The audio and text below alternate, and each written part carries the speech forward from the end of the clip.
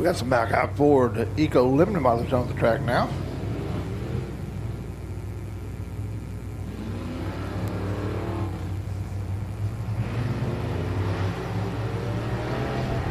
Got Charlie at 97.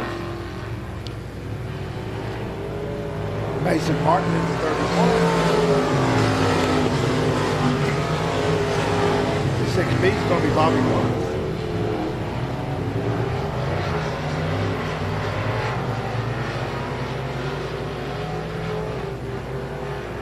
That's Lyndon Westerman in the 11X.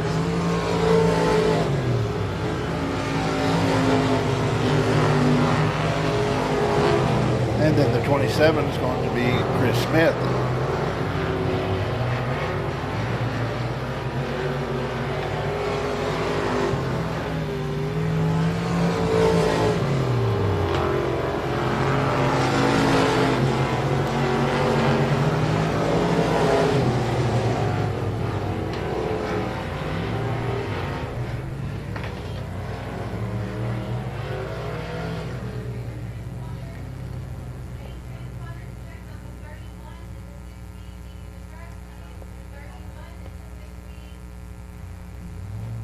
Well, once again, folks, this is a special night tonight. We're going to honor Jimmy Allard. This is the fourth annual Jimmy Allard Family and Friends Classic.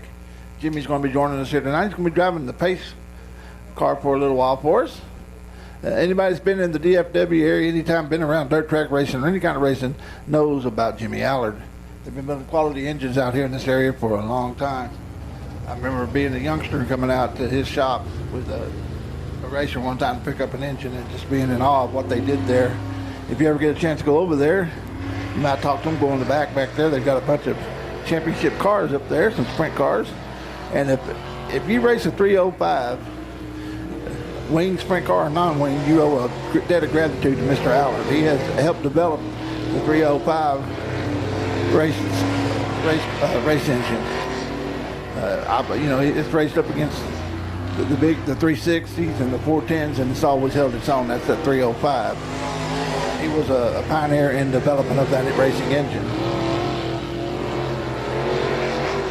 We got some late models on the track now, doing their hot lap session.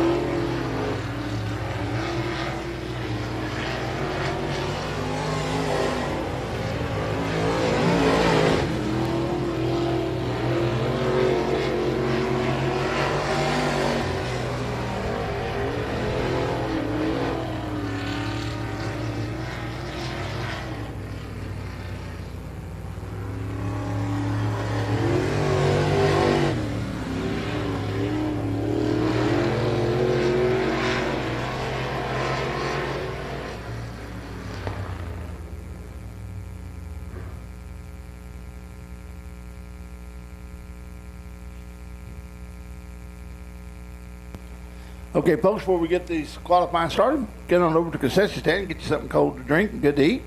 If you're requesting adult beverage, we have that available in the stall next door. Got a big night of racing for you tonight. We're running the Texas Wing Modified, the Thompson Construction Pro Late models, the Macaque Ford Eco Limited Modifieds, the BGS Concrete Thunder cars, the Rendell RV USRA Modifieds, the Ruston Cattle Company USRA Factory Stocks, the Kilo Drilling Hornets, and the BTS Concrete Thunder cars. And then at the end, we're going to have a figure 8. So good night of racing. Get you something good to eat, cold to drink. Make sure you get in that 50-50. Some lucky fan will take home more than they came with. Last week, they took home a little over $200. So you can't win it if you're not in it. When it comes time to drawing during the intermission, don't be one of those I shoulda, coulda, woulda, get you a ticket.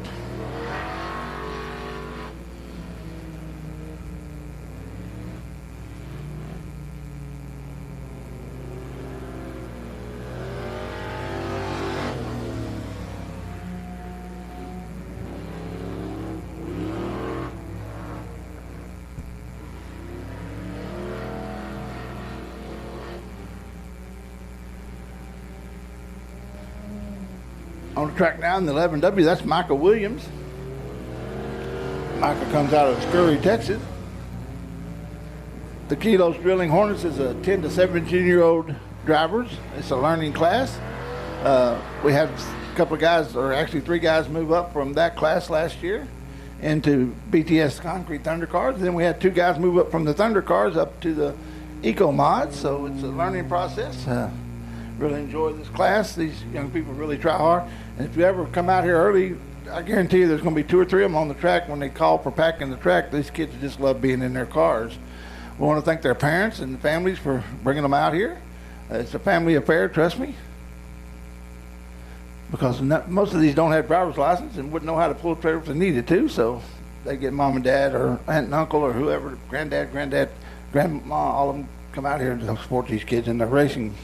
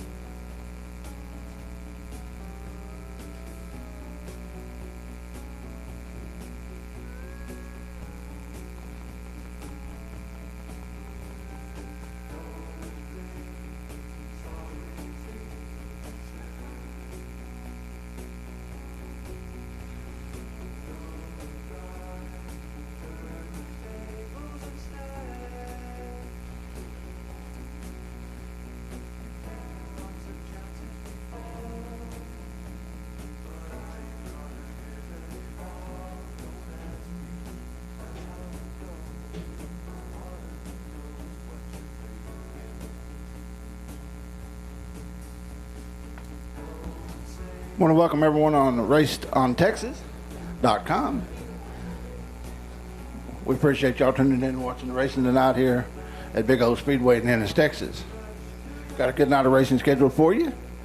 We're going to be running the Texas Wing Modifieds. We're going to be running Pro Late models. We're going to run the Rendell RV USRA Modifieds. We're also going to be running the Mack Hawk Ford Eco Limited mods, the Rustin Cattle Company factory stocks, BTS Concrete Thunder cars, and also we're going to be running the Kilos Drilling Hornets. Once again, I want to welcome everyone that's watching on Race on Texas tonight. Don't forget, next Friday and Saturday, you can catch the Lone Star 600 on Race on Texas. But make sure you join us here on Saturday night for the races. And then you can tune in later in the week and watch the recap and watch also the race for the Lone Star 600.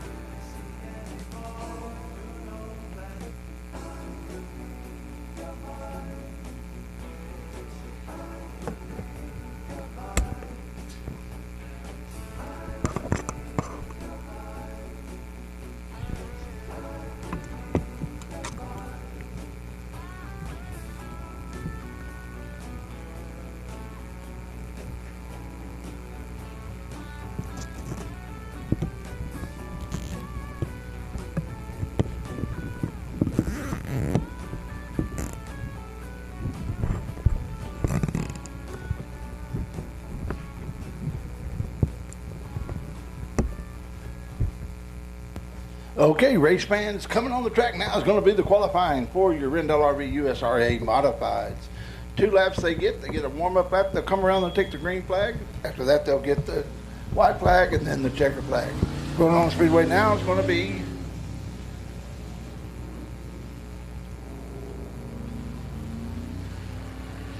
that's David Gonzalez out of Waxahachie, Texas. David comes around.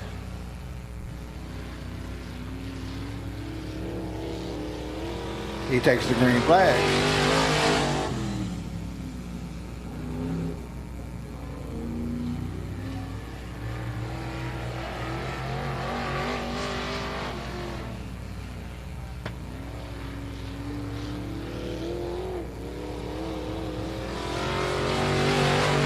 His first lap was an 18.28. 18.28. Comes around now, see if we can step that up. Coming on the track now is the number 10 of Kevin Hazlitt. Kevin comes out of Malakoff. Looks like David pushed up a little bit. He'll probably take that first lap. But that second was a 19.30. Here comes Hazlitt, Kevin Hazlitt. He takes the green.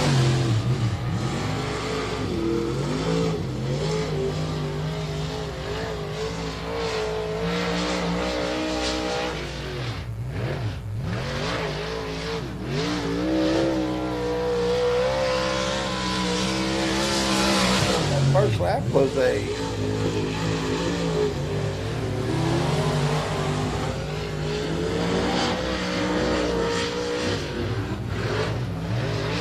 18 even was his first lap. As he goes up over the top, he'll probably have to settle for that first lap too.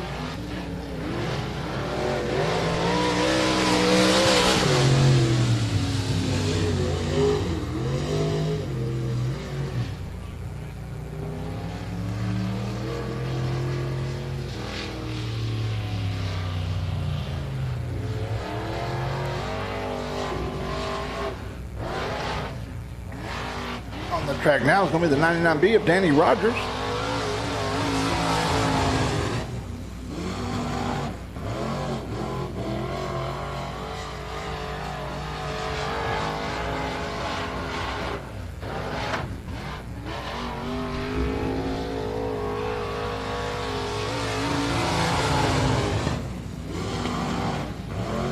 $16.66 for Danny Rogers.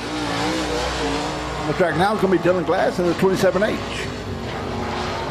Folks, look across there at that beautiful sunset we were blessed with today.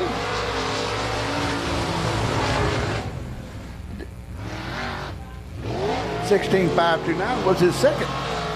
Here comes Dylan for his first lap.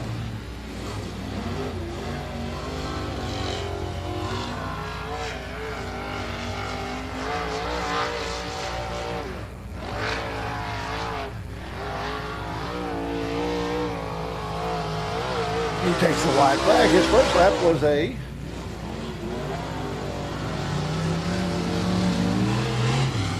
17.7 was his first lap. The track now is going to be the 32.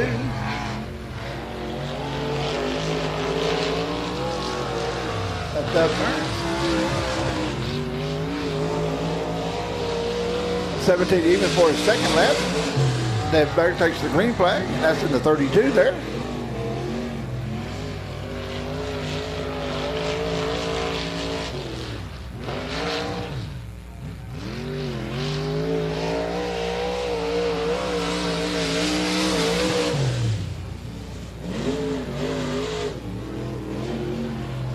$17.157 was his first lap.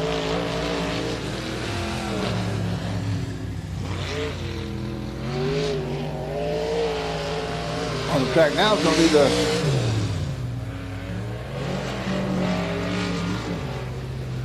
Forest of Michael Slovakic. His first lap was his fastest with that 17.159.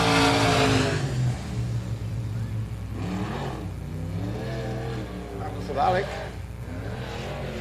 Blaylock.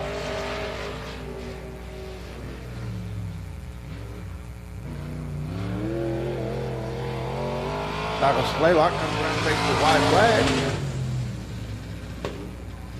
18.255. Here comes Richard Brown Jr.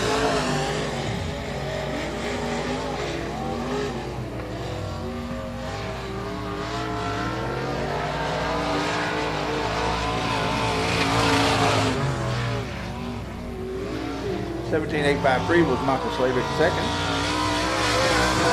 Brown takes the green flag.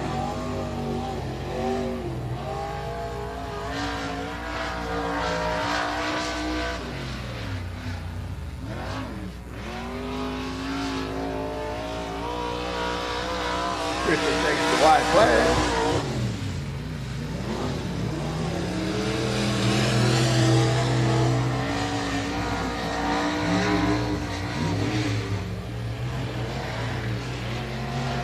Allard is Ronnie Morris.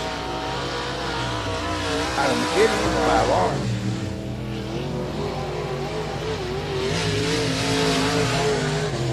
Green flag for Ron.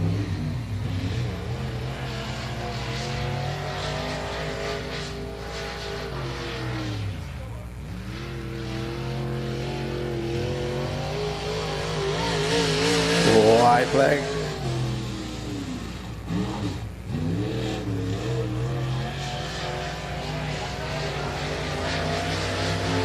Can't beat him in the 99. Out of Ennis is on the track now.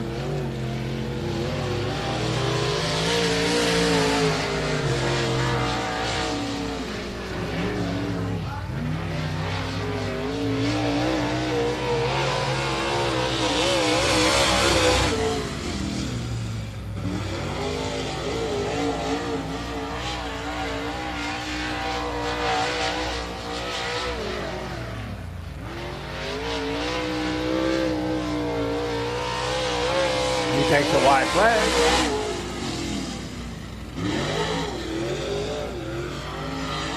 And his first lap was a 16.969. Going on the track now, it's going to be the 17 of Bradley Racing. Jeff takes the checker flag with a 17.01. Bradley takes the green flag.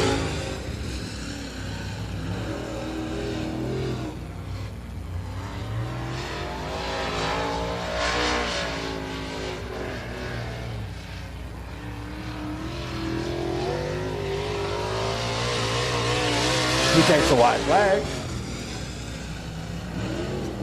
with a 17.807.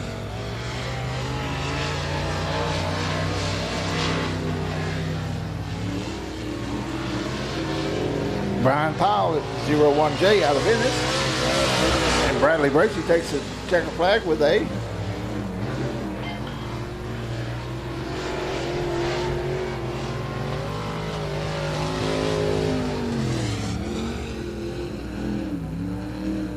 17.171 was Bradley Bracey's last lap.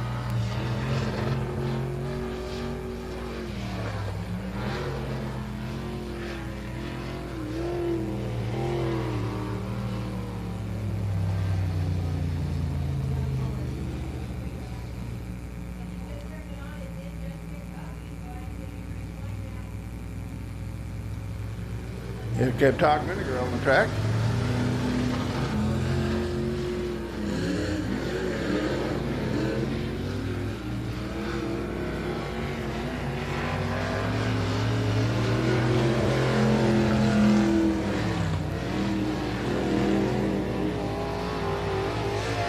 Todd Vinegar's on the track now.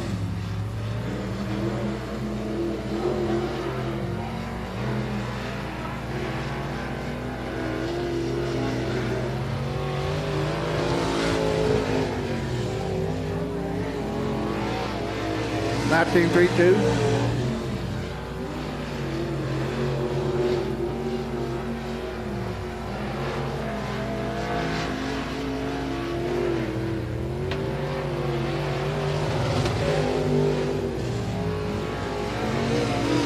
Todd Vinegar takes a white flag.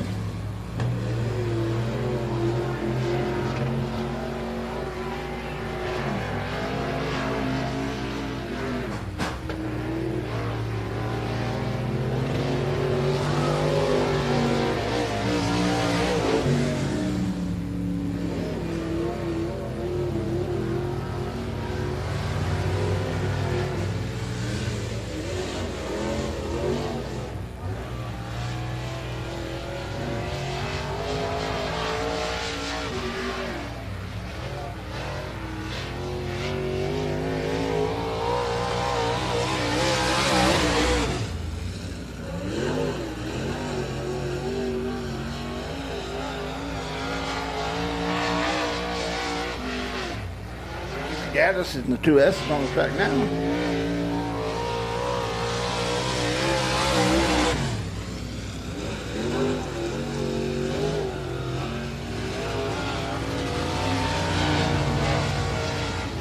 S has a 16.61.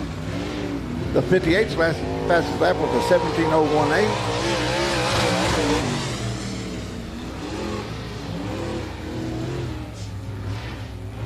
16.571 was his second lap.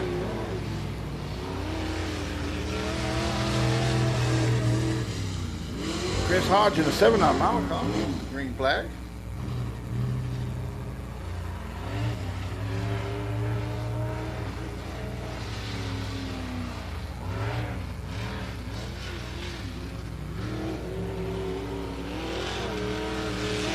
Gets the white flag.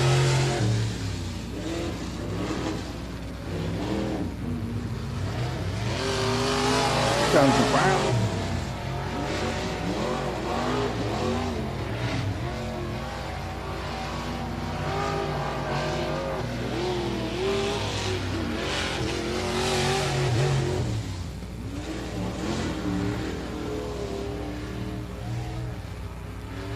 .292. Chris Hodge.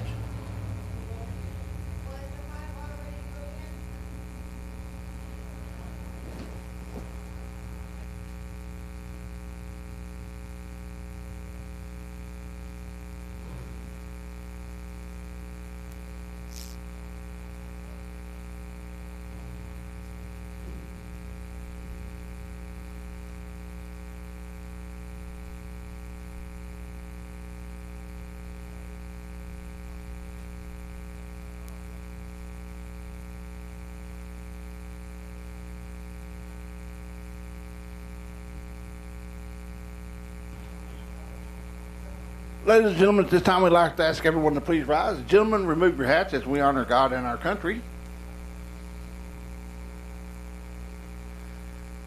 Our gracious Heavenly Father, Lord, we come at this time, Lord, thank you for this day, Lord, and your many blessings, Lord. We thank you for this sport that we call dirt track racing, Lord, Father, and we thank you for each and every one within the sound of my voice tonight, Lord, Father. We ask that you be with every driver, pit crew, every owner, every sponsor, the staff, and the officials here at the track, and also, Lord, the fans in the stands. Lord, we thank you for this great nation that we live in. Lord, we ask you to be with our veterans wherever they're serving tonight, Lord, Father.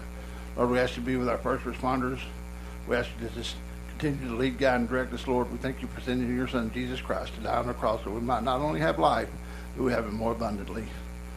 Once again, Lord, we ask you to lead, guide, and direct us, protect us, and watch over us throughout the night. In Jesus' precious holy name I pray. Amen.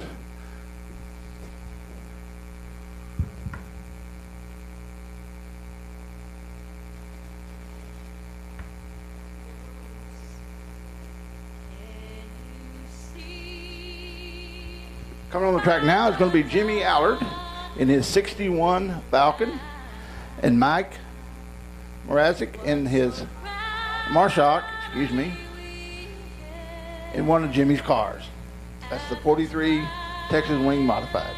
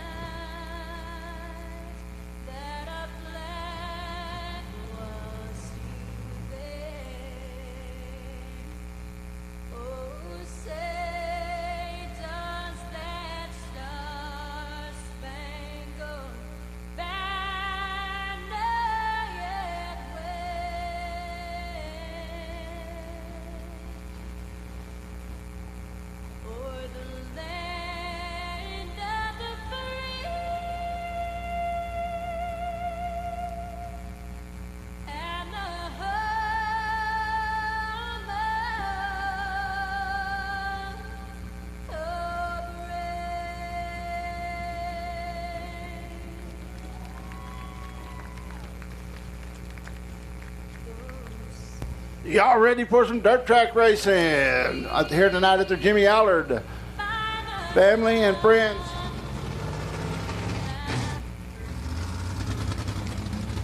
Family and Friends Classic.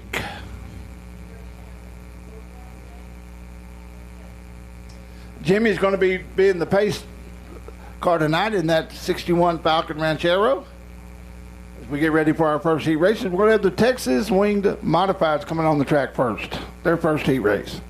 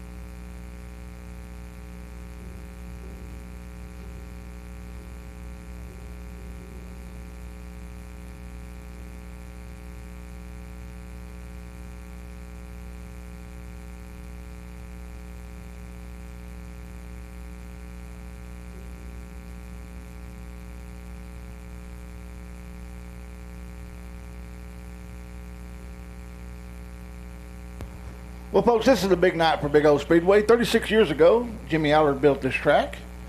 It's been gone through several different owners, and we've been trying for the last 3 years to get this Jimmy Allard Family and Friends Classic, and it seems like Mother Nature never wants to cooperate, but it looks like we're going to have a great night of racing tonight. Sky's clear, cooler weathers, y'all fall is here. Hope y'all ready for a great night of racing here at the Jimmy Allard Family and Friends Classic. The first heat race is going to be the Texas Winged Modifieds. On the pole, you got the 75 of Steve Adrian. Steve joins us from Grand Prairie. Outside of him, you got Keith White out of Academy, Texas in the 1. Inside row 2, you got Matt Wester of the 2W out of Red Oak. Outside of him, you got Terry White out of Waxahachie in the 55. Row 3, you got Shane Butler out of Flint, Texas in the 8X. Outside of him, Mike Marsack in the 43 out of Ennis. That's your lineup. 10 laps to distance. This is your Texas Wing Modified heat number 1.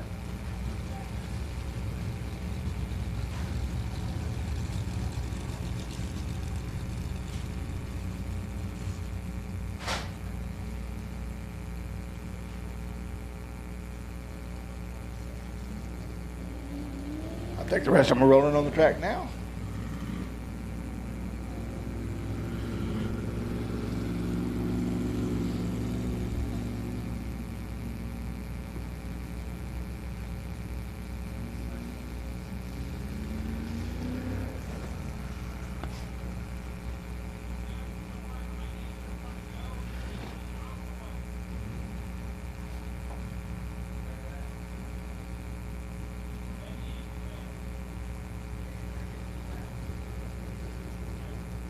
Folks, don't forget about that 50-50 drawing tonight. Also, I understand there's no wait at all of the concession stands. We're getting the one to go this time by.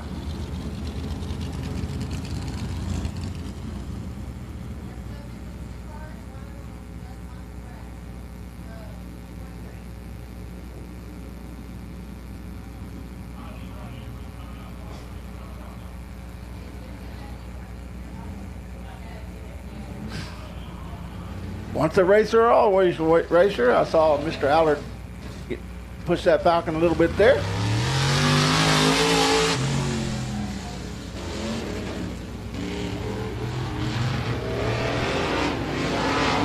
No start, no start, no start.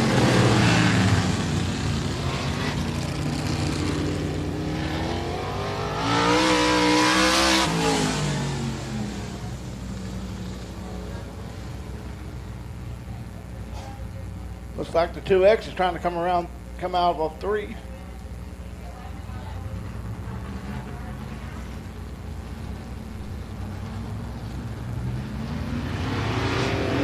Green light, green flag, we're racing.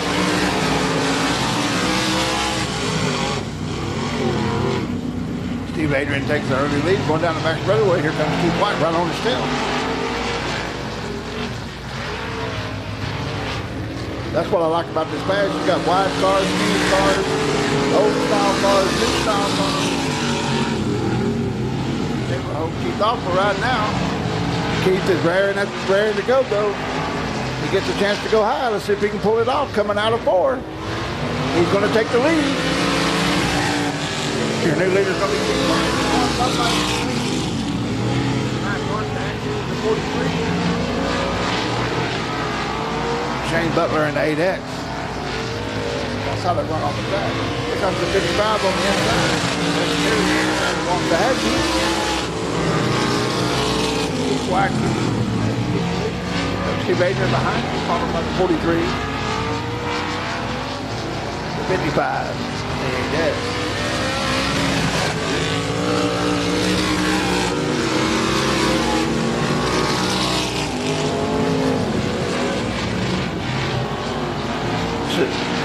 Keith will get halfway to go. This time by halfway, 5 down, 5 to go.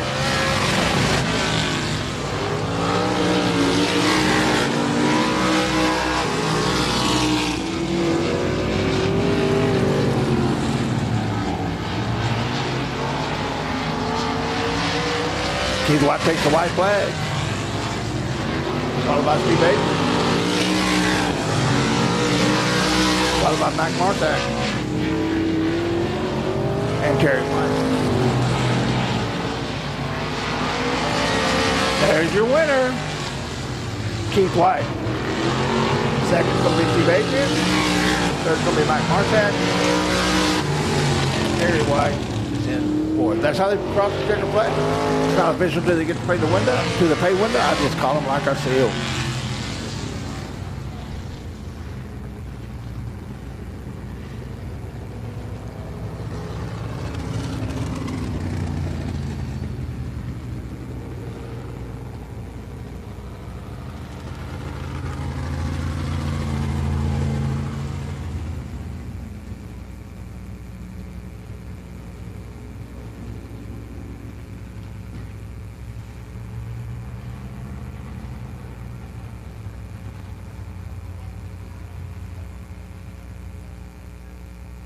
Coming up next is going to be the Texas Wing Modified second heat. On the pole, you got Cody Kimming out of Waxahachie. Beside him, you got the 19 of David Flanagan out of Red Oak. Row 2, you got Jed Jones in the 1X out of Flint, Texas. Outside of him, you got the 4 of Billy Buckmeyer out of Little River, Texas in the 38. Row 3, you got Bob Westmoreland out of Burleson in the 5. That's the lineup. 8 laps of distance. This is your Texas Wing Modified second heat.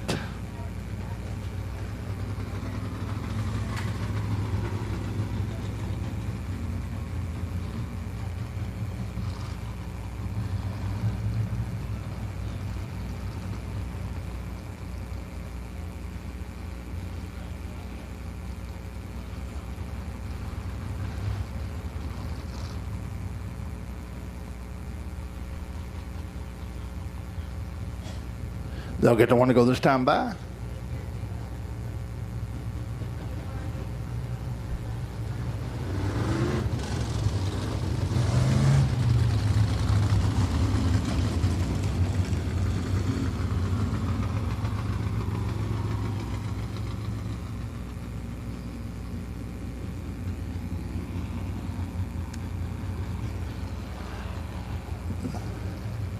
There goes Mr. Allard.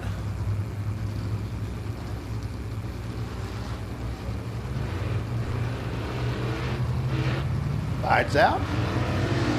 Green flag in the air. We're racing.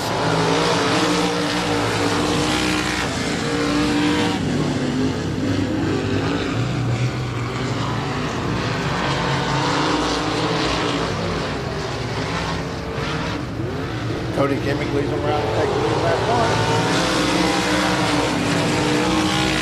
Billy Buckmeyer.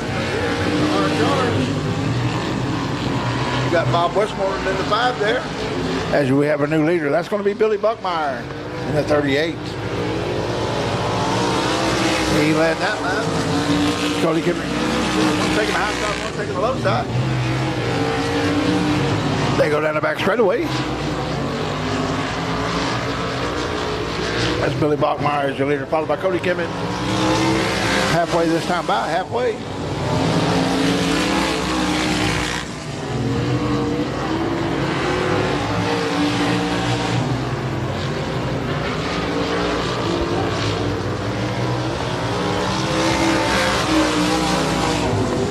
Billy Bachmeyer continues to be your leader, followed by Cody Kimmett. And then we got the 1X of Ted Jones.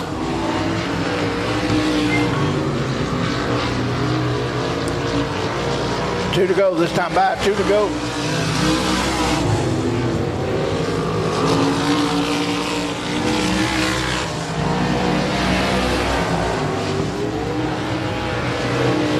Your leader, Billy Bachmeyer, comes out of 4, takes the white flag in the air. One more time around Big Old Speedway. Determine the winner here of your second heat race for your Texas Wing Modified. He's starting to stretch it out a little bit. He comes out of 4, the leader. Takes the checker flag as the winner. Followed by Cody Kimmett, Jed Jones, Bob Westmoreland, and David Flanagan. That's how they finish on the track.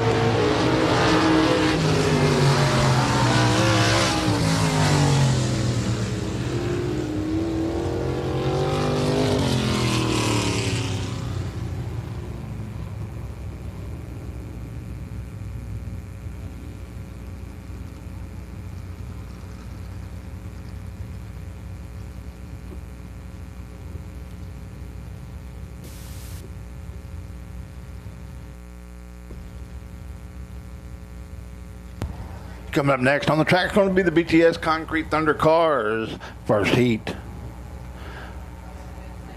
8 laps of distance. On the pole, you're looking at the 51L of Lenny Whitmore out of Kaufman, Texas.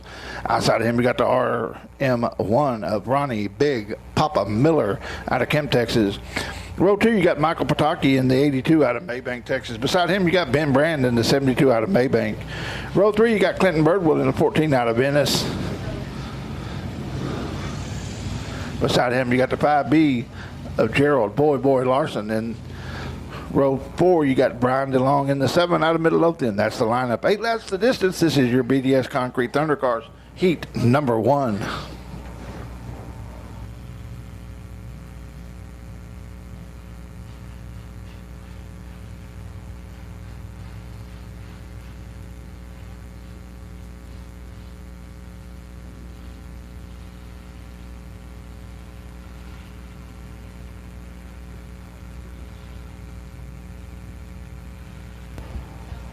So they'll get the one to go this time by.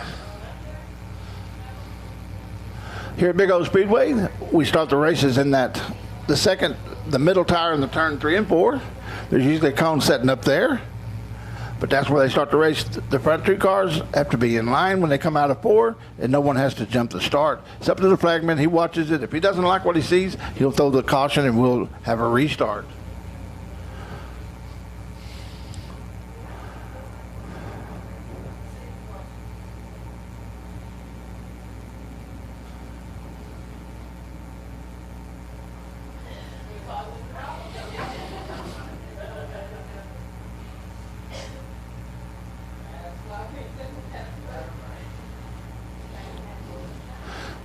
They're bunched up, going down the back straightaway, going into 3. They come out of 3, between 3 and 4, they get to that tire, they should be racing.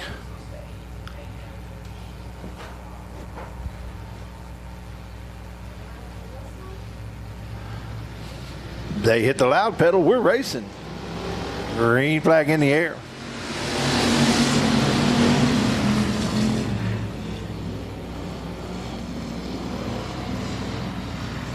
Michael Pataki jumped up to 3rd real quick with Ronnie Miller as your leader, followed by Lenny.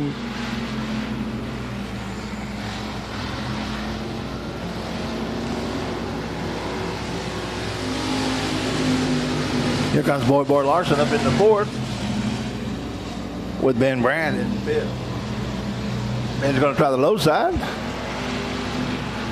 Boy uses the momentum to keep him in 4th. Here comes your leader out of 4. That's going to be Ronnie Miller in the RM1. followed by the 51L of Lenny Whitmore, the 82 of Michael Pataki, the 5B of Gerald Boy Larson, 72 of Ben Brand, and then you're going to have the 7 of Brian DeLong, and 14th of Clinton Birdwell.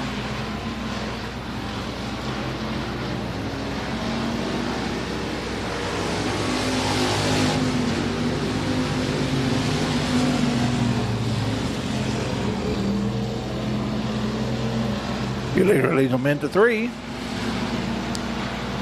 Should get to halfway to go this time by halfway. 4 down, 4 to go here in your heat race 4, your BDS Concrete Thunder cars.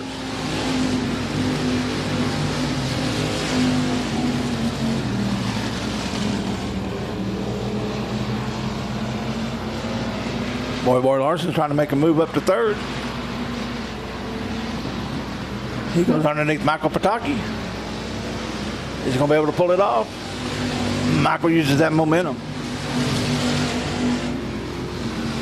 Ronnie Miller continues to be your leader, followed by Lenny Whitmore, Michael Pataki, Gerald Boy Larson, and Ben Brand. That's the top 5 as they run on the Speedway right now with 2 laps to go. 2 more times around the big old Speedway to determine the winner here in the first heat race.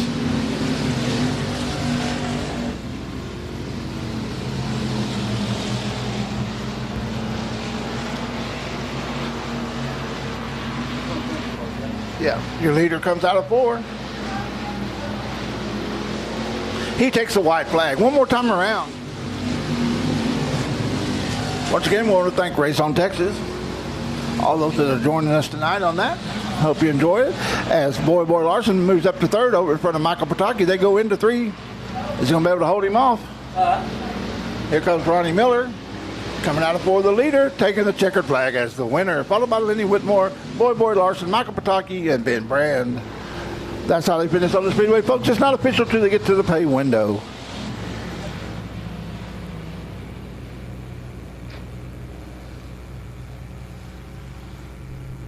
Hello, everybody. Randy Farrell on the microphone, showing up for a special occasion. Tonight's Jimmy Allard and Family Friends Classic.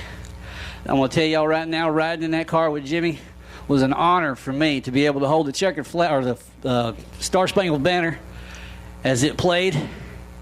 I'm a little out of breath because I ran up here. So I'm going to sit up here for a little bit. I want to help Heavy D over here with calling some races, and we'll be talking to Jimmy and meeting his family and everything at intermission. So everybody enjoy yourself and get ready for heat race number 2 in the Thunder Car class, as on the pole. Supposed to be the 40 of Peyton Bowles. Scott Bridges out of Alma, and the 44.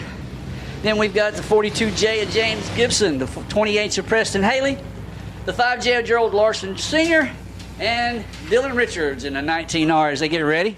6 cars ready to go in heat race number 2, Thunder Car Division.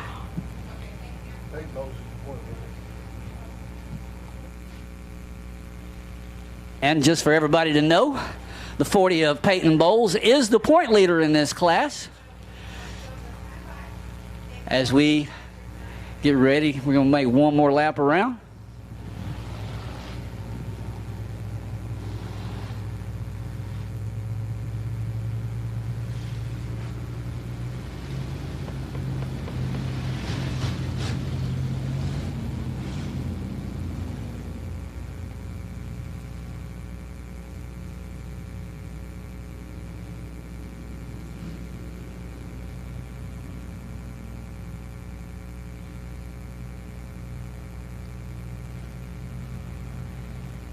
Lights are out on the Speedway.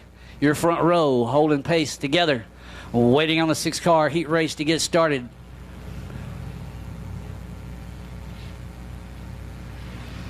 And we have a green flag. We're off. Preston Haley in the 20X jumping through the middle, challenging Peyton Bowles on the outside as they went into turn 1. There's Scott Bridges on the outside, 4 wide coming off. Well, back to 3 wide coming off of turn 2. Haley on the outside, Bowles in the middle, Gibson on the bottom. Here comes Scott Bridges once again in the 44. Leader lap 1, the 20X, Preston Haley. Bowles and Bridges battling for the 2nd spot. Gibson and Richards running 4th and 5th. And Larson Sr. and that 5B or J in the back.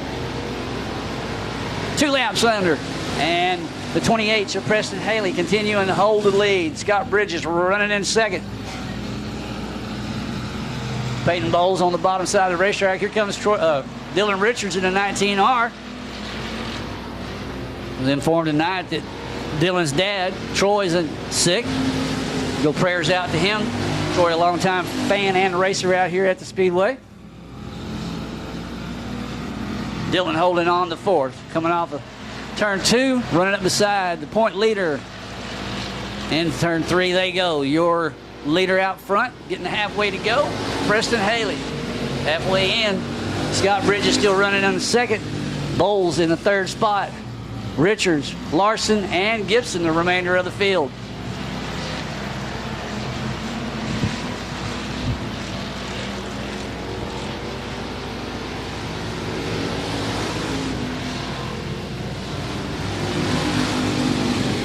Problems for Scott Bridges. He seems to be slowing down in that 44.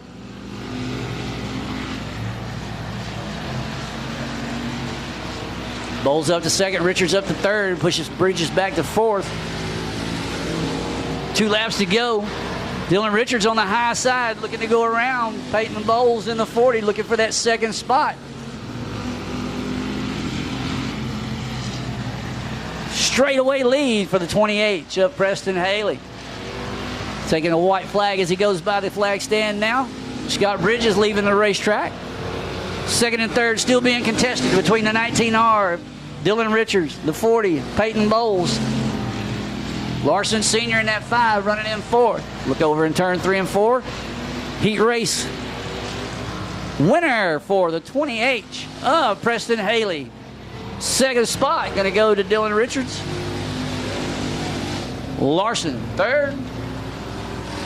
Gibson and Bowles and Bridges fill out the remainder of the field. All results are unofficial until you get to the pay window. Thank you, Randy. Coming up next is going to be your Rendell RB USRA modified heat race number 1. On the podium, look at the 99B. That's Danny Rogers. Danny comes out of Middle Upton, Texas. Beside him is going to be the 99, your points leader. That's Jeff Needham out of Ennis. Row 2 is going to be Bradley Bracey in the 17 out of Maybank. Beside him is going to be Dylan Glass in that 27H out of Ennis. Row 3, you got Kevin Haslip out of Malakoff in the 10. Beside him, you got Brian Pyle in the L1J out of Ennis. 4th row, all alone, you got Richard Brown in the 1H out of Dallas, Texas. That's the lineup. 8 laps of distance. This is your Rendell RB USRA modified heat number 1.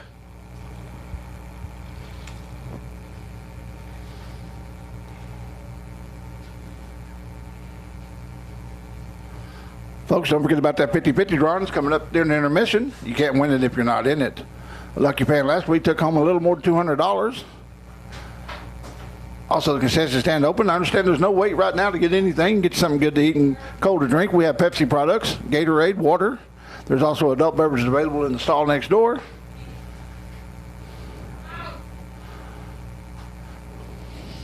So, what do you want it hats for? I don't know.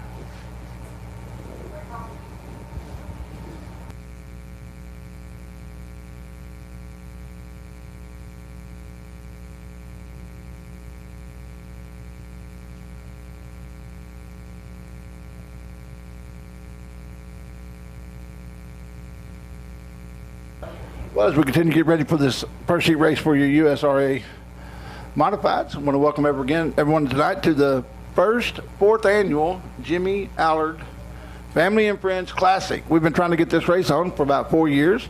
Actually, this is the 4th year we tried. The last 3 years, we haven't been able to do it because of weather, but it looks like tonight's going to be a beautiful night. It's cool. It's chilled off a little bit. It is fall, y'all, so we're ready for some good racing here at the Jimmy Allard Family and Friends Classic.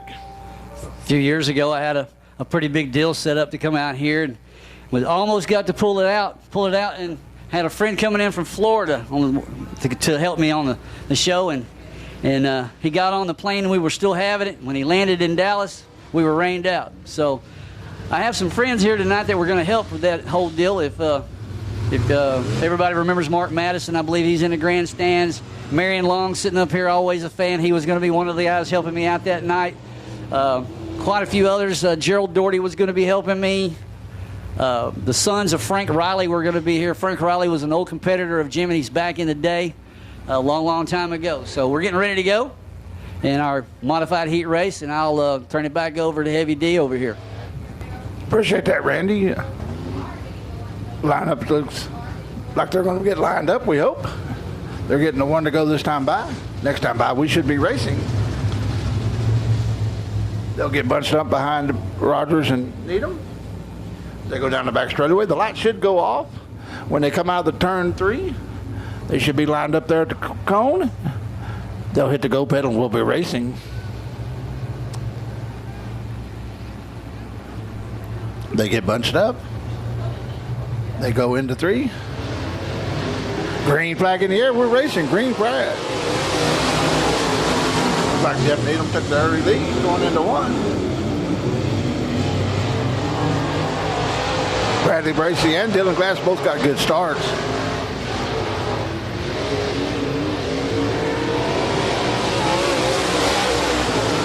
Looks like it's going to be Needham, Glass, Bracey. Caution on the Speedway out here, turn 3. Got 2 around there in between 3 and 4.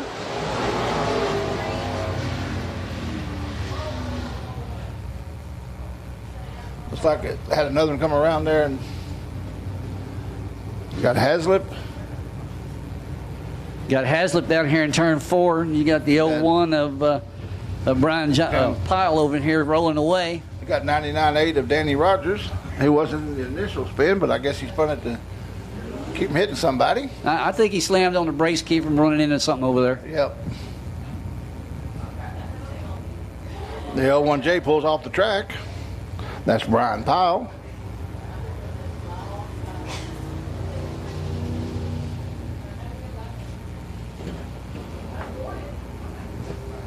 We got 1 lap down, 7 to go. The lineup's getting called down to him over the receiver.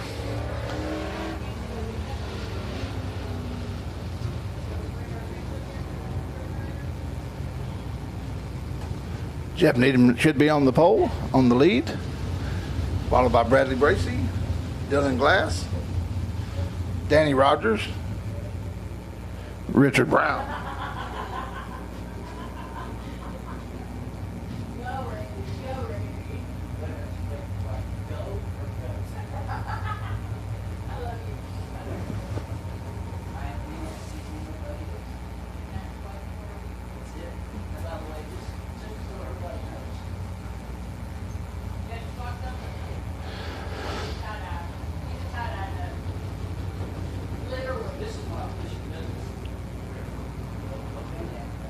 Should get the 1 to go.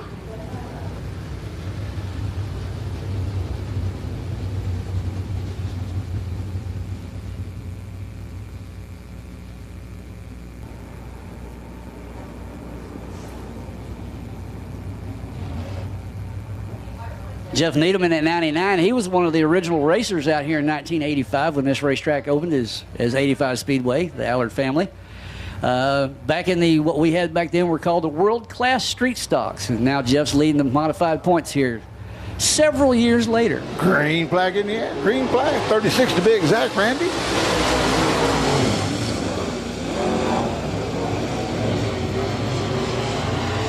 Jeff leads them out of 2. We got a good race right now for second between Bradley Bracey and Dylan Glass.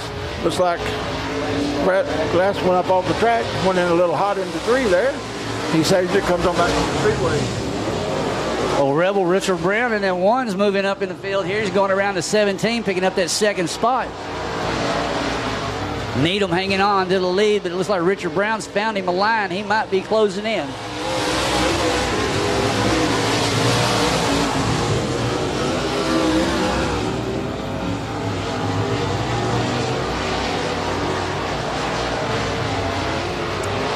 Bracey in that 3rd spot with Danny Rogers in the 99 running in 4th as Needham goes by the flag stand halfway through. Heat race number 1 in our USRA modified division.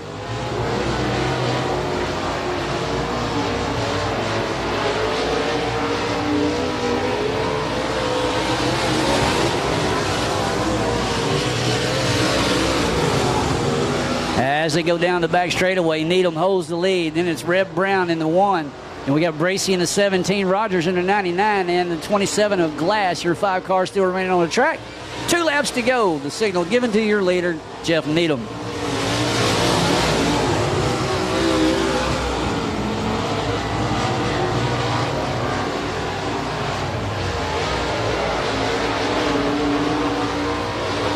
White flag. 1 lap to go for your point leader in the modified division. Trying to pick up another heat race win of the season here. Jeff Needham down the back straightaway into turn 3.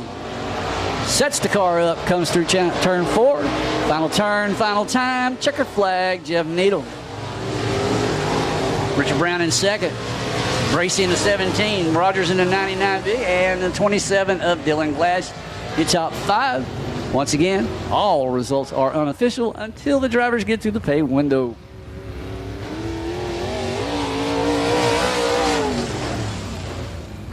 Coming up next is going to be your second heat race for your Rendell RV USA Modifieds. On the pole, you got Stephen Gaddis in the 2S out of Henderson, Texas. Beside him, you got Doug Burns out of Tyler, Texas in the 32. Row 2, you got Todd Greniger in the 58 out of Waxahachie. Outside him, you got Michael Selleck in the 4S out of Ennis, Texas. Row 3, you got David Gonzalez in the 39 out of Waxahachie. Outside him, you got Chris Hodge in the 7 out of Malakoff. Row 4 pulling up the rear by himself, you got Ron Morris out of McKinney, Texas in the 5R. All-car wheel transfer, 8 laps of distance. This is your Rendell RV USRA Modified Heat number 2.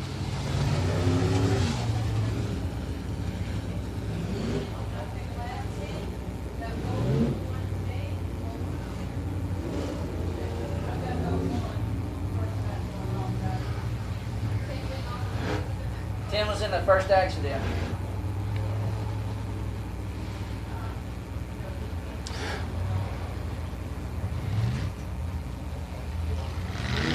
They should get the one to go this time by.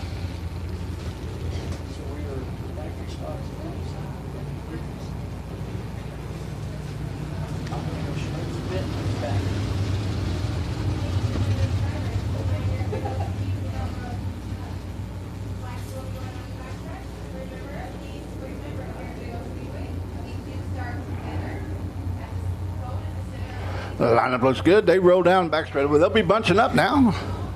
Lights are out. When they get to the cone, they need to be side by side. When they come out of 4, they still need to be side by side and no one jumping. Green flag in the air. Green flag in the air. We're racing. Looks like Chris Hodge pulled off the back straightaway there. We got a good race for first right now. Looks like it's going to be between Gladys and Burns. Burns is going to lead that first lap, followed by Gladys, Todd Greniger.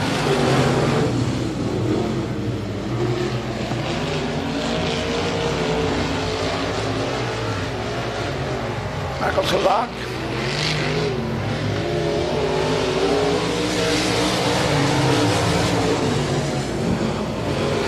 Your leader comes out of 2, goes down the back straightaway. That's Stephen Gladys in second and Todd Greniger in third.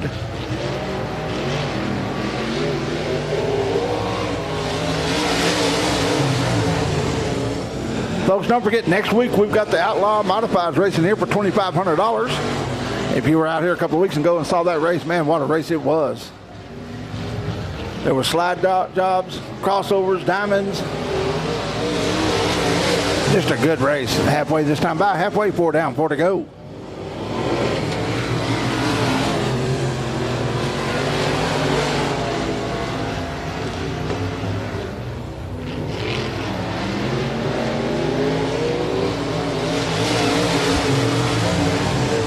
Doug Burns continues to lead, followed by Stephen Gaddis. Todd Greniger, Michael Slavic. Todd Greniger goes in hard. He crosses over in front of the 2S. He's going to be able to hold on to it. Looks like he does. He's now 2 down, 2 to go.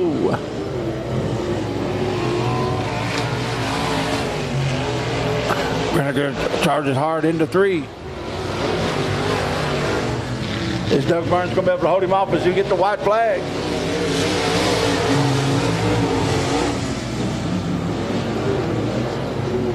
some hard chargers going for second and third right now. Here comes Todd Vinegar on the outside.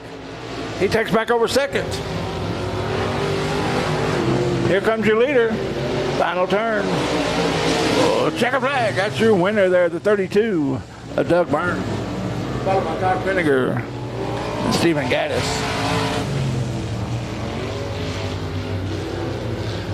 That was a good, hard fault. He raced there for your Rendell RV USRA Modifieds.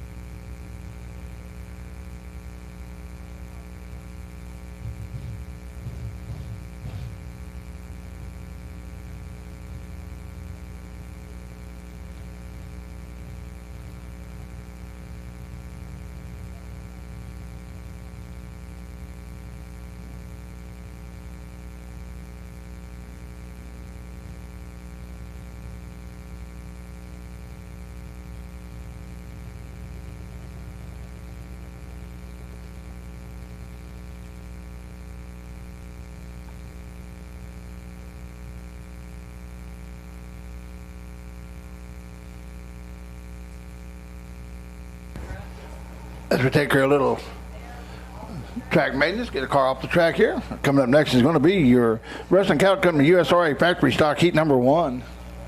On the pole, your porch leader, that's Michael Bowes in the 40 out of Italy, Texas. Beside him, you got Roger Cheney in the 113 out of Paris. Row 2, you got Keith Pork Chop Chamberlain in the 70 out of Jacksonville, Texas. Beside him, you got the 07 of Royce Jones out of Troop, Texas. Row 3, you got Colton Tanner in the 96T out of Corsicana. Beside him, you got Nate Dixon out of Ennis in the 10. Row 4, you got Cody Chamberlain on the inside out of Jacksonville, Texas in the 12. Outside him, you got Josh Williams in the 10W out of Chandler, Texas. That's the lineup. 8 laps the distance. This is your Ruston Cattle Company USRA Factory Stock Heat number 1. All these cars will transfer. And they're rolling on the Speedway now.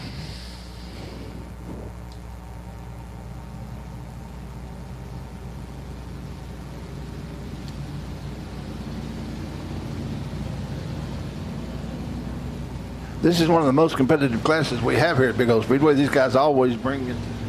We're looking forward to some good racing tonight from them. This is the first heat race, first of 2.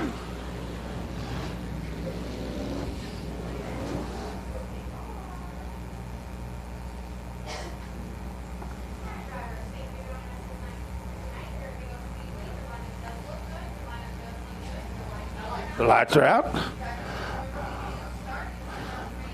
They'll get bunched up now going into 3. They should be side by side at the cone. When they come out of 4, get the green flag, we'll be racing.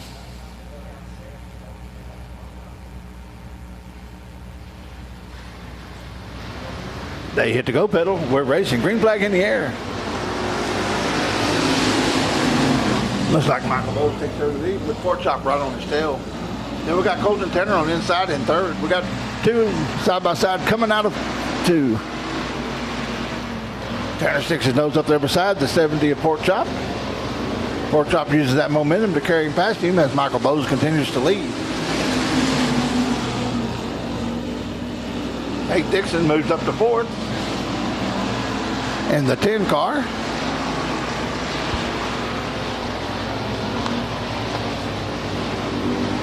Michael Bowes leads them around, finishing lap 2.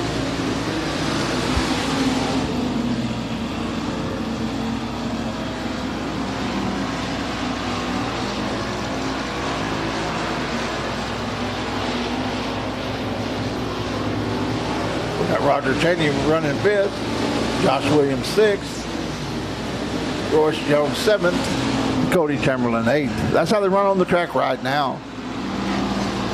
Coming around this time, they should take the halfway, the 4 down, 4 to go here in your Ruston Cattle Company USRA Factory Stock Heat number 1.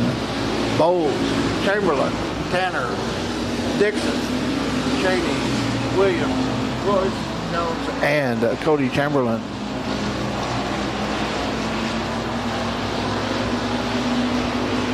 Colton Tanner pushes hard on that high side coming out of 3. But Pork Chop's able to hold him off.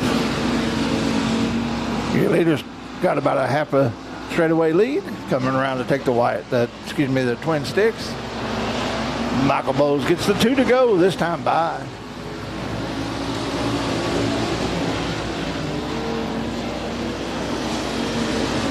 Caution on the Speedway, caution on the Speedway.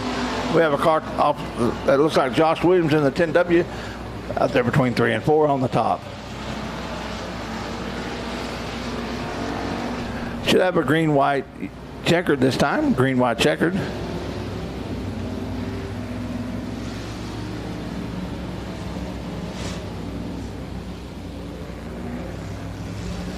Michael Bowles is going to be your leader, followed by Kenneth Porktop Chamberlain.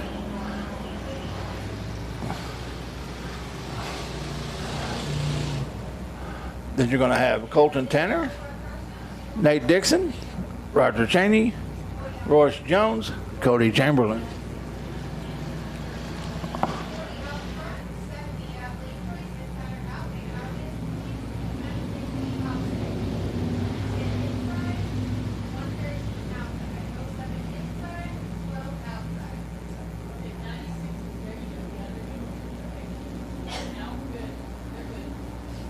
The lineup looks good.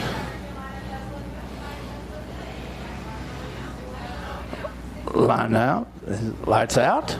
We're going to have a green-white checkered. Excuse me, the lights aren't out.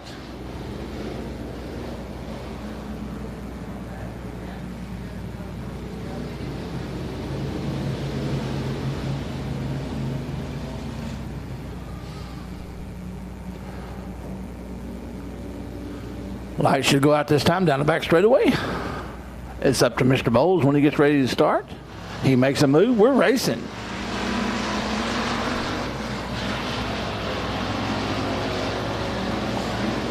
Colton Tanner.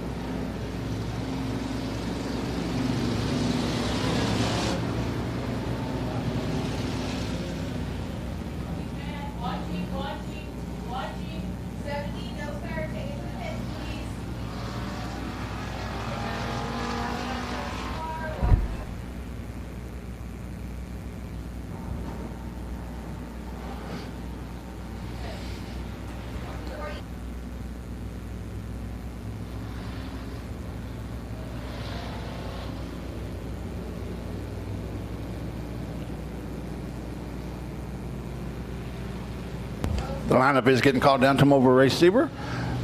Michael Bowles is still your leader. The 96T of Colton Tanner is in second. Nate Dixon is in third. And you got Roger Cheney, Royce Jones, and Cody Chamberlain.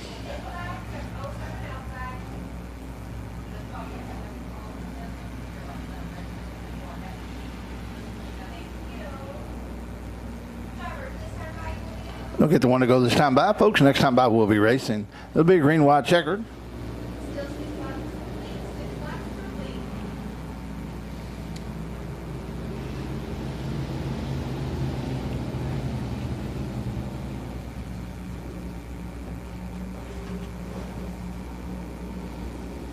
I think Colton Tanner may have helped Mr.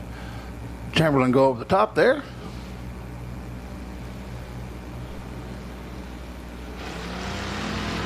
Michael Bowles hits the go pedal. We're racing.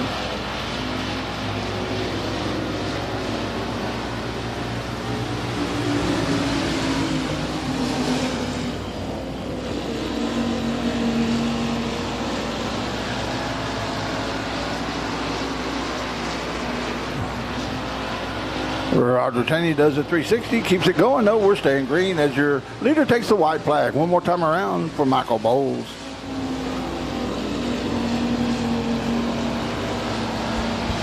Your leader goes into 3. The leader comes out of 4. Takes the checker flag as the winner. That's Michael Bowles, followed by Colton Tanner, Nate Dixon, Royce Jones, and Cody Chamberlain, and Roger Cheney. That's how they finished on the Speedway. All cars will transfer to the feature. Coming up next is going to be your second heat race for these Ruston Cattle Company USRA factory stocks.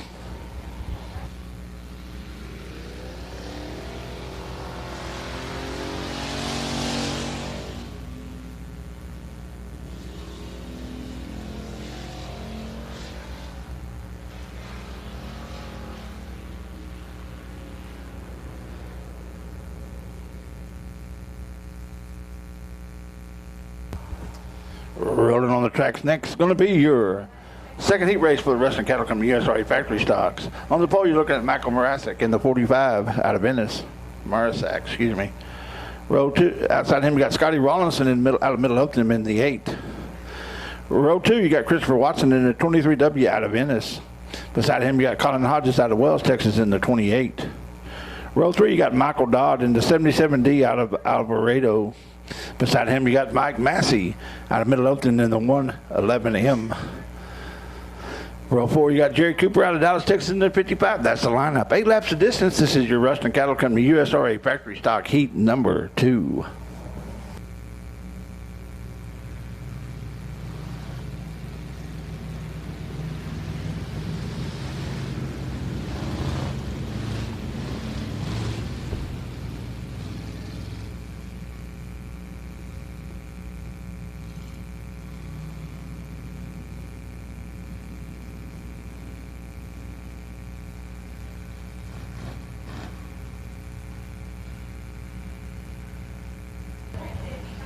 Lights out. Next time they should be racing.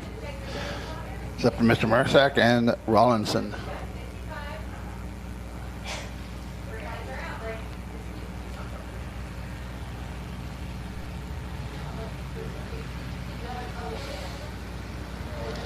They get to the cone. They get the green flag. We're racing.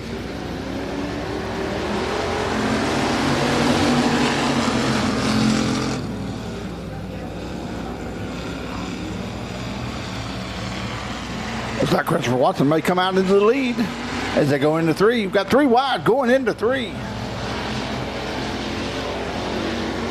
Looks like Mike went off the track there in the 45, but he keeps it going. He's back on the track with Christopher Watson and Scotty Rollins. Colin Hodges, that's your top 3.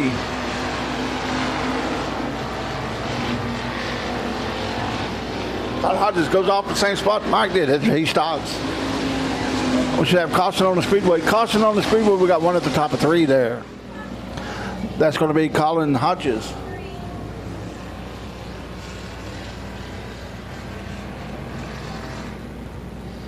Christopher Watson is your leader, followed by Scotty Rollins, Mike Marasak,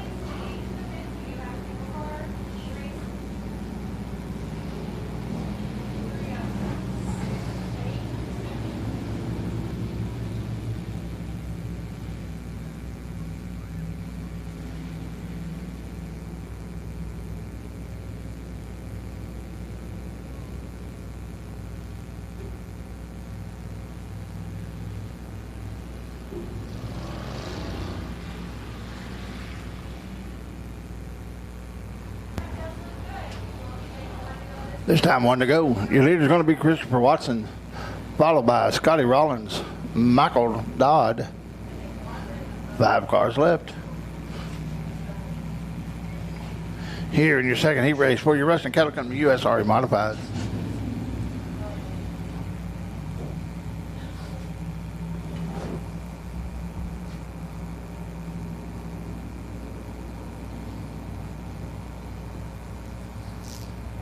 Lights out.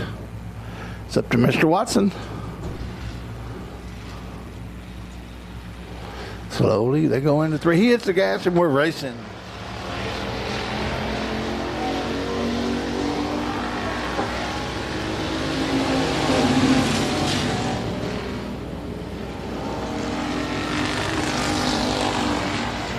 Scotty Rawlinson making a call for the lead right now. Christopher Watson's able to go busting. Mike Marasak on his tail. We got 3 going for the lead. Here comes Christopher Watson in the lead with the 22W with Mike in the 45 right on his tail. Followed by Scotty Rollinson, Mike Massey. And then you got the 7 of Michael Dodd. Christopher Watson getting halfway, this time by halfway.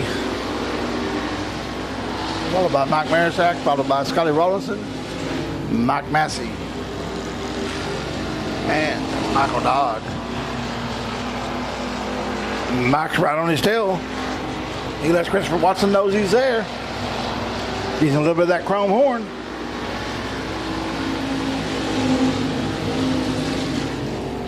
Looks like Alan Lindo finally made it in.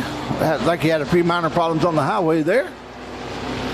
Yeah, it wasn't a good time coming down I-20 today for sure. Christopher Watson, 2 to go. Well, welcome, Mike. Alan, we're glad to have you here. Are you getting ready for next week? Yeah, I got just about got the car ready. Probably going to get loaded up tomorrow and start getting the trailer loaded down. All right, here comes your leader. Taking the white flag. That's going to be Christopher Watson.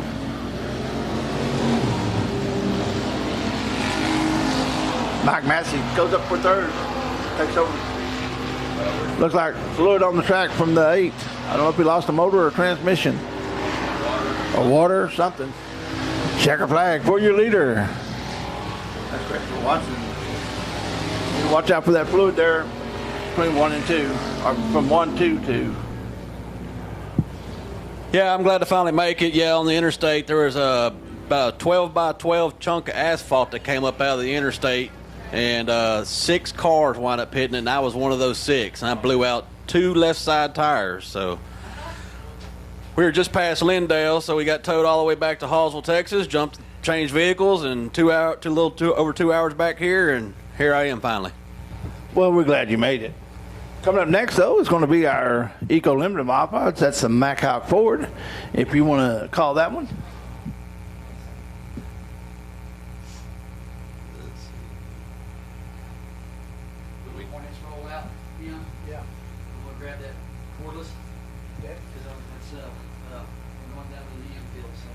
Like thank Corey Weatherford out here behind the camera for Race On Texas. Once again, they're filming live again.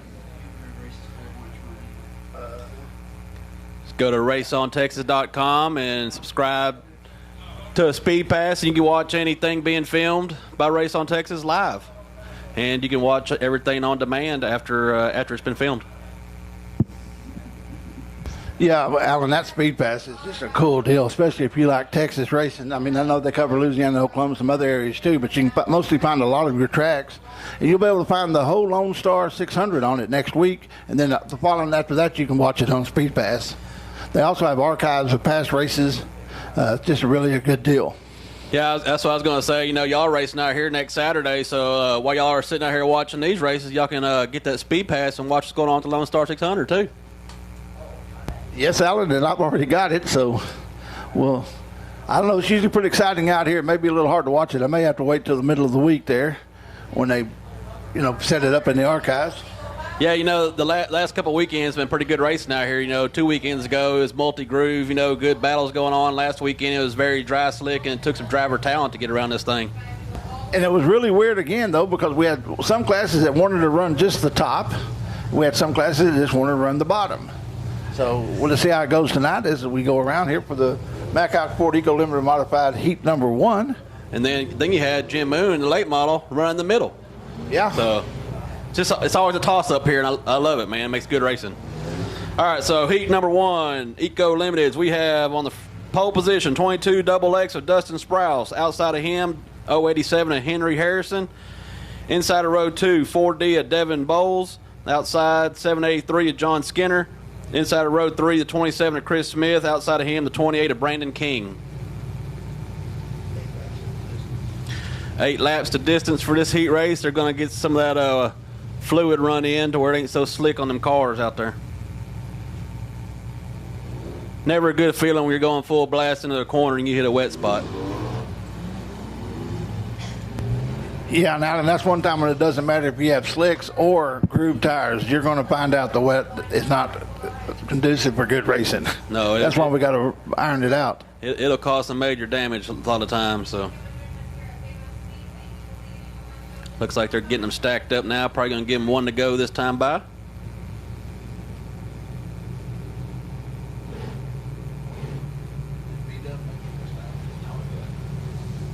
Yeah. He wasn't happy. We got to do all this running around swapping cars. I saw your post on. Oh, yeah. Yeah, we're about halfway here when that happened. Look at that wreck driver coming back to the race now. It was like 885 that wreck all the way.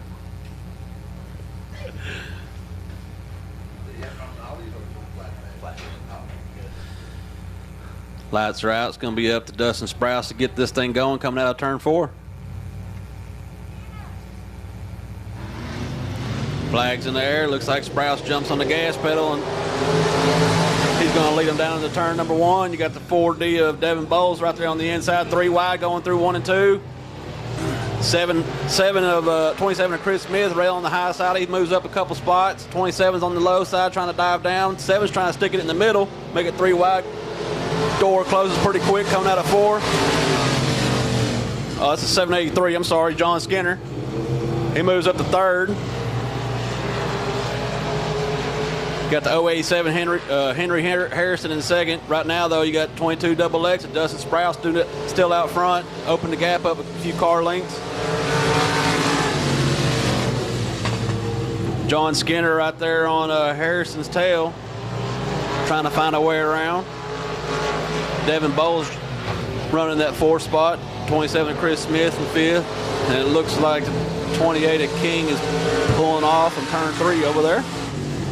Tough break for him. Dustin Sprouse just keeps opening that gap up. Got about half a straightaway lead now.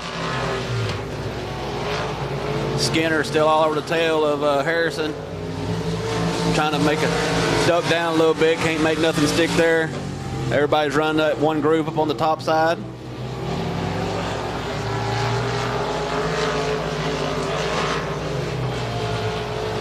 That 4D of Devin Bowles, he's done made his way up to this battle for 2nd. Bowles sticks it down a little bit lower, nothing there. Harrison still holding on to that 2 spot, holding off Skinner. Sprouse is out in his own zip code. They give him 2 to go. Best battle on the track is right there for that 2nd spot between Harrison and Skinner. Bowles has fell back a couple car lengths. White flag for 22X of Dustin Sprouse going in turn 1.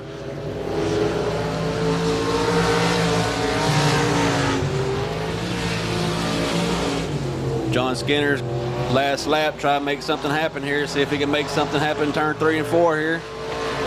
22X Dustin Sprouse takes the checker flag. Coming out of turn 4, Skinner dives down, not enough there, so it's going to be 087 Henry Henderson for 2nd. 783 John Skinner's 3rd, and 4D of Devin Bowles 4. The 27 of Chris Smith taking the 5 spot. Next up, you got heat number 2. Thank you, Alan. On the pole, we got James Riddle out of Crandall, Texas in the 14. Beside him, you got Bobby Morpus out of Forney, Texas in the 6B. Row 2, you got Harley Bowden in the 522 out of Ennis, Texas. Outside, you got Mason Martin in the 31 out of Kaufman, Texas. Row 3, you got Landon Westerman in the 11X out of Kaufman. 8 laps of distance. That's your lineup for your Mack Ford Eco Limited Modified heat number 2. All cars will transfer to the feature. We'll get them lined up, get them rolling here.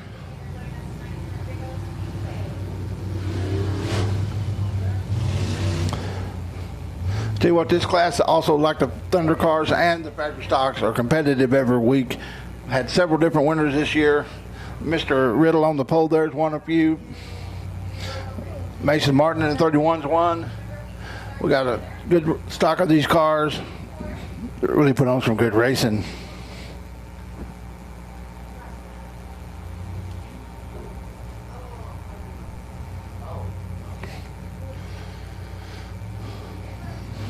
They're at the cone. Green flag in the air. We're racing.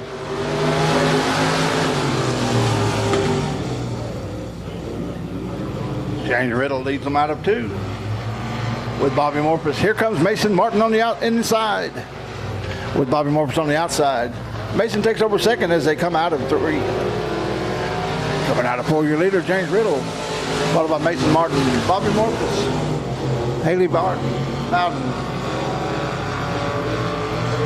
and Lyndon Westerman.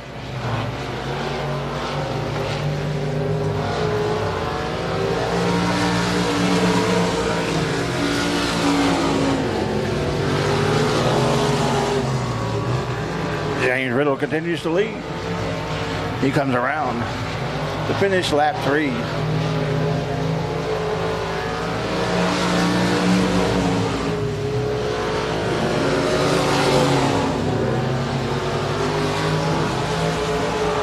He should get to halfway this time by. Looks like it's going to be the Riddle Martin show. Riddle gets halfway. Mason Martin right on his tail. He jumps underneath him. He tries to do a slide job. Riddle's able to hold him off. They go down the back straightaway. Riddle's using that high side, using that momentum. Looks like Bobby Morpus may have a line. That right rear. Riddle's able to clear him as he gives him a tough race going into 3 with Mason Martin right on his tail. Mason jumps up tries the inside. He comes around. Looks like something happened to Riddle. Looks like a bit of bad luck there as Mason Martin takes over with James Riddle coasting in the front straightaway.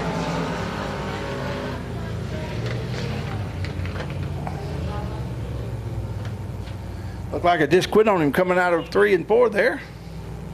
Have to see what it is.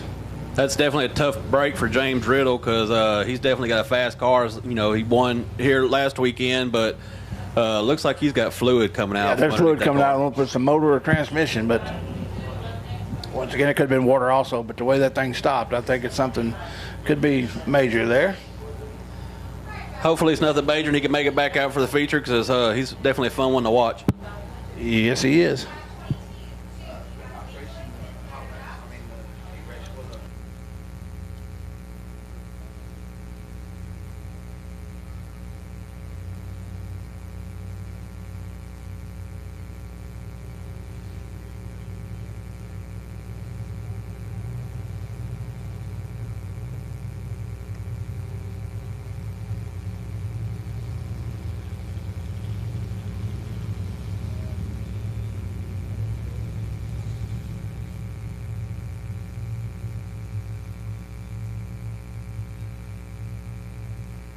Okay, race fans, don't forget about that 50-50 drawing coming up during the intermission. You can't win it if you're not in it.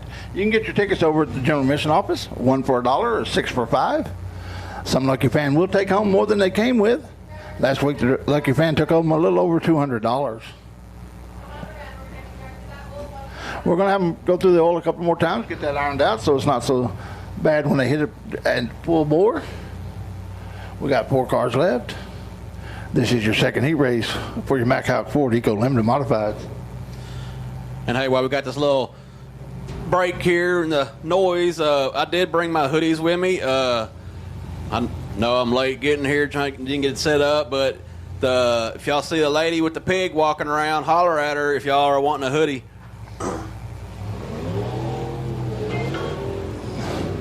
There's also some Jimmy Allard merchandise down there by the concession stand. There's also a big sign you can sign, wishing Jimmy well.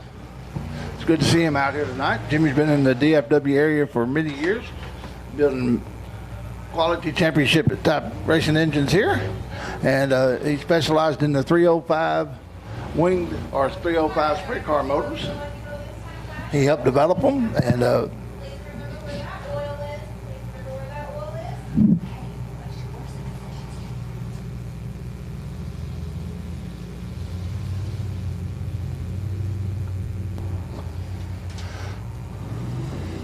So what's the race next week, Heavy D?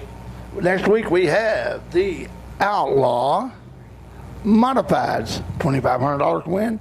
Last time it was a 40-lap feature, so come on out and watch them run. Your leader jumps off in the green flag, and that's Mason Martin in the 31.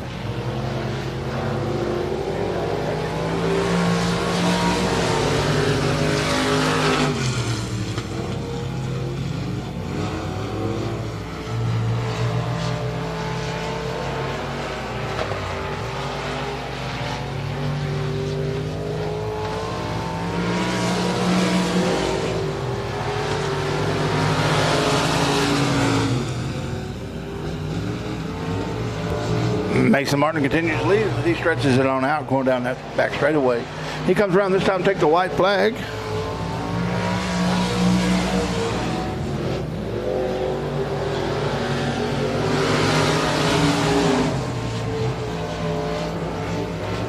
One more time around. He goes into 3-year leader. Comes out of 4. Takes the checker flag as the winner.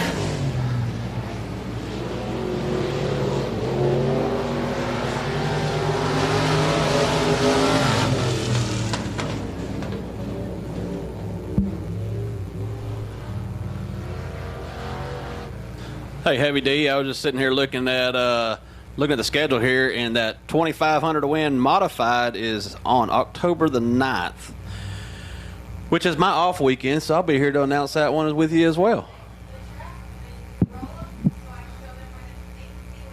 So yeah, if y'all didn't make it out here for that first Outlaw Modified 2,500 to win, y'all missed a show, but y'all did definitely make the one on October 9th. Them guys put on a heck of a show. Had old Guyber and I think it was. Yeah. So there was Guyber and Muirhead, and who was that other one? There was about 3-4 cars up there battling for the lead for a little while there.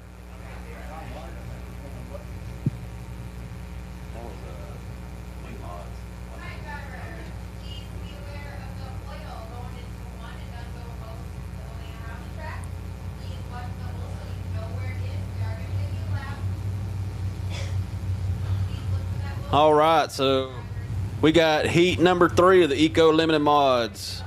On the pole, you're going to have the 23 of Ricky Slack. Outside pole, 97 of Charlie Allard. Inside row number 2, 47 of Morgan Rollison. Outside of him, the 20 of Jack Sutton. And on the back row all by himself is the number 9, the young gun, Lane Skinner.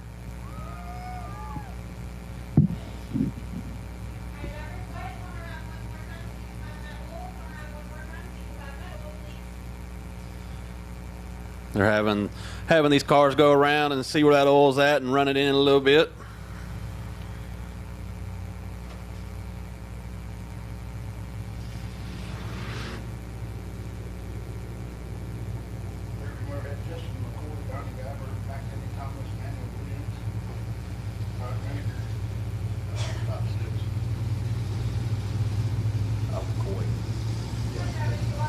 Yeah, okay. We just pulled that up, and yeah, there was Muirhead, Gregory Muirhead, Justin McCoy, Danny Guyber, and I think Max Eddy. They were all had a good battle going on for the lead in that 2,500 to win Outlaw Modified race a few weeks ago. Muirhead wound up making a late pass on McCoy and taking the win in that one. Definitely a good show. October 9th shouldn't be any different. That's what we're looking for, some good racing. Lights are out here on this one. Green's in the air, stomp on the gas, and outside pole 97, Charlie Allard looks like he gets a good jump, but it's 3 wide going into turn 1. 47 to Morgan Rollison down the low side. Looks like he's going to come out in the lead coming out of 2. Allard had to put the brakes on because he slid right up in front of him.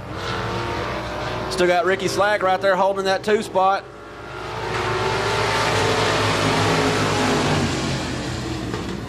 And 47 to Morgan Rollison, he's kind of out by himself. There's a good battle right here with the rest of the 4 cars for that 2nd spot.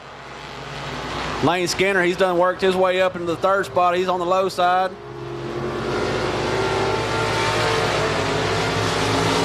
Still at 23 of Ricky Slack running that 2 spot. Alder's in 3, Lane Skinner's in 4.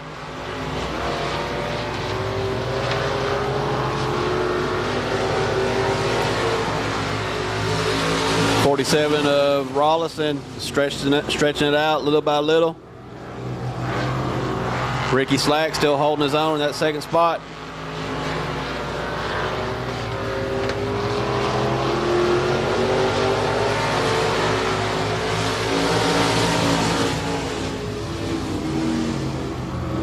Had some good battles right there at the first part of the race. Now they're kind of lined out.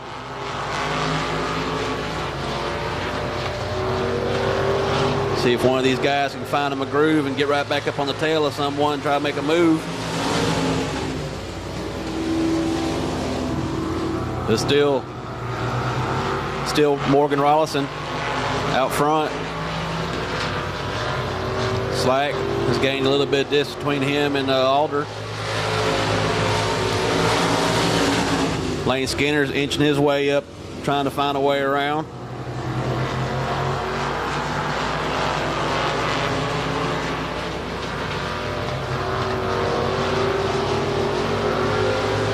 White flag for Morgan Rollison. Lane Skinner's got one more shot, one more lap. Allard pushed a little bit. Gathered it back up pretty quick. Coming out of turn 4 down the checker flag is 47 Morgan Rollison, 23 of Ricky Slack, 97 of Charlie Allard, number 9 of Lane Skinner, the young gun, and then number 20 of Jack Sutton rounded it out. Next up, it looks like it's going to be your Hornets. Heavy D, take it away. We're rolling on the Speedway is going to be those Kilos Drilling Hornets. Remember, folks, this is a learning class, 10 to 17-year-olds. We really enjoy calling them that. We had a lot of guys last year race this class. Some of them moved up into the BTS Concrete Thunder cars, and then we had some guys that was in the BTS Thunder cars that moved up into the Eco mods. So these are all learning classes. This Kilos Drilling is. Got a bunch of young people. After I've interviewed 2 or 3 of them, I really know that our future's in good hands. These kids learn how to set up their cars, learn how to race, and learn how to handle themselves and how to set up their car for their racing style. We do appreciate their family members, because we know without family they wouldn't be able to make it out here every week.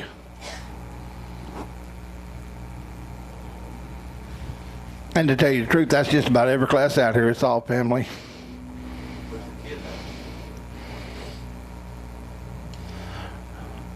Blake McHenrick is on your pole. 09C of Aubrey the Kid. It looks like she didn't make the call. And then we got the 11W of Michael Williams. Yeah, 6 laps of distance. I seen her name on here. I was wondering if they got that car fixed. She took a pretty hard lick last week, didn't she? Yes, she did. So I don't know if they got back together and is having problems in the pits right now. We'll be back out here for the feature maybe. Green flag in the air. One thing about Blake, he's going to run the high line when he can. This time he ran the middle, but usually he runs right up on the edge. We'll see if he does that tonight as he leads into 3.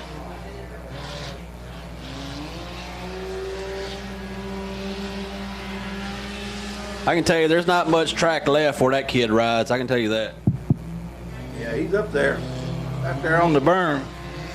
Like we always say, the berm can be your best friend or it can be your worst enemy. Sometimes it just reaches up there and grabs you and pulls you on over the top.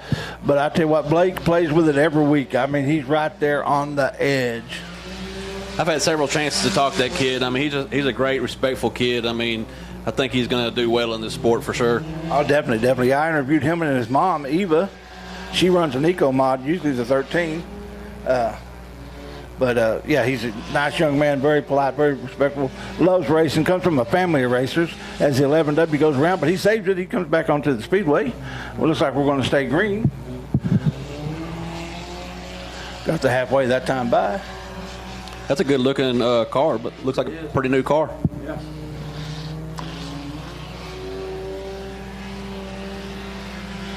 Two to go this time by, 2 to go.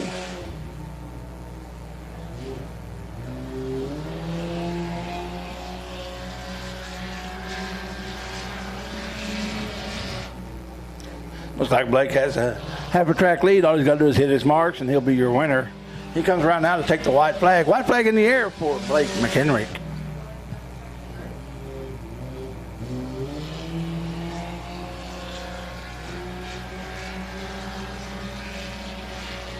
One thing I've noticed about him and about a lot of good racers, he never hardly overdrives the car. He drives it to the limit. Don't get me wrong. He gets right on the edge, but he doesn't try to overdrive it. As he takes the win, that's Blake McHenry in the 13. I mean, it's just like last week. Whenever he was by himself, he did a green-white checker, and he seen how high he could put that car without going over the edge. Every time, yeah.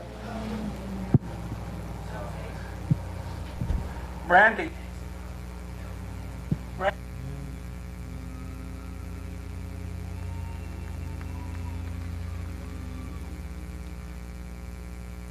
Okay, folks, we got intermission now. Got our hit races in the books. We got some great features coming up. We want to look forward to that. Also, like we said, next week we got a regular racing series, and then the 9th we've got the Outlaw Modifieds, and then the 16th is going to be our last points night, and then the 23rd we got the monster trucks back out here, and we're going to have some Kilos Drilling Hornets and some Thunder cars racing on a road type course out of dirt. Hey, I know. Some of these fans like to leave early, but I'm telling you right now, they've had the figure 8 race the last 2 weekends, and it's the last race of the night. Trust me, y'all do not want to leave before that race happens. It has been exciting the last 2 weeks, and I don't see it going to be any different this week. So be sure you hang around tonight and watch that figure 8 race. Exactly. And also, Alan, we've got both winners tonight. We've got Michael Bowles from last week, and then we've got Ronnie Miller in the R1M who won it the first week. So it's going to be exciting. Neither one of them guys showed any, chance at stopping. So we're going to see how it goes. Last week, Michael Bowles won, but he had Watson beating him down on the back bumper the whole race long. So this ought to be real interesting because Gerald Larson, he's been rolling that thing too. He seems to be coming from the back, and he's always up there finding his way to the front somehow. Yeah, Gerald and Larson, that's Boy 5B, and his dad, Gerald Larson Sr., the 5J, come from a history of figure 8 races. Jerry Larson Sr.'s dad, we called him the Indian. He drove the 5 out of Sportstrom, out at Buffalo Park, Thunderbird, wherever there's a race, he was going to race every week. And he really had a reputation of not stopping. He built them old 55, 56, 57 Chevys. And, I mean, he built some race cars. Now, I heard Randy talking about Mark Madison. He has taken one of Jerry's old cars, figure 8 cars, completely redone it, and now has made it street legal. Oh, wow. And he drives it in parades and everything else. If you want to follow Mark Madison Racing, you'll see what he does with that car. It's just amazing. Man, that's coming on the track now is going to be the Allard family.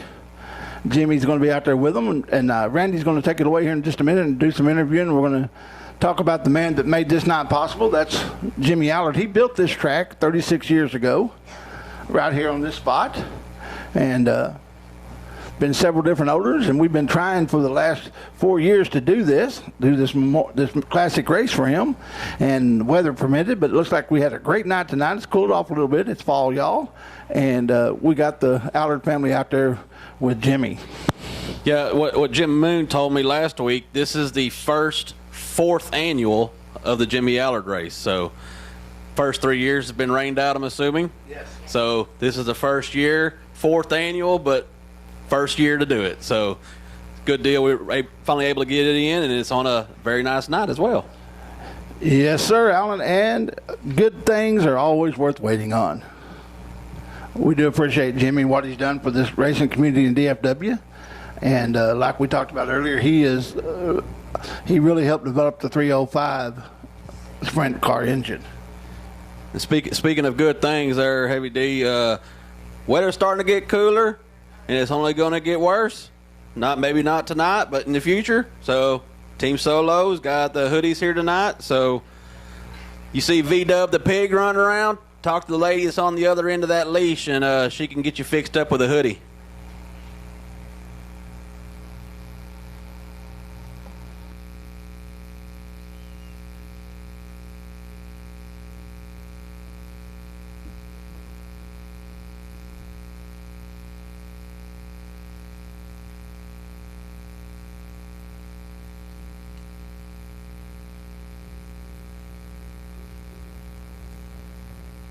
All right, ladies and gentlemen, at this moment, we have the Allard family posing for their complimentary photo, I guess you want to classify it.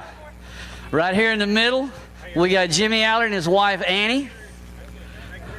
Over here on the far left, Tammy Allard Jones, or Tammy Allard, is over here. Robbie, the other daughter, is over here, and their son Billy could not make it tonight. Jimmy probably wore him out working on motors before he got here tonight. So they're taking this picture here, and in a few moments, Bridget's got a presentation. Then Charlie Davidson, I believe, has got something to do, and then they're going to turn the microphone back over to me, and I'm sorry for that.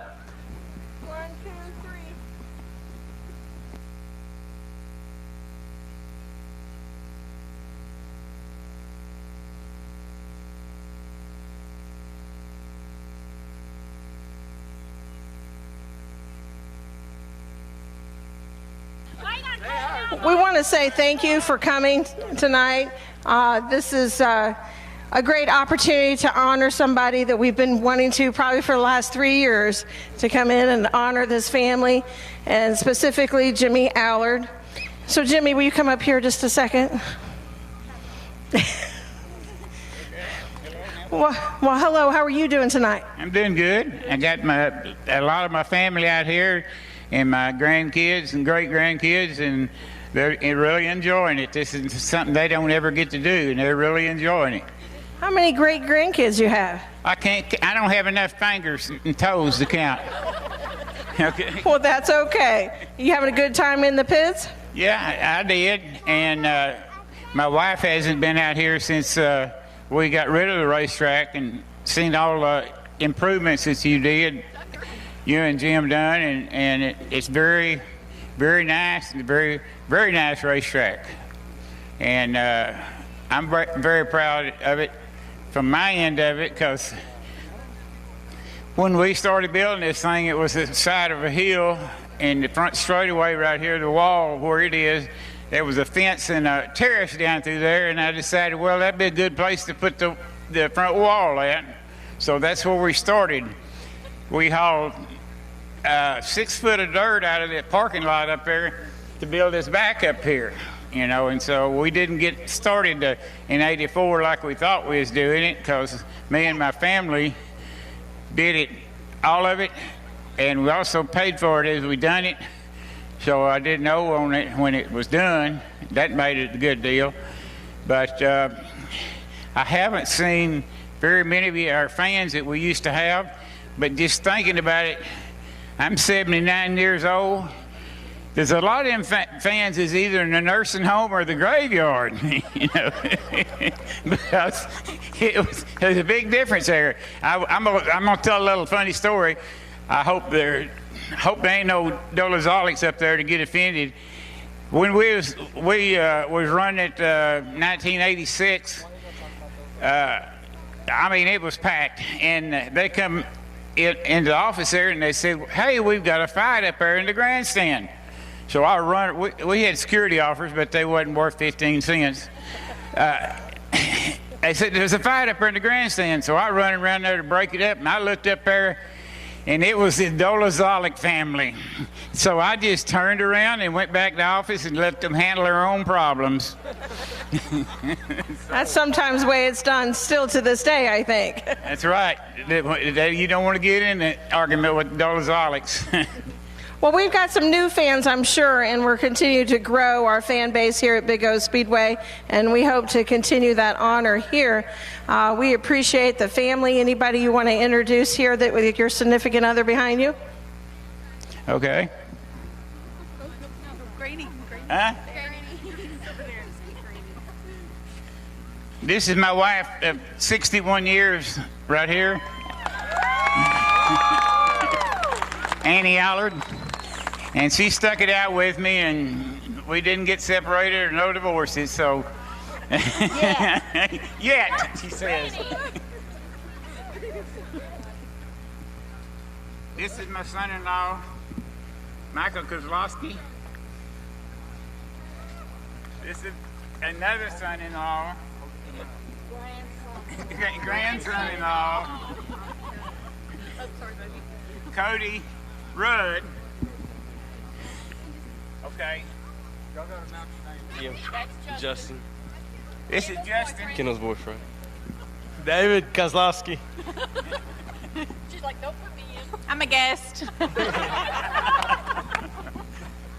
Robert, it's my Grandson-in-law. grandson-in-law, Robert Ensler.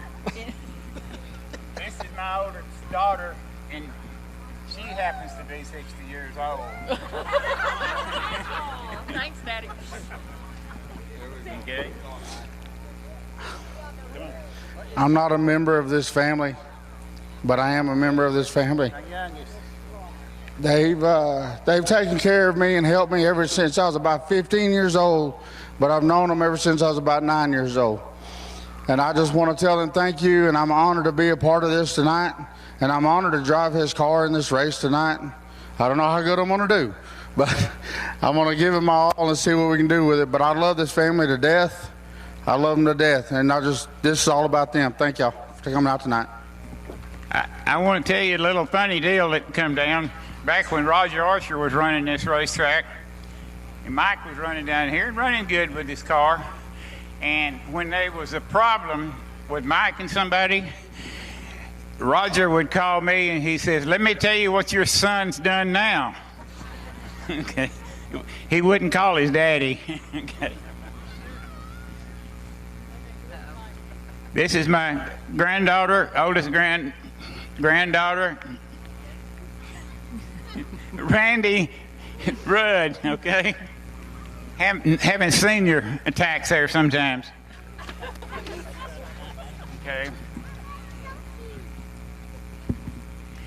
You want it? This is my youngest daughter, Do not say my age. Robbie Kozlowski, and she's told me not to say her age. I will. No, Randy. This is one of my grandsons, Dylan Kozlowski. Dalton. Dalton, excuse me, Dalton. Okay, here's one of the additions of how many months? 14? Oh, 7. 7 months old, Gentry. Gentry Ensler. So I guess they're breaking him in right.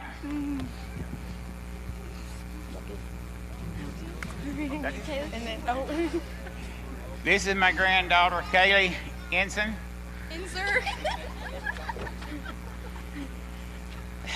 This is Kendall Kozlowski. Kendall Kozlowski, and she is granddaughter. I have to think here. Like I said, I don't have enough fingers and toes to count them all. This is one of my grandchildren. Right. Great grandchildren. I'm his favorite, also.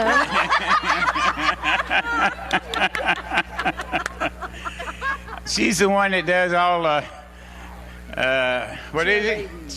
Cheerleading and Okay. does all them flips and stuff. Okay. Yeah. All right. Turn this back over. Okay. All right, great. What an awesome family. We learned a little bit about where Jimmy and his family. Come here, Jimmy. We're not done with you. Jimmy, come up here. Yeah, you're still with me, hon. Okay. There's always a posing question. A lot of people ask the question of the name when it was originally named 85 Speedway. Was that due to the fact of when you completed the racetrack or because of the Farm Market Road 85? Do what now? Which one? Why was it called 85 Speedway? Well, it was called 85 Speedway for 2 reasons. We opened in 85, and it's on Farm Market Road 85.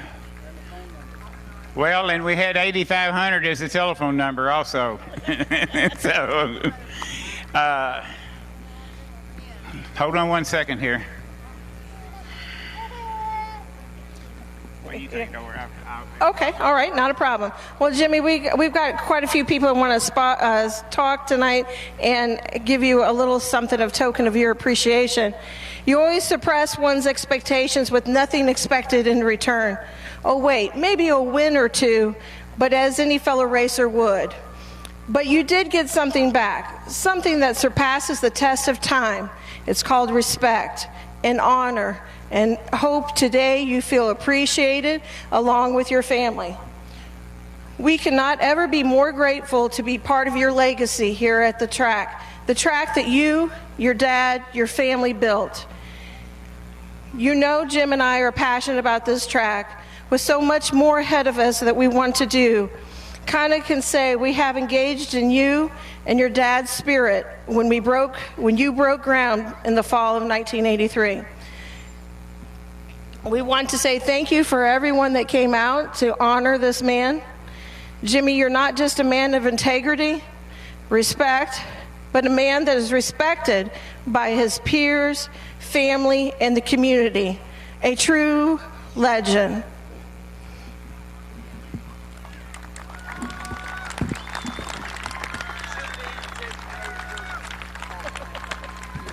We have a little token of appreciation to give you.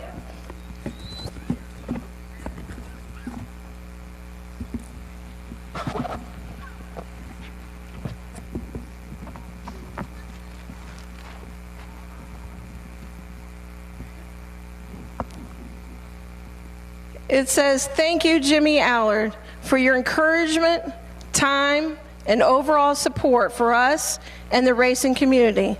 Jim, Bridget, and Ortanic. Where the passionate of 85 Speedway will always remain."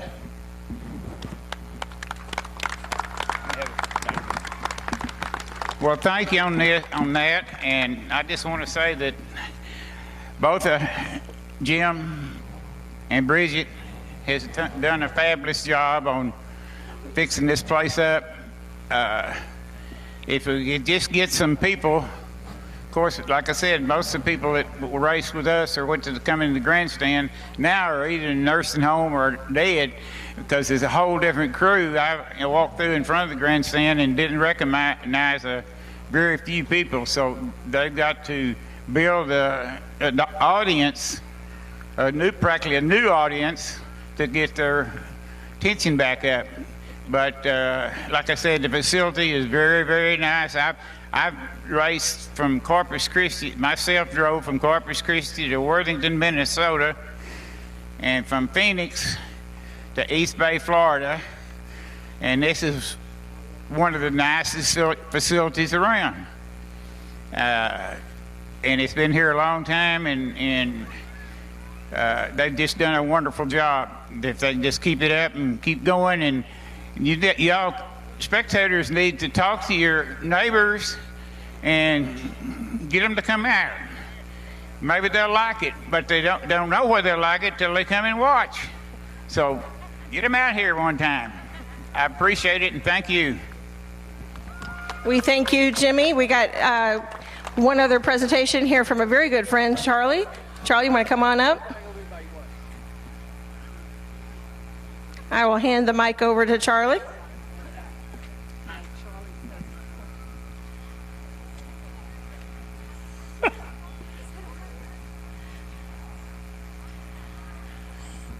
This has been a long time coming to be able to present the creator and one of the best promoters at the Speedway.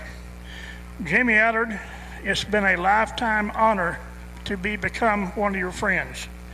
As a lot of y'all may have remembered, back in the 80s, I wasn't very nice. And I think I was one of the first ones he borrowed. That means you couldn't come back for a while. And now there's sometimes he still kind of wants to, but I stay gone a lot. So with all this big family I've watched grow, a lot of them I've never even met. It's an honor to be around all of y'all. Jimmy has lived this dream as long as I've known him. His history, his father, all the friends that's been with him throughout, building this facility and going on and racing different kind of cars. There's just not many Jimmy Allards in this world left. And guys, y'all are involved in his life ambition just like it is on a lot of the racers. Without his help, my group could never race. We never would have been able to afford it. He's also very big into getting myself back into church, which I haven't done that since I've been a teenager. There, I'll give you a big thank you on that. with all that said, this thing's to be signed before we can actually give it to him and take home, but he goes home early. So if your signature's not on here, we need to get it on there. The pit area included. One of my biggest things I could do for Jimmy is tell you thank you for all you've done for this track and all the people that participate here. Well, Charlie, I thank you too, because you've always helped. You've always, when we needed something, you always helped to do it. You also was a flagman at one time, so you know when the drivers were not doing right, and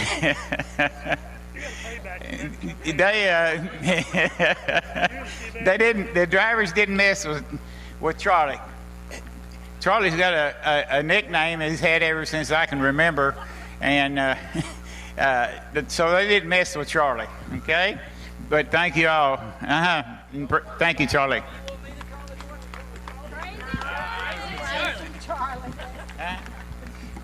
Thank y'all for coming to watch the races. Continue bringing your friends, grandkids, boyfriends, girlfriends, the mailman. Get them on down the grandstands. Let them enjoy a perfect race night. Thank you. All right, we've got one last one with Randy Farrell, who's also somewhat of a legend here at the track. So hold on, he's going to close it out for us. All right, one round of applause for Jimmy Allard and the family right now. He's got kids that I know that want to go home and get to bed, and we were told to get this done by 8:30 tonight because Jimmy's bedtime is at 8:30. So I'm going to cut what I had to do kind of short. I had it all wrote down, and I decided that we're just going to wing this because improv is probably the best thing to do. Jimmy Allard has been a part of Ennis, as far as I know, since probably about 78, 79, 74 when they moved to Ennis. And I met Billy first. Billy was in school, and then Billy wasn't in school. And I'm just going to say, leave it like that. I think Jimmy made him go out and start working. Anyhow, I met this family, Super Bowl Speedway, Greenville, Texas, 1980-81, when they were the promoters at that rate. Owners and promoters of that track. See, Jimmy ain't talked this much, and I'm not used to it. This is one humble man, and I didn't expect 10 words out of him tonight. If I just handed him the microphone and went from there, y'all would probably be happier. But anyway, I met Jimmy years ago. I met Annie, Tammy, Robbie, and Billy. And it's been my honor tonight to be here for this family. You know, I've worked here off and on. And before I got started tonight, Tammy was telling me a little story about this Falcon that we were out here. And it seems that the car was bought in 1961, brand new. And that's the year Tammy was born. Anyhow, one day, Annie was leaving somewhere. I'm not going to say where. And Tammy was in the car, kind of halfway in, halfway out. As a kid. And she fell out of the car. So, Annie kind of started rolling down the road, and Tammy got up and started chasing the car because she thought her mama was leaving her. Now, to let y'all know something, when we were coming through the pits down here and I was holding the flag, the door didn't close on me, and all I could think about was Tammy just jinxed me, and I'm falling out on the front straightaway tonight in front of y'all. Anyway, Jimmy had the vision, bought the land from Charlie Dubeck in 1983. Charlie lived right over there. He was a business owner in Ennis. He had a plating company across the street from Jibo's. I talked to that gentleman several times, and Jimmy built this spot with his family, along with a lot of volunteers and a lot of people. And mainly two guys that helped him were Carl Gentry and Jimmy Trahan.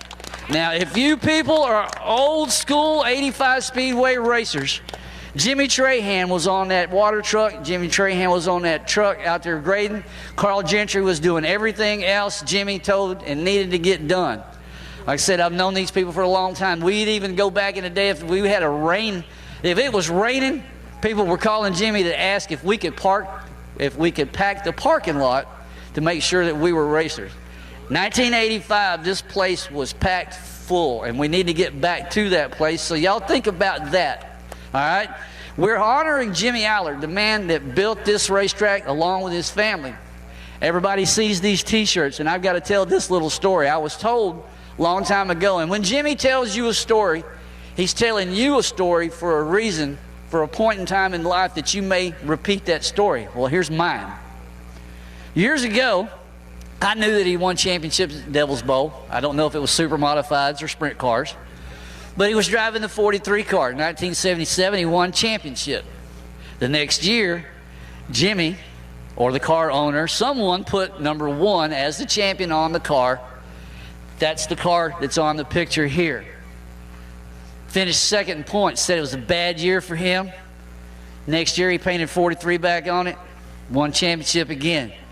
He said number 1's bad luck.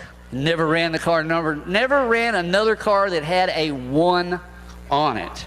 So Ronnie Miller, Bubba Dixon, y'all remember that when y'all ran y'all's number 1s out here all the years that y'all did. Once again, my honor, my privilege to know this man, to be a part of this family on the outside looking in, have known him as long as I have, and everything that they've done for this town, for this racetrack, all these people. I, sir, applaud you, thank you, and I love you for everything that you've done. If you'd like to respond, I'll hand you the microphone.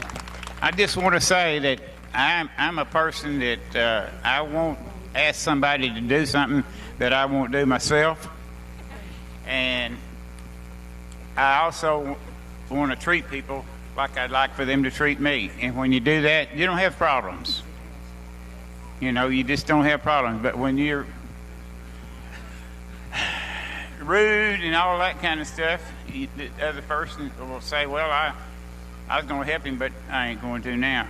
So the only way in this whole world that we could cure our problems that we got, it ain't but the politics, is if everybody had Jesus Christ in their heart, and then we would not have a problem. Amen. Thank you. One other thing. This one was one that you told to Richard Stray, and it's going to be short and sweet. What's your thoughts about alcohol? You race it, you don't drink it. Oh, yeah. I didn't have that problem drinking it, but you race it, you don't drink it. All right, ladies and gentlemen, I'm going to cut that short. We got racing to do. Cars are getting their positions and everything down there. I appreciate everyone for being here tonight and allowing me to speak and speak my heart to Jimmy. And we love you. We thank you all.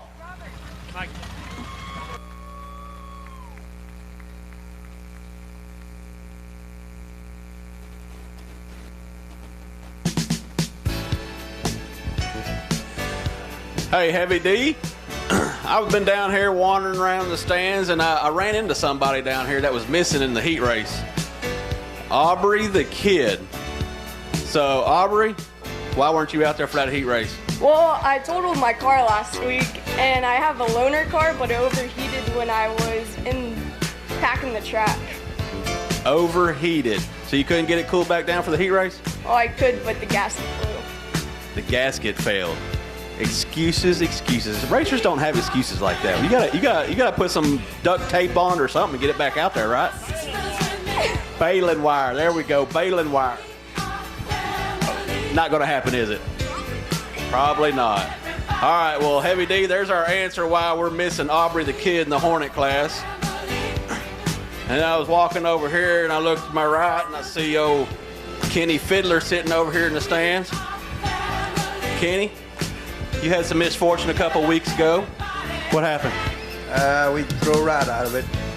Threw a rod out of it. But you know, that was 2 weeks ago. Most racers will have another motor in by the next weekend. What happened? Yeah, I'm getting a little bit older. I'm getting a little bit slower. I understand that too. We're getting ready to do the 50-50 here in just a minute as well. We'll have the honoree Jimmy draw the lucky number. So hold on just a minute. Jimmy, you want to come here and draw the lucky number real quick? Go over there. Jimmy, draw the lucky 50 number. 50-50. Pull the 50-50 ticket number. You just help somebody win some money. Let me see where it is here. Oh, crap. Excuse me. You're going to have to, I can't read it. Okay, that's fine. I know, it's very tiny print. All right, lucky number is 271141. Again, that number is 271141. And how much are they winning tonight? $125. If you'll meet up by the flagpole, Alanis will meet you up there with your money. Just bring your ticket to her, 2711 41. I heard some hooping. Thank you, everybody. I heard some hooping and hollering up Now here we're getting already. get on to our racing with our features. Here, get Randy. Looks like we got somebody here on the front row. Either way, hopefully we'll see Kenny Fiddler and Aubrey the Kid back out here pretty soon. Get their cars fixed up.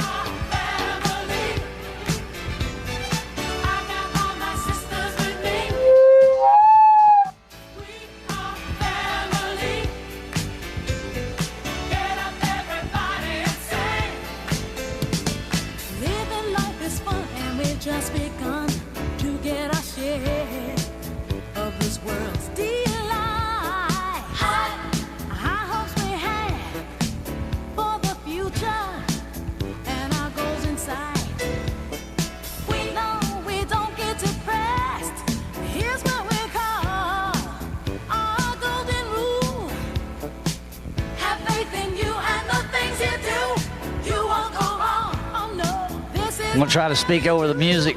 The last thing that we're going to do for Jimmy tonight is his grandkids want to make a lap in the back of the Falcon that was out here earlier tonight, so they're going to go get the red Falcon, and Jimmy's going to put the grandkids in the back and make a couple of laps and let them see what it feels like.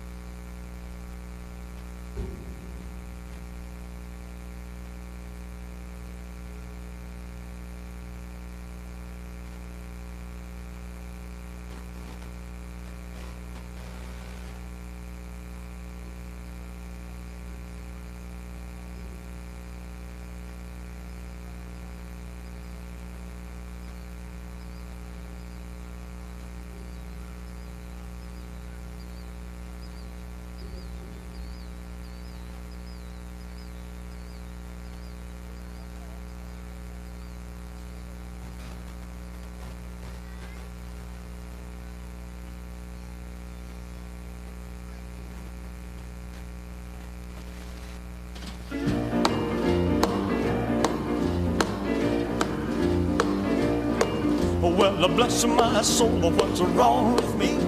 I'm itching like a man on a fuzzy tree. My friends say I'm acting wild as a bug. I'm in love.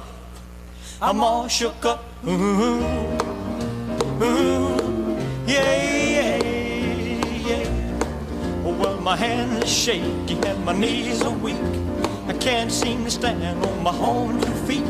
Who do you think of when you have such luck? I'm in love. I'm all shook up. Ooh, ooh, yeah, yeah, yeah. Well, please don't ask me what's on my mind. I'm a little mixed up, but I feel fine when I'm near the girl that I love best. My heart beats so it scares me to death when she touches my hand. Oh, what a chill I got. Her lips are like a volcano that's hot. I'm proud to say that she's my buttercup. I'm in love. I'm all shook up. Ooh, ooh, yeah, yeah, yeah. My tongue gets tied when I try to speak. My inside shake like a leaf on a tree. There's only one cure for this body of mine. That's to have that girl and a love so fine. She touched my hand and what a chill I got. Her lips are like a volcano that's hot. I'm proud to say that she's my buttercup. I'm in love. I'm all shook up. Ooh, ooh, yeah, yeah, yeah. Ooh, ooh. Hey, I see a Team Solo Auto shirt in the stands over here. Hey man, out of the Team Solo, which one's your favorite? The pig. The pig? Well, I was talking about the cars, but yeah, that pig is a celebrity around here, I think. Which car's your favorite? Volkswagen. That's what I'm talking about.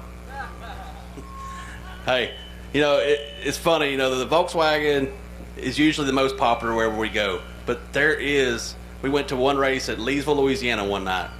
There was one kid in the stands that was rooting for that taxi cab, and he wound up winning that night. The lights on the top.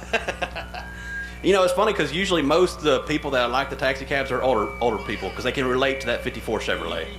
But the Volkswagen, everybody relates to it, young or old, right? Yeah, everybody. You don't have a Volkswagen with a V8 in it. That's right, man. You gonna go to the Lone Star 600 next weekend? That's the only reason I'm out here. I just got out of the hospital with COVID. Hey, there you go, man. I'm here. That's what I'm talking about too, right there. Next week. There you go. So next weekend, October 1st and 2nd, the Lone Star 600. Oh, go ahead. I missed one race since they've had them. Of the Lone Star 600? Yeah, this is the 8th annual. So yeah, if y'all can, you know, Friday night, you know, go check out the Lone Star 600. Saturday night, come support your local dirt track out here. And then get your speed pass, and Saturday night you can be watching this race and the Lone Star 600. So raceontexas.com. Right now we got Corey Weatherford behind the camera tonight. If you've never been, you'll be every year. Hey, you heard it right here from a fan. If you've never been, you'll never miss another one. I'm telling you right now, if y'all never seen an enduro race, y'all have to go at least on Friday night. It is something you will never experience again. 200 cars, 300 laps, no cautions. If there's cars on the track, you dodge it. If there's parts on the track, you dodge it. So go check it out next weekend, Devil's Bowl Speedway. Like I said, go there Friday, come back out here and support your local dirt track on Saturday.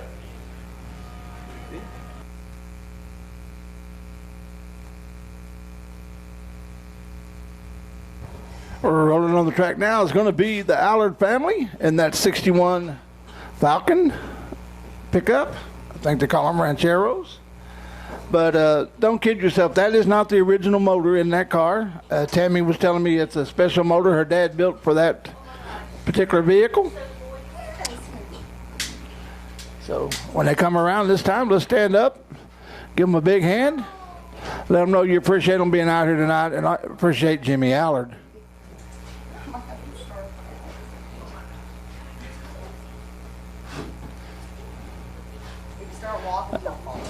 As you can tell, we're watering down the figure 8 track, getting ready for that race tonight. It's going to be an exciting end to a great night of racing here at the Jimmy Allard Family and Friends fourth annual classic. Here they come around, coming out of 3. Let's all stand up, wave at them, give them a big hand, let Jimmy know we appreciate him being out here.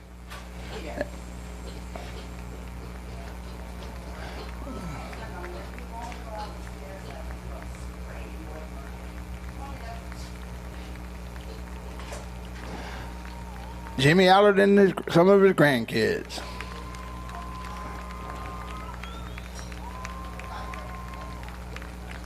Appreciate you, Jimmy. Thank you, fans.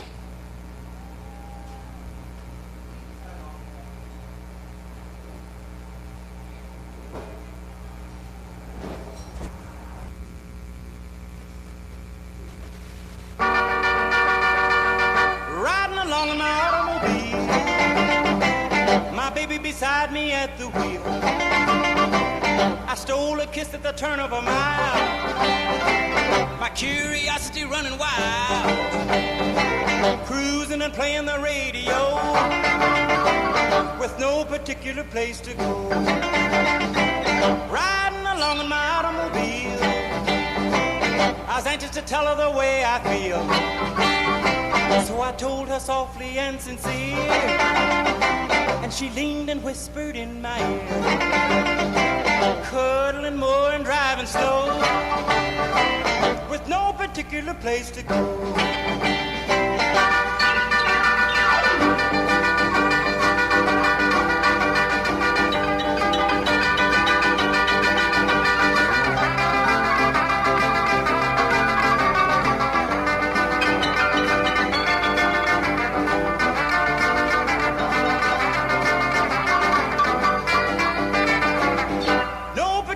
Place to go, so we parked way out on the Kokomo. The night was young and the moon was gold, so we both decided to take a stroll. Can you imagine the way I felt? I couldn't unfasten a safety belt. Riding along in my calaboose, still trying to get her belt to loose. All the way home I held a grudge for the safety belt that wouldn't budge. Cruising and playing the radio with no particular place to go.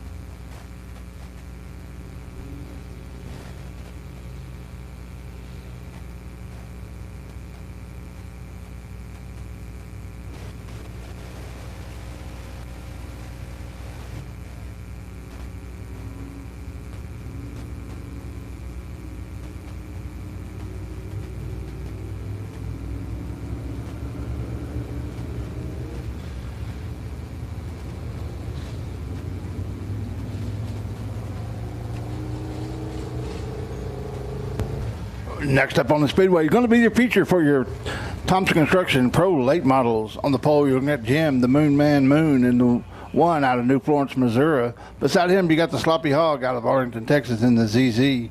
Row 2, you got Trey Langley in the 00Z out of Garland. Beside him, you got the 4 Wartanic Michael in the 21. Row 3, you got Kara Langley in the ZZX out of Terrell, Texas. Beside her, you got the 6 of Jack Lewis in the 29. Row 4, you got the William Tell out of Ennis, Texas in the 5. Beside him, you got Bobby Hill High in the 4 out of Chatfield. Row 5, you got John Sliney in the 74. Beside him, you got Bryce Jackson out of Princeton, Texas in the 33. That's the lineup. 15 laps of distance. This is your Thompson Construction Pro Late Models featuring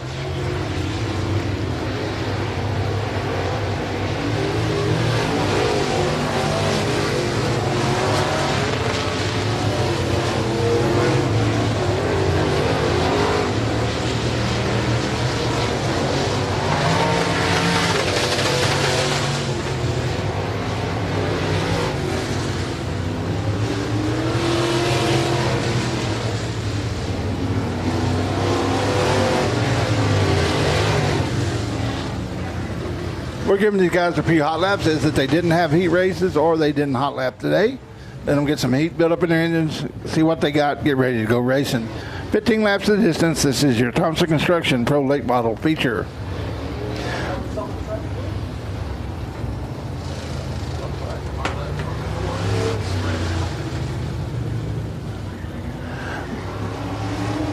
These races are all lined up according to their point standings. Jim Moon is your point leader. Beside him is going to be the ZZ of Sloppy Hog.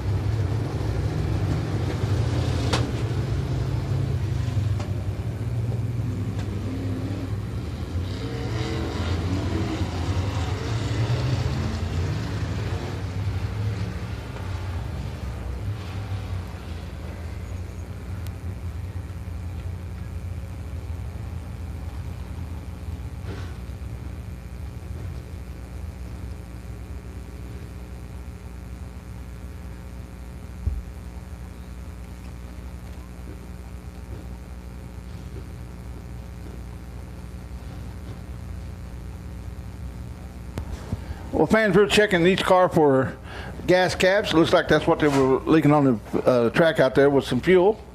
We'll get this straightened out. We don't want that on the track.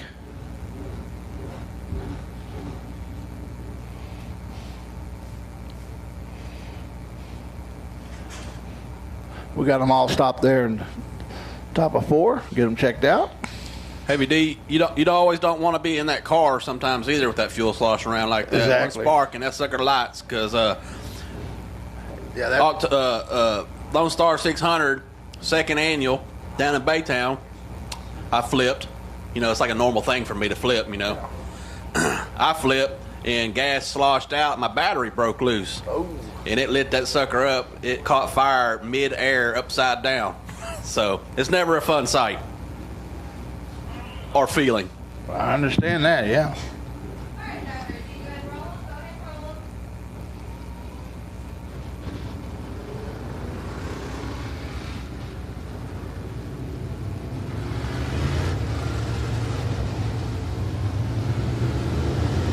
Looks like they got that problem taken care of.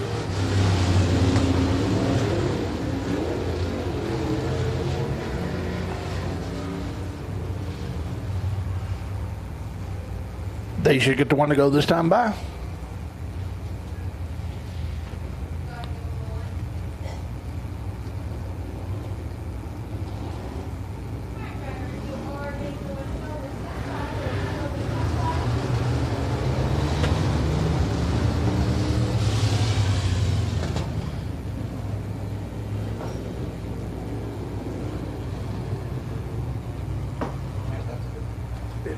Fifteen laps of distance here in your Thompson Construction Pro Late models. They're getting bunched up now, going into 3.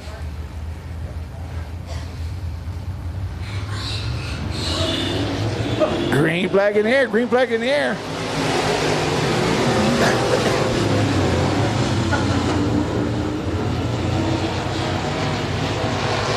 Jim Moon leads them into 3 with the sloppy hog right on his tail, followed by the double OZ of Trey Langley and Ortanic Nickel in the 21 with the 74 of Josh Liney coming up already in the 5th. He started 9th, moved up 4 laps. As Ortanic goes around, is he able to save it? Yes, he is. Kara Langley gets by. She goes a little sideways, but she saves it too. There's your leader going down the back straightaway. John Sliney goes hard into 3, trying to take over that 3rd place. Let's see if he's got it. Looks like he's going to be able to do it. He's hard charging. Here comes Sloppy Hog pulling up onto Jim Moon, letting him know he's there. John Sliney in that 74, slinging that thing around. With Trey Langley running 4th, Kara Langley running 5th. They're running into traffic now. Jim goes by Jack Lewis. So the Sloppy Hog. Sliney's able to go around him on the inside as he's been running high. He's running low, going by Bobby High in the 4. Here comes. Looks like Sloppy Hog's able to get by as well.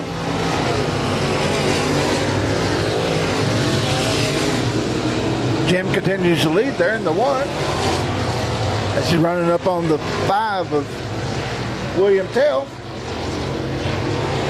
Halfway this time by. 7 down, 8 to go.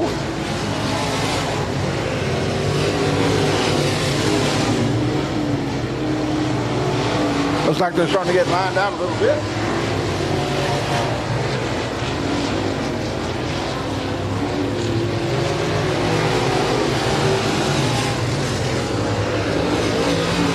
Later comes by, finishing lap number 8, starts 9. He's going down the back straightaway now. Got a lap car again, Jack Lewis. Jim's able to clear him. Here comes the Sloppy Hog as he got by the 5.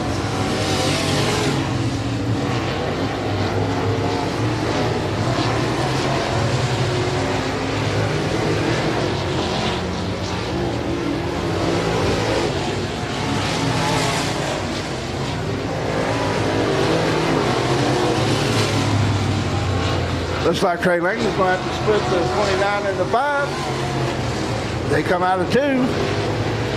Your leader comes out of 4. Followed by Sloppy Hog, John Sliney, Trey Langley, Kara Langley, or Tanning Michael. Jim Moon does a slide job on Bobby High as he goes by him. Should get the 2 to go this next time by. Your leader.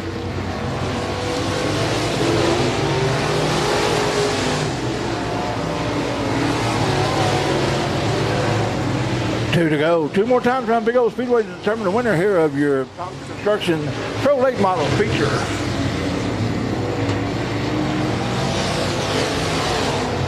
Your leader goes into 3. Comes out of 4. Takes the white flag one more time around for Jim Moon. Sloppy Hog second. John Sliney is 3rd. Trey Langley's 4th. Kara Langley's 5th. Tanning Michael 6th. Here comes your leader. Comes out of 4.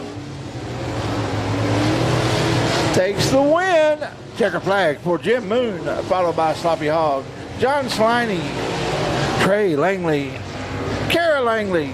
She's got a competition with Ortanic. Is he going to be able to pass her? They come out of 4. Who's it going to be? Is it going to be Ortanic? He takes 5th. That's Ortanic. Got 5th, followed by the ZZ of Kara Langley.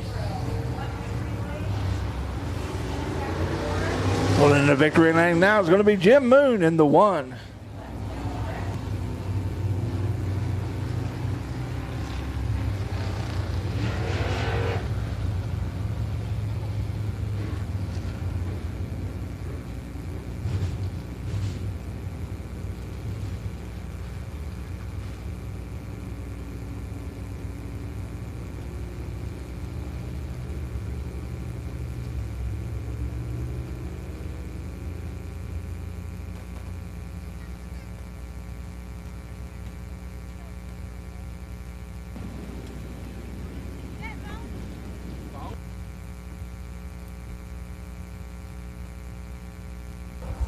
Coming up next on the Speedway is going to be your Texas Wing Modified feature. 20 laps of distance.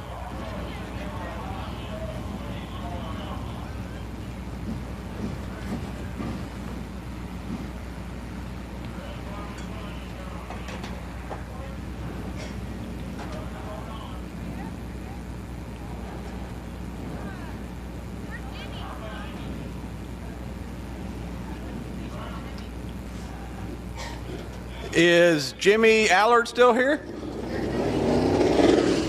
Jim Moon is wanting a picture with him if he is.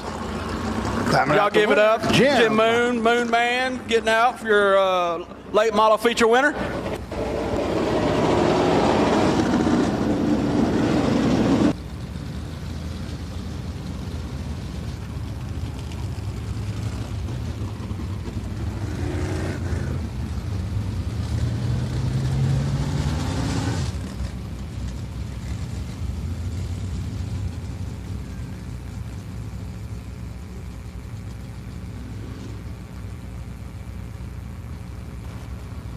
All right, Jim, that makes 2 in a row. You won it last weekend. Here you are. This is the final points night for the late models, correct? Yeah, that's it for the year. I just want to thank everybody for coming out. This trophy here means more to me than any trophy I've won all year, probably in my life. And I'm grateful to be able to win on his night. Yeah, most definitely. Track looks like a lot better shape than it was last week. It's not so dry slick. Who was dumping fuel out? Do you know? No, the 33 car, when we came out to warm up, he had a hole in the radiator. Oh. It wasn't fuel, it was water. We thought it was fuel, but I guess it was water, so he wasn't pulling off? Yeah, he pulled off before we got going, but heck, if it would have been fuel, it would have been a good show because we could have had fire breathing something. Hey, I gave him a little story. I gave him a little story about the fuel up there and me flipping a long time at a Lone Star 600. It's never fun, but it looks like Jimmy Allard's coming down here. He wants to take Jim wants to take a picture with Mr. Jimmy. Hey, real quick, Jim, what you got next weekend out here? Hey, we're doing the Wing 305 sprint cars out of Houston will be here, and then all of our regular weekly classes for next Saturday night. So late models, factory stocks, modifieds. But the big show is in 2 weeks, 2,500 to win Outlaw Modifieds. Yeah, that's definitely going to be a good show. They definitely put a good show on last time out here for sure. So we go to get your picture and appreciate it.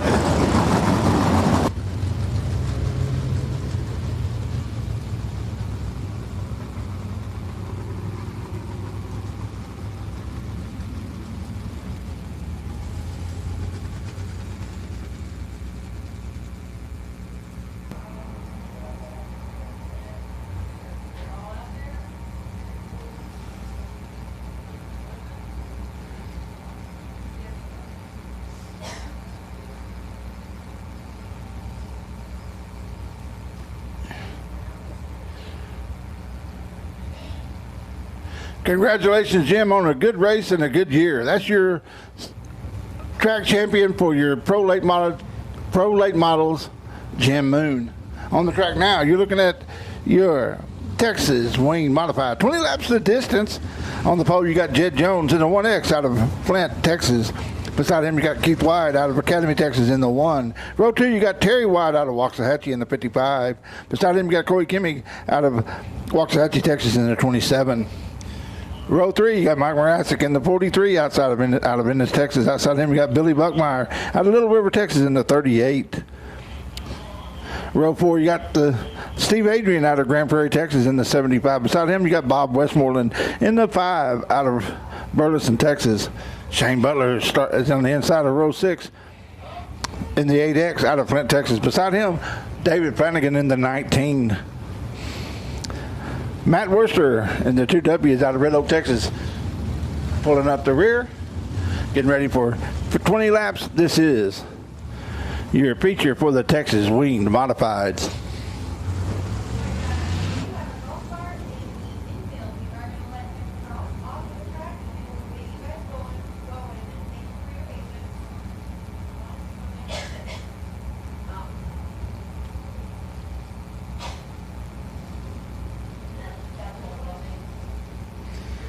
There goes Mr. Allard, getting safely across there. They'll get the one to go this time by, and we'll be racing.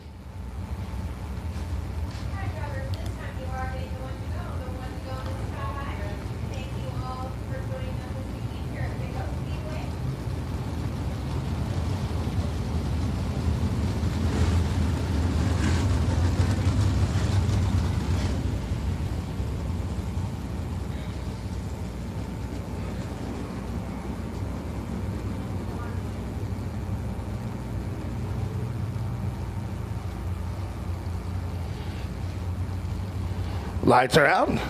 We'll be going racing this time by. Please stay off the fence when the cars are on the track. Stay away from the fence, please. Stand back for your safety. Green flag in the air. Green flag in the air.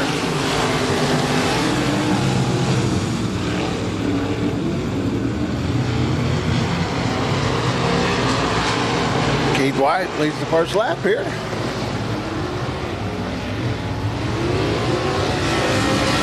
Cody Kimmig jumps up into second. Jed Jones in third. Billy Buckmeyer takes over third down, coming out of 2.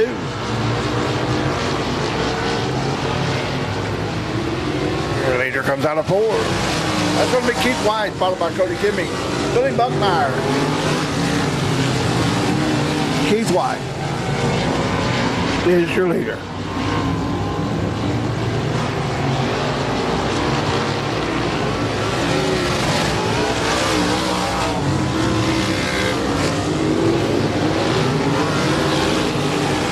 Mike Morasic in the 43. Back in the 43. He moves up to fourth. That's the Jimmy Allard Racing Engine 43 there.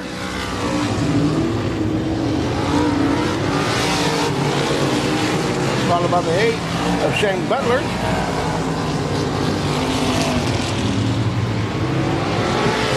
As your leader comes out of 4. To complete lap 5.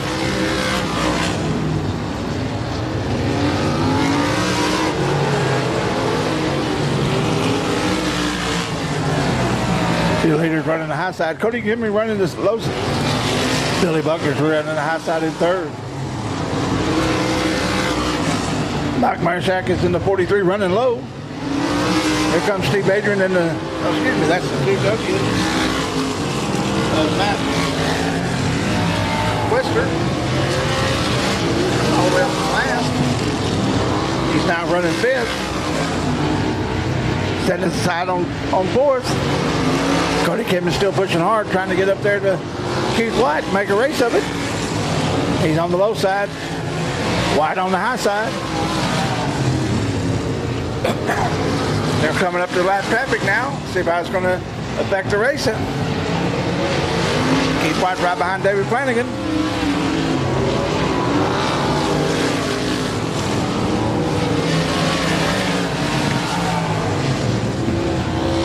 Keith White.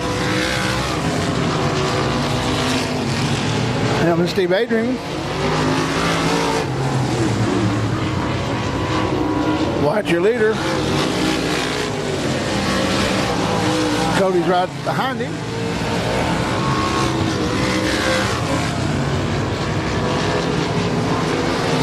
Then you have Billy Buckmeyer in the 38, the 43 of Mike Rassick.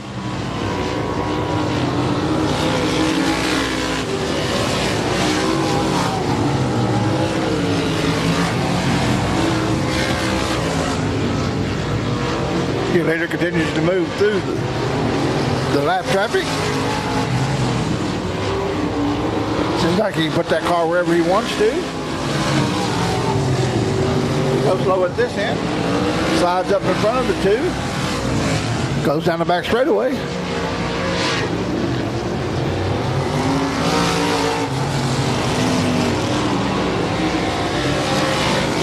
Looks like we're going to run 15 because that's the two to go.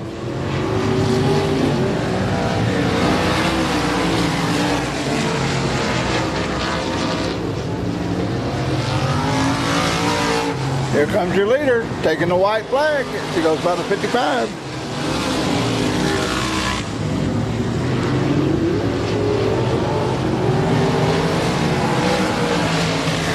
Your leader goes into 3. Comes out of 4 as a leader.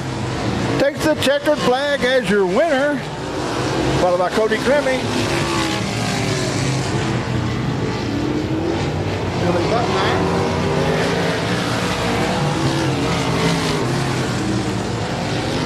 And Mike Marathon.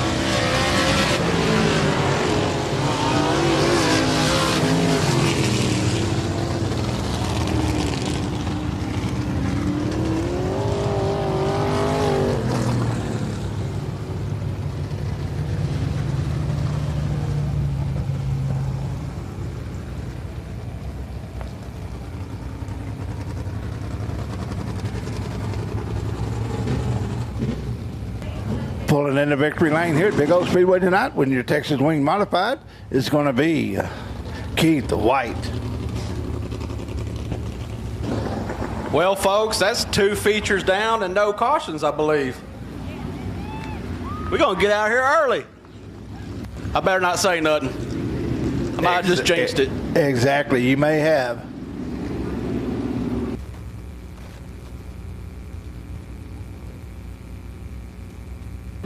Oh, and by the way, if you're looking for hoodies, the pig lady is now sitting on the front row right behind the flag stand. If that's who you need to get with.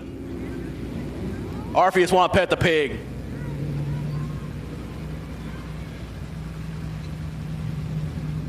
Sorry, my beautiful girlfriend is sitting there on the front row with my 4-legged son.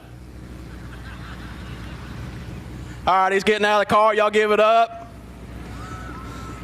Keith White, 2 in a row.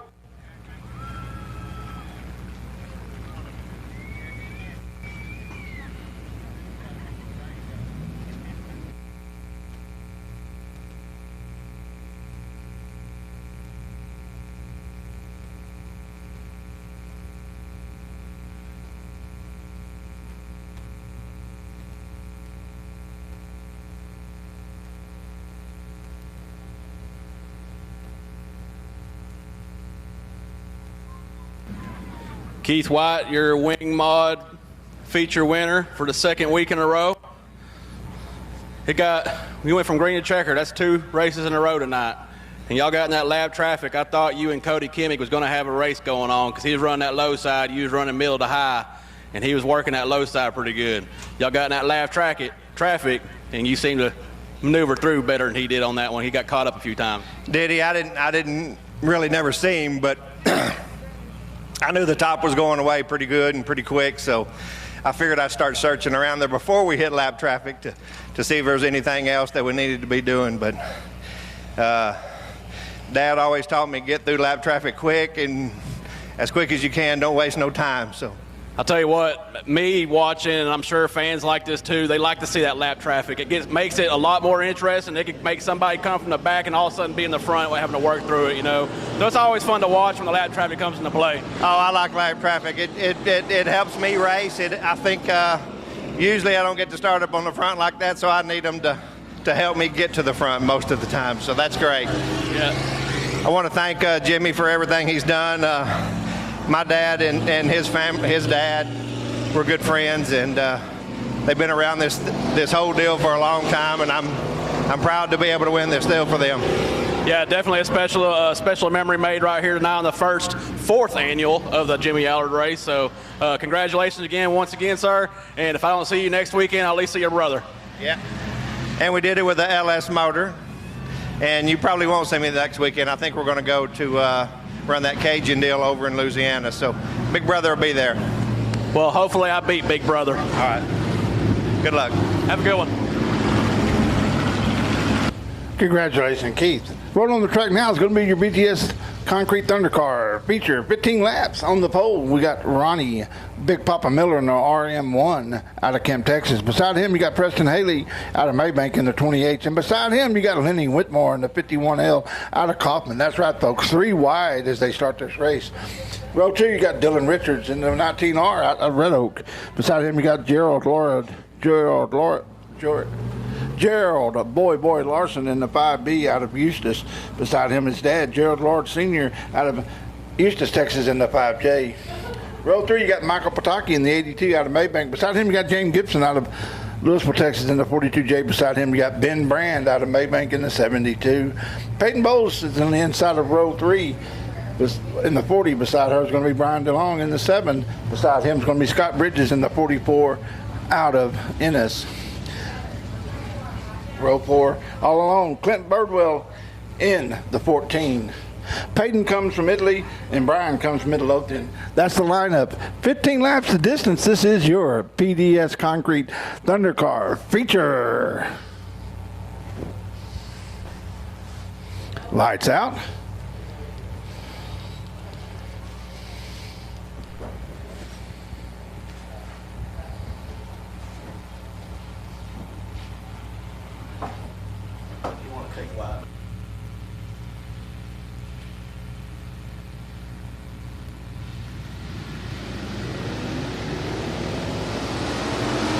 Green flag in the air, green flag. Ronnie leads them into turn 1.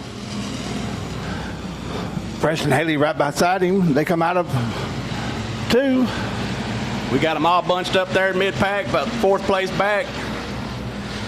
Fighting for position. Ronnie Miller staying up on that high side.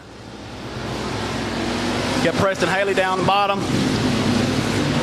And Dylan Richards down the bottom. You got them split. Some running top, some running bottom. Looks like Haley pulled up front a little bit down that back straightaway. Ronnie Miller's trying to come back hard. Oh, Haley loops it down there in the middle of 3 and 4. Ronnie Miller takes the lead back over. And the yellow is out. Tough break for Preston Haley as it looked like he had the lead.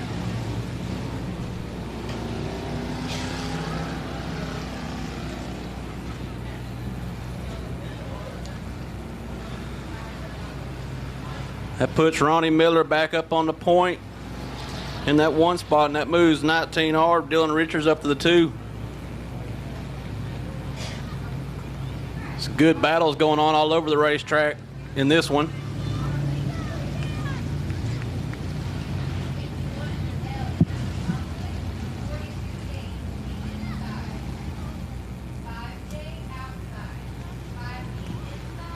Keith White just told us that He felt like the top was going away, so be interesting to see these cars in this race, who runs the top, see if they can make it stick.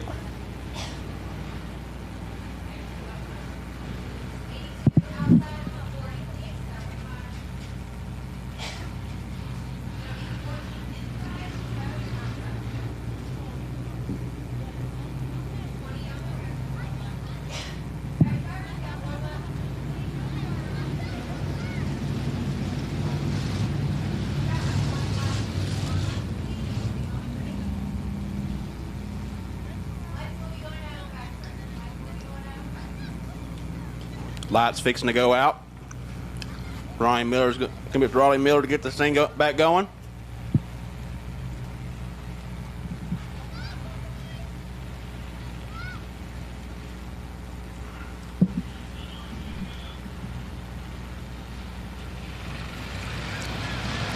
Ronnie Miller mashes his foot to the floorboard and immediately goes up to the top side. 19R, Dylan Richards on the bottom. Ronnie Miller at the flag stand just by a hair.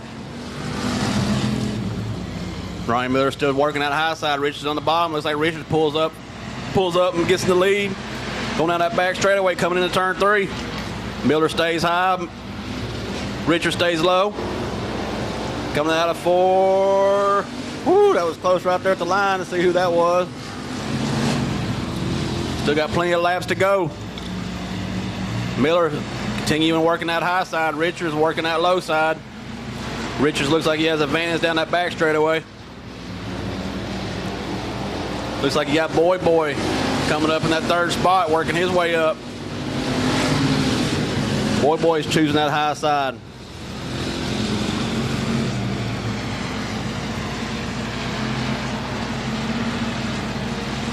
Looks like you got Whitmore and Bowles battling back there for that 4th spot. Now Gerald Singer's in that mix.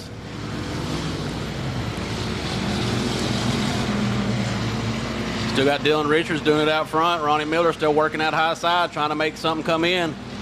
See if he can find any bite coming off. Miller pulls ahead just at the line.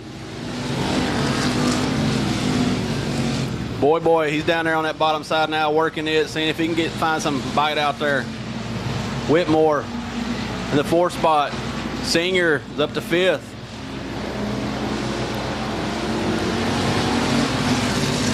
Now it's Richards taking back the lead again. Here comes Boy working that bottom side. Looks like he may get around Miller as well.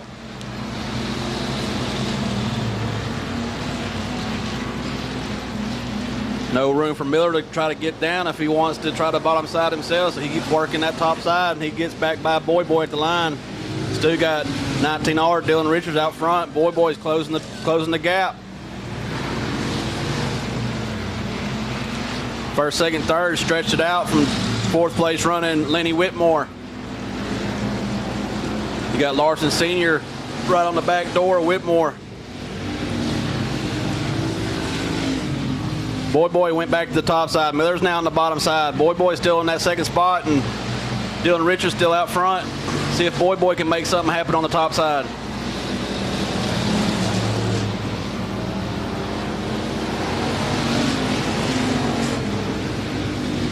Pretty quick, they're going to be catching up in some lap traffic, and that could play a big factor on this battle for the lead right here. Battle for 2nd, really. The 19R, Dylan Richards kind of stretched out a couple car lengths. Boy, he jumps back down to the bottom, cuts off Miller going in 3. Uh-oh, we got the 14 slow coming off the track, blocks the 19R. That puts Gerald Larson Jr. back in front. Boy, doing it out front now. Richards falls back to 2nd. Miller, he's working out high side.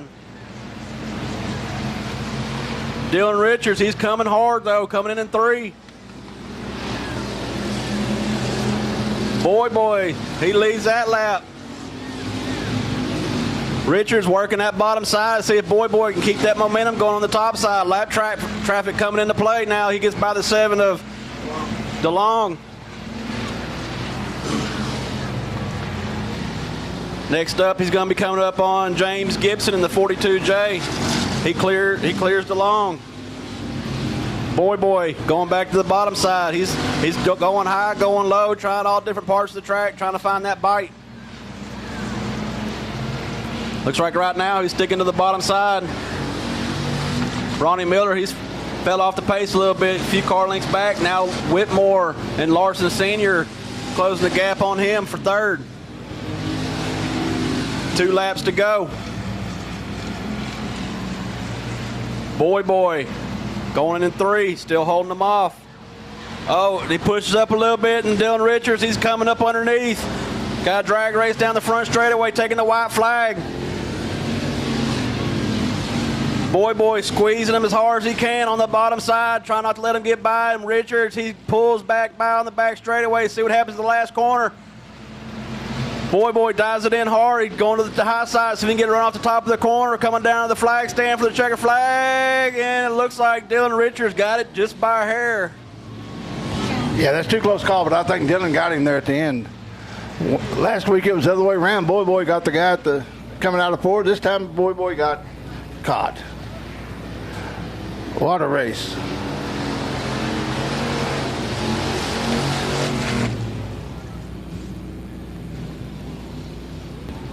'19 was your winner. That's Dylan Richards. 19R. Boy Larson in second.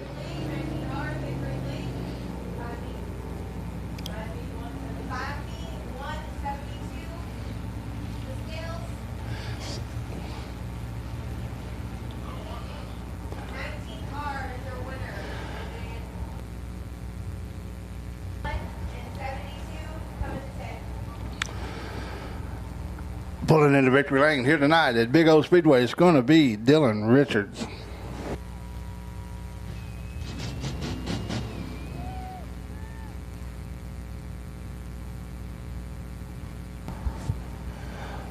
Let's hear it for all of the BTS Thunder cars. Man, what a race. These guys put on a race every week, but this was an outstanding race. Last week was outstanding.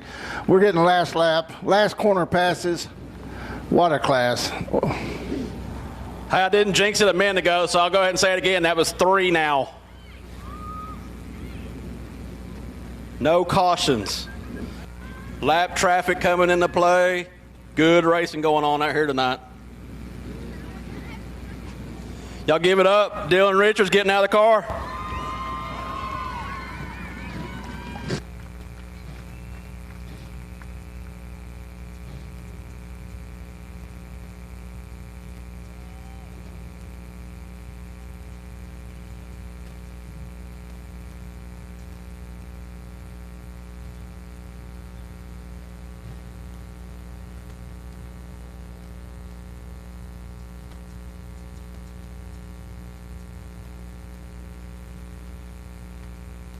We're rolling on the track now. It's going to be Rendell RV USRA Modifieds. All right, we got Dylan Richards here, winner of your Thunder Stocks. That one got pretty interesting there for a little bit. Yeah, that lap car almost got me. Yeah, and then it allowed Boy get around. We thought Boy was going to have it, and then looked like he had a little push or something, allowed you to sneak that nose up underneath. Yeah, it looked like he got a little push, and I was able to get underneath him. I thought we was going to get together down there in 1 and 2, but we was able to stay off of each other. Yeah, he squeezed you down trying to keep it from going by, but hey, man, you held on to it. Good race. The lap cars definitely made a play in that one. Fans, I'm telling you, fans love seeing this lap traffic, man. Makes that person have to think a little bit. Yeah. So, good job, congratulations, and we'll see you next weekend. Yeah. Rolling out now, the Rendell RV USRA Modified feature, 18 laps of distance on the pole. You got the 99. Hey, real quick, Dylan, is there anybody you want to thank? Yeah, I'd like to thank my uncle, USAR, and my dad, who's in the hospital right now. Wish he was here to see this. Well, good deal, man. Congratulations. Okay, on the pole, you got Jeff Needham, the 99. Beside him, you got the 32 of Doug Burns. Inside row 2, the 1H of Richard Brown Jr. Outside him, the 58 of Todd Greniger. Row 3, you got the 17 of Bradley Bracey. Outside him, you got the 2S of Stephen Gaddis. Row 4, you got the 99B of Danny Rogers. The 4S of Michael Slavic. Row 5, you got the 27H of Dylan Glass. Beside him, you got the 39 of David Gonzalez. Row 6, you got the 01J of Brian Powell. Beside him, you got the 7 of Chris Hodge. row 7. The 10 of Kevin Haslip. Outside him, the 5R of Ron Morris. That's the lineup. 15 laps of distance. This is your Rendell RV USRA modified feature. Lineup looks good. Lights go out. We should be racing this time.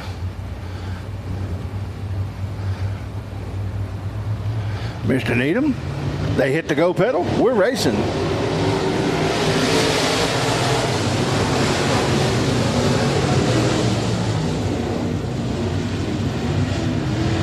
Looks like Jeff took it back coming on the inside. Here comes Richard Brown on the inside of him.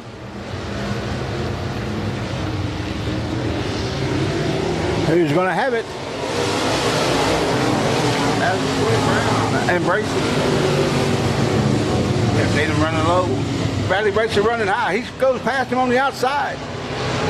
Needham goes on the inside. We got 2 wide into 3.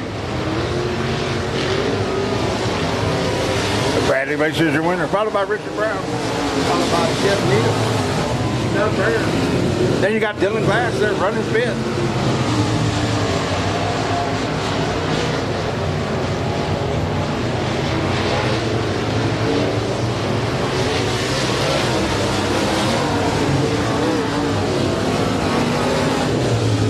Up a little high. He's able to hang on to it, going down the back straightaway, picking up a little momentum. Richard Brown running 2nd. Jeff Needham on the low side, running 3rd. Todd Greniger running high, got 4th. Dylan Glass in 5th, running low. Rogers running 6th, running low. Needham gets a good bite. He races Todd Greniger into 3. They come out of 4 for run with Todd Greniger. Bradley Bracey is your leader in that 17, followed by the 1H of Richard Brown Jr., followed by the 58 of Todd Greniger, the 99 of Jeff Needham, the 27H of Dylan Glass. Rogers is Danny Rogers. And then you got the 32 of Doug. Got some lap traffic being involved now. Are they going to be able to clear it? Halfway this time by. 7 down, 8 to go. Here in your modified feature.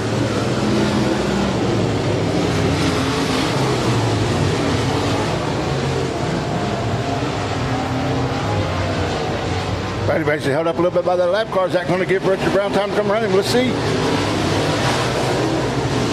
They were neck and neck at the flagman. Bradley Bracey running that low side. Brown running the high side. Now he's got lap traffic. He laps down the side of him, goes on the inside. Decides to keep it high. Bradley Bracey is your leader.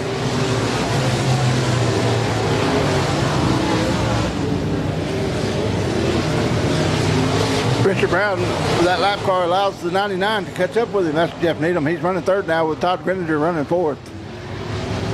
Dylan Glass is running 5th as the 4 goes around. Goes into the infield.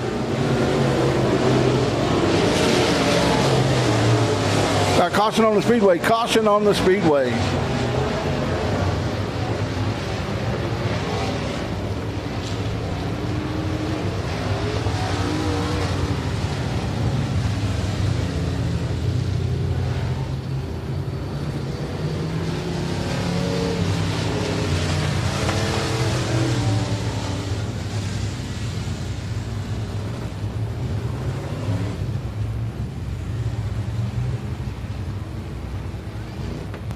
We have 10 laps down. Your leader is going to be Bradley Bracey.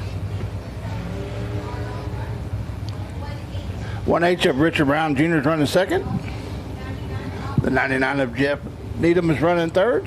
The 58 of Todd Greniger is running 4th. The 27H of Dylan Glass is running 5th.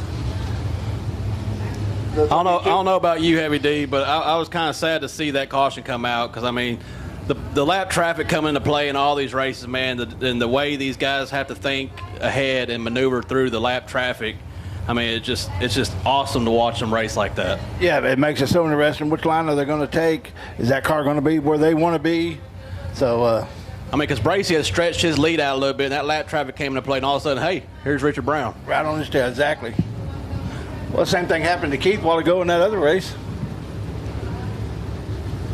And we definitely saw it take effect in the Thunder cars. I think the lap traffic helped Keith a little bit ago in that last race because Corey was right there up to him. Right. And then that lap traffic came into play, and Keith made better decisions getting through. Or they were racing where he wasn't. That's right. Lineup looks good. Lights go out. Next time by, we'll be racing. He hits the go pedal. Bradley Bracey, that's your leader.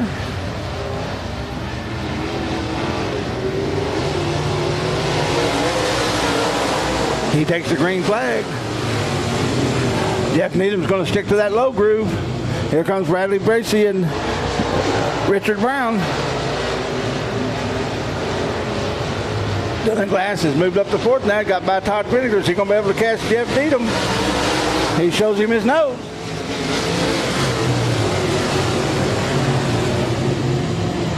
He lets him know he's there. Bradley Bracey starting to stretch out a little bit. Coming around to finish lap 12. That's Bradley Bracey.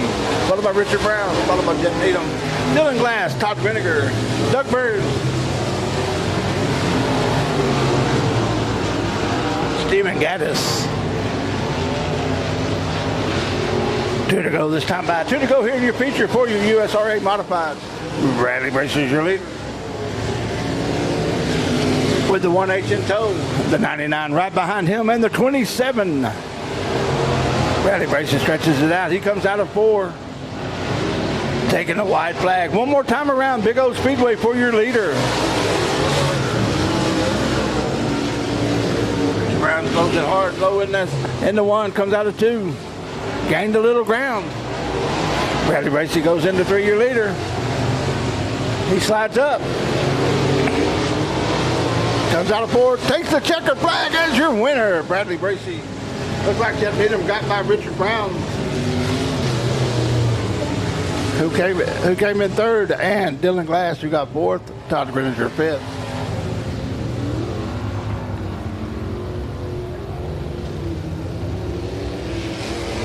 Pulling into victory lane. Then the 17 is going to be Bradley Bracey.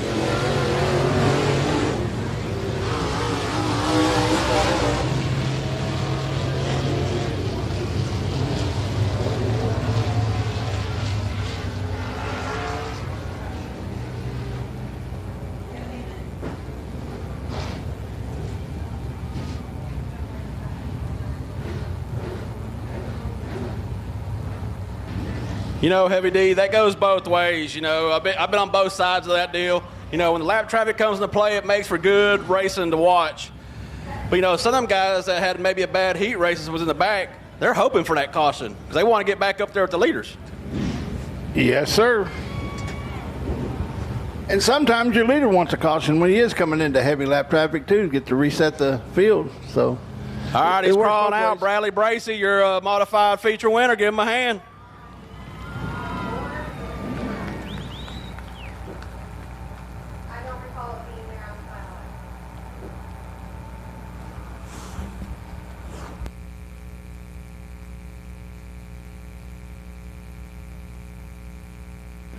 Coming on the track next is going to be your Ruston Cattle Company USRA factory stocks. All right, Bradley. Y'all went a good little ways. I think it was 10 laps, no cautions, and that lap traffic came into play. Now tell me, I know me as a racer, it kind of gets a little funner when you get in that lap traffic. That's right, it does. You know, you just got to be patient and get through it. We've been struggling. I mean, that's my first time to ever win a race, so I'm happy. First time to win a race, and what a race it is to win. Yes, sir, and I appreciate everybody.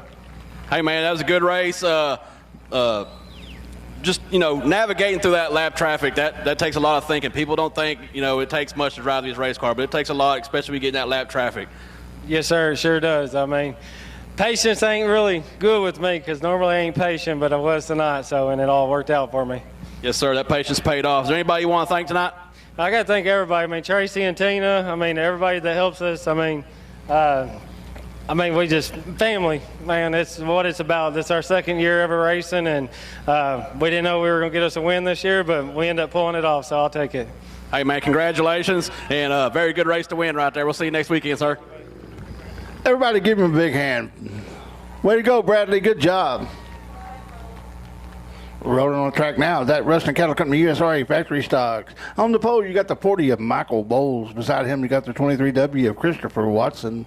Row 2, you got Kenneth Pork Chop Chamberlain in the 70. Beside him, you got the 45 of Michael Marisak. Row 3, you got the 10 of Nate Dixon. Beside him, you got the 111M of Mike Massey. Row 4, the 07 of Royce Jones. Beside him, the 77D of Michael Dodd.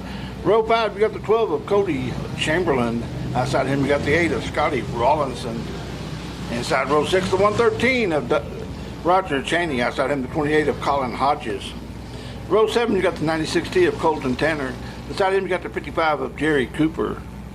Row 8, you got the 10W of Josh Williams. That's the lineup. 15 laps of distance. This is your Ruston Cattle Company USRA factory stock feature.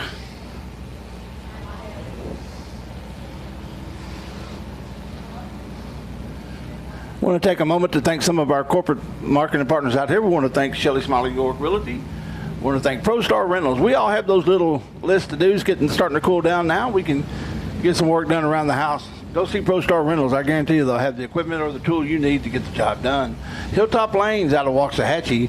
Hey, coming in the winter, it's a good winter sport is bowling. I want to thank Ruston Cattle Company. Rendell RV out of Rice. You know your roof is the most abused part of your travel trailer. Tell them over at Rendell RV in Rice that you heard about them out at Big Old Speedway, and they'll check that roof out for you for free. Also, if you're looking for a good, used, or new RV, some supplies or some parts, go see Rendell RV in Rice. I want to thank Pepsi, Smiley's Racing Equipment. You're not going to find very many cars out on this track or any track in the DFW area, or actually nationwide, that doesn't have some racing equipment from Smiley's Racing. I want to thank Hoosier Tires of Southwest, Aggressive Wraps. I want to thank Moonman Motorsports, Guest Tire, BTS Concrete, B&B Concrete, Ludicrous Racing. They sponsor our 305 Wing Sprint cars. Hampton Inns and Suites of of Ennis. Also want to thank Guest Tire, Have Tractor Will Travel, Lights Out. Hey, I was late today, so I don't really know what happened with these heat races, but that 96T of Colton Tanner is pretty back in that field. Keep an eye on him. I'm sure he's going to be charging to the front. Yeah, he got, looks like Cody Chamberlain got a heck of a jump there. Pork Chop along with him. He comes out of the leader right now, but Michael Bowles says, I've got something to say. They go into 4. Pork Chop leads them down the front straightaway. Then we got Michael Bowles, Christopher Watson, Cody Chamberlain, Nate Dixon.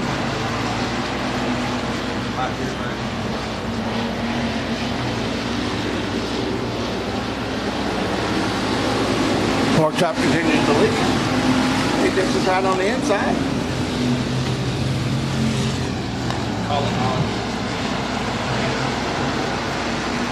We got Hodges and Tanner. They're coming on through the field.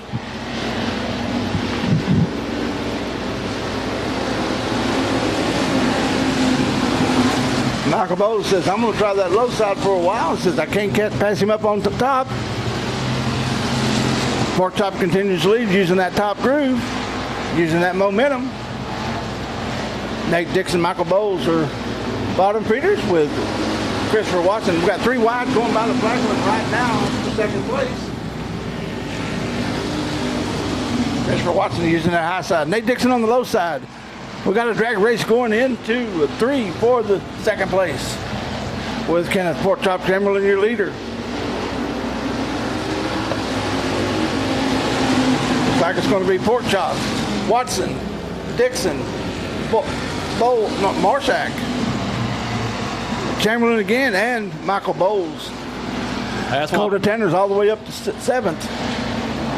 Just want to point out that Colin Hodges and Colton Tanner and the 96T, they started deep in this field, and they're up there towards the front already. Yeah, Hodges always runs good. So does Tanner. See, Colin Hodges, he's starting at 12th spot, and he's already up to fifth, sixth spot right there. Halfway this time by, halfway.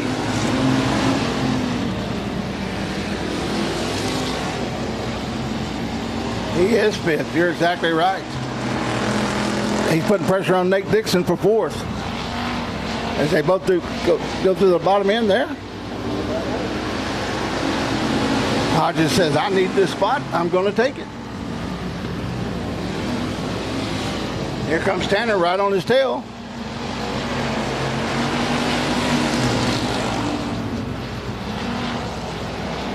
See if Nate Dixon can return the favor as they come out of 4 with Pork Chop still your leader. Next time by should be 5 to go. 5 to go next time by. We got 7 cars racing for 2 positions at this time.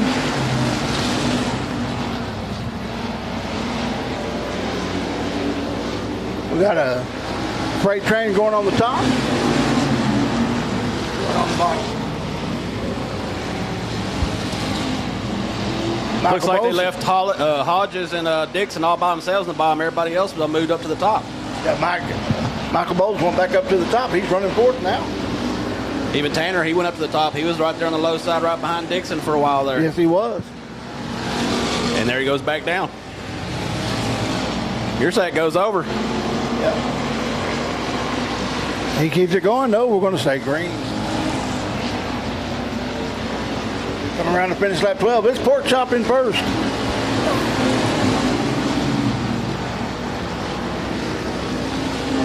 Christopher Watson is running second. With Colin Hodges running third. Michael Bowles and Nate Dixon trying for fourth and fifth, fighting for it.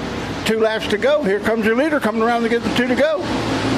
Is it going to be Pork Chop or is it going to be Watson? Could it be Hodges? Could it be Dixon? We're going to see. Looks like Cody Chamberlain pulled to the infield. Coming around now to take the white flag. That's going to be your leader. That's Pork Chop Chamberlain.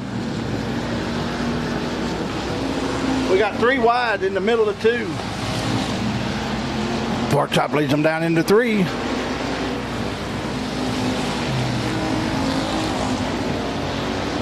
Here he comes out of 4, taking the chicken flag as the winner. Pork Chop Chamberlain, followed by Christopher Watson, Colin Hodges, either Nate Dixon or Michael Bowles, I'm not sure. What another great race.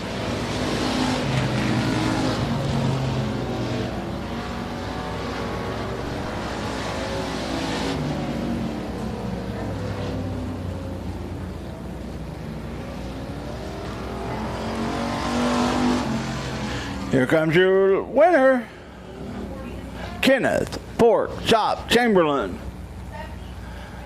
Alan was telling me he's got a history with the Chamberlain, with Pork Chop. They used to race together in street stocks. Was that another caution-free race? Yes, it was. Track must be right tonight. Yes, sir.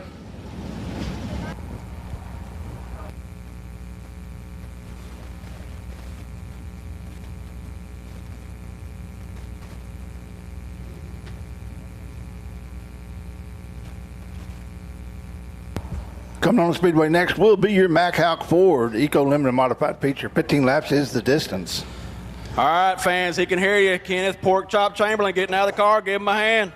Can't stop the chop. Whoa, Pork Chop, you got some fans up there, I think.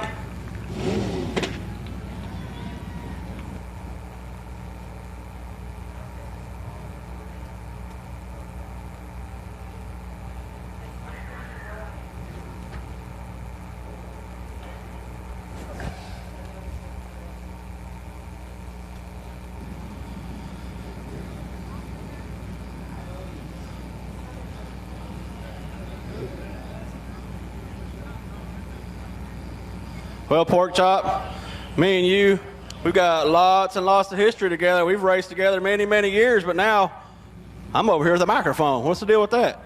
Well, that's your fault. Hey, my race is next weekend, though. 600 laps. You going to be there? I'll come ride with you. Hey, you can put this car in it right there, man. Nah, I done that once. Hey, man, y'all had about 6-7 car battle going on. You kind of was out on point a little bit, but behind you, man, there was a battle going on, and they closed the gap on you a little bit, and then you get away, and they come back. Track seems like it was in good shape tonight. This track is always good shape.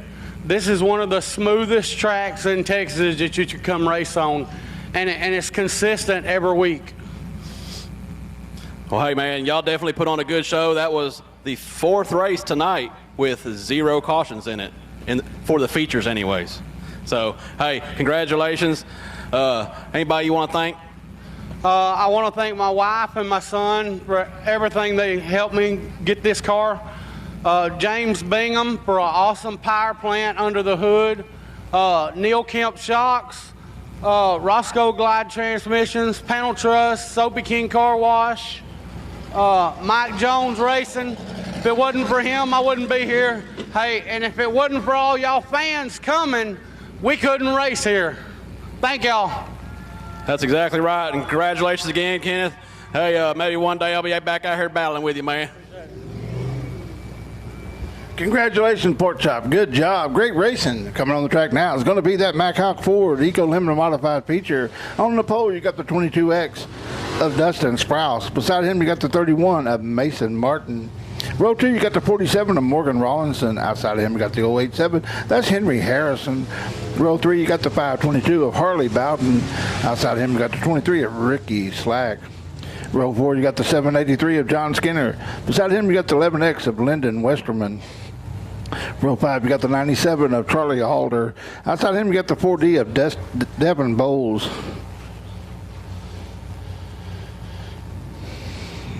Inside row 6, you got the 6B, that's Bobby Morpus. Outside him, you got the 13-year-old, the number 9, Lane Skinner. Row 7, you got the 27 of Chris Smith. Outside him, you got the 14 of James Riddle.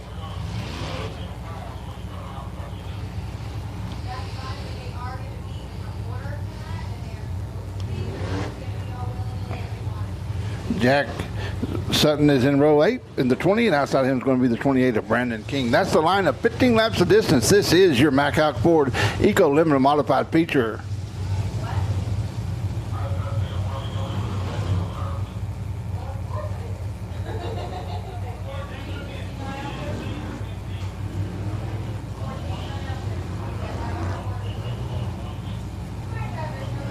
Looks like James Riddle wasn't able to take care of his problem. I don't see him on the track. I don't think he made the call.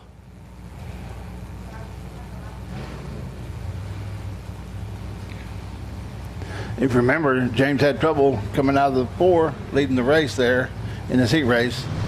Green flag in the air. We're racing.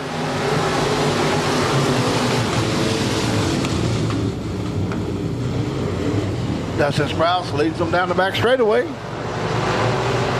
Here comes Mason Martin. Henry Harrison on the inside. Caution on the speedway. We got one turn around. That's the 27.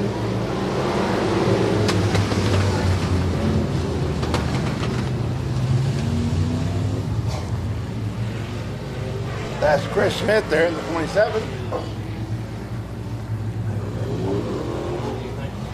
Yeah, water.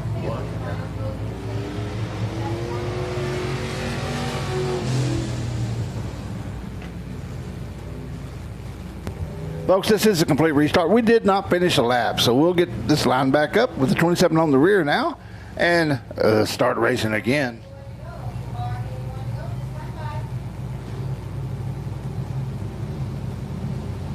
With the flagman showing the 1 to go.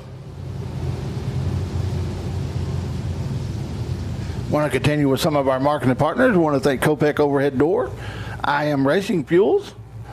That's the Sunoco supplier of racing fuels here at the track. Want to thank Shane Metal and Fabrication, Johnson Construction, and Thompson Construction. Also, Mack Hawk Ford. They're the ones that are the corporate sponsor for this class here. Lights out. We should be racing this time by. Hey, race fans, we're getting here towards the end of the night. Come over here and grab you a beer before the last call. Come get you something at the concession stand, get you something to eat before you leave. Still got plenty of beer left over here, it looks like.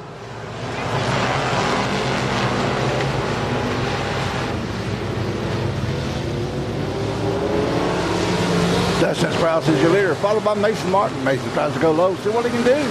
As Sprouse runs the high side. Martin has a slight advantage, but it looks like Sprouse is going to be able to use that momentum to carry him into 3, with Morgan Rollison running 3rd.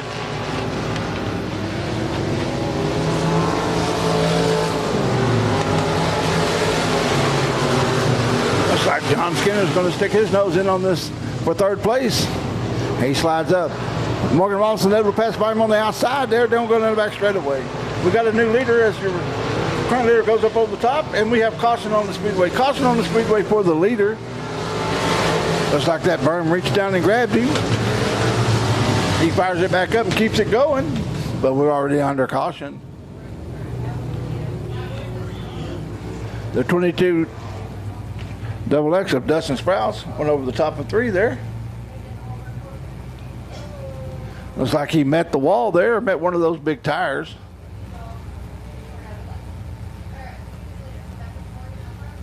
Morgan Rollison is now going to be your leader as we have 2 laps down, 13 to go.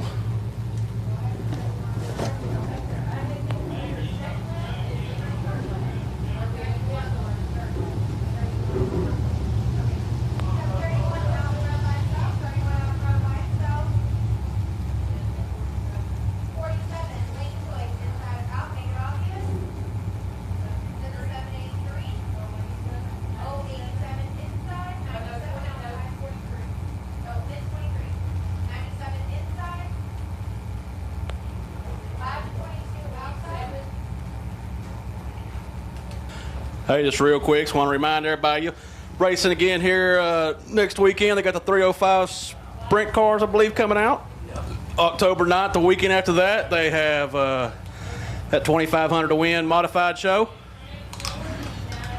And let's not forget, what is it? Late November, gonna be some UTV races going on out here. And from what I've heard, Jim Moon's already had some big name UTV racers and trucks out here trying out the track, and so it's ought to be a really interesting deal he's got going on. That's the rumor. Yeah, they've been out here practicing. Once again, we want to thank everyone that's joining us on Race on Texas. Go ahead and go over there and get you a subscription, to Speed Pass, and you can watch tonight's. It's also not only going out live, but it'll also be archived and you can watch it next week on demand. That's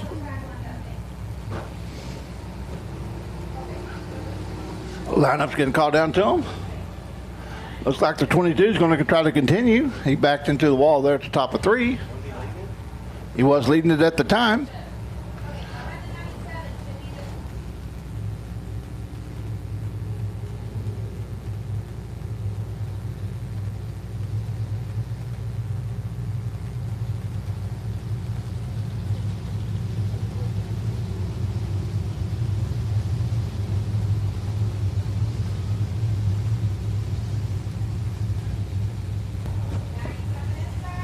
Lineup's being called down to him. We'll get them lined up and get ready to go back racing.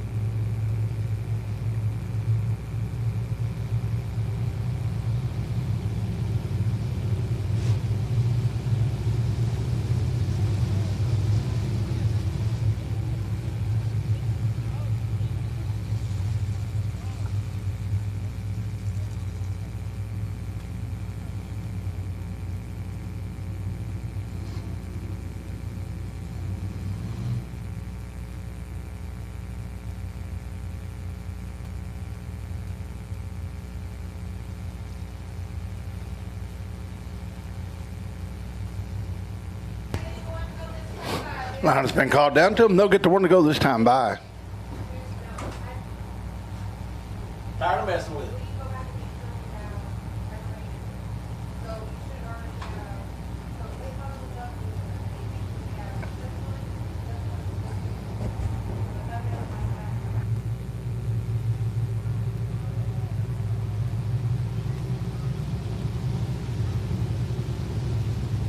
Well, that's Martin leads them down. Mason Martin leads them down the front straightaway. Lineup looks good. The light should go out on the back straightaway. Then it's up to Mr. Martin whenever he's ready to go racing. But if he makes any move as if he's attempting to go racing, the race is on. He hits the go pedal, we're racing. John Skinner jumps to the inside. We got 3 wide, coming out of 4 with Ricky Slack in the middle.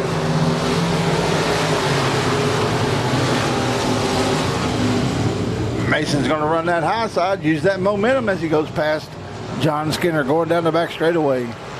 John continues to use the low line, trying to take the short way around.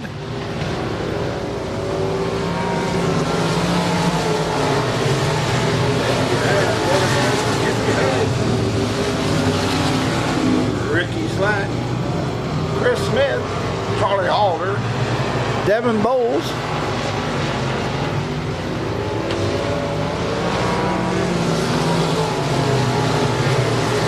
then you have the 6 of Bobby Morpheus at 522.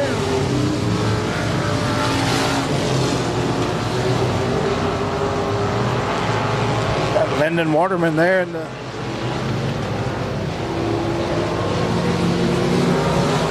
Mason Martin continues to show the way.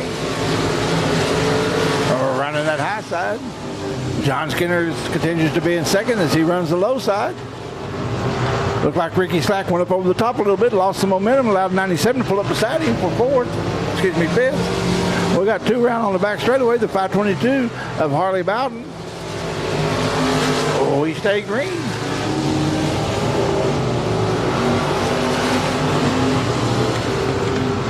Halfway, this time by halfway. Harley Bowden pulls back on the Speedway.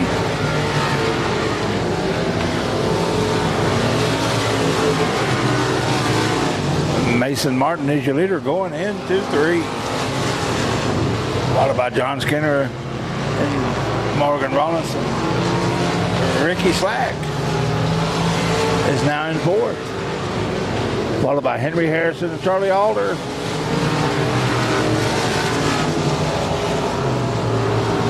We got 4 wide coming out of 2, excuse me. Here goes by.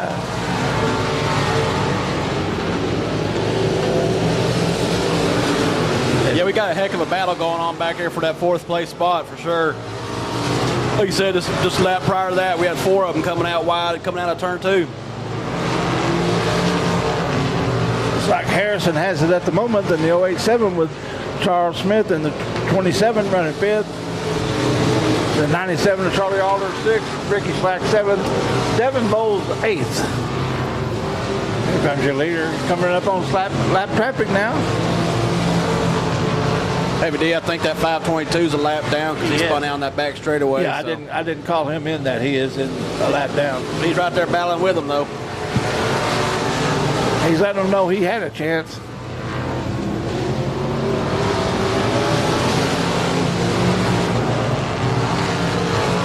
Your leader goes into 1 behind some slower cars. Let's see if he can maneuver through it as they start rubbing and racing there. He jumps to the inside, shoots past them. See if that low line slows him down any, because he's been running high the whole time with 2 to go. This time by 2 to go.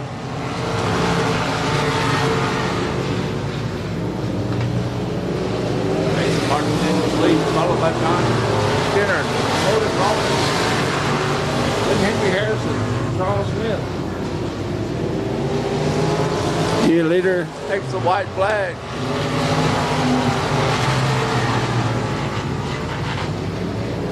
Your leader going down the back straightaway.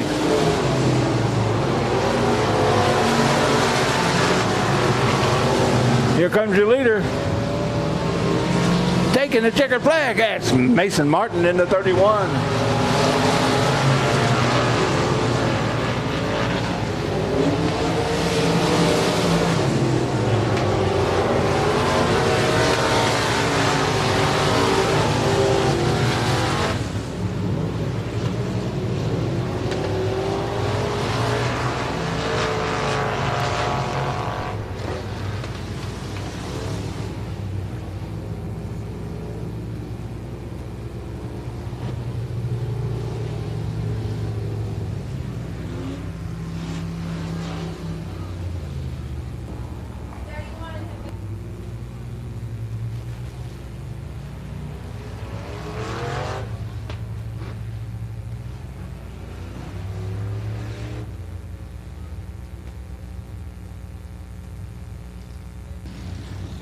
All right, fans, let them hear you.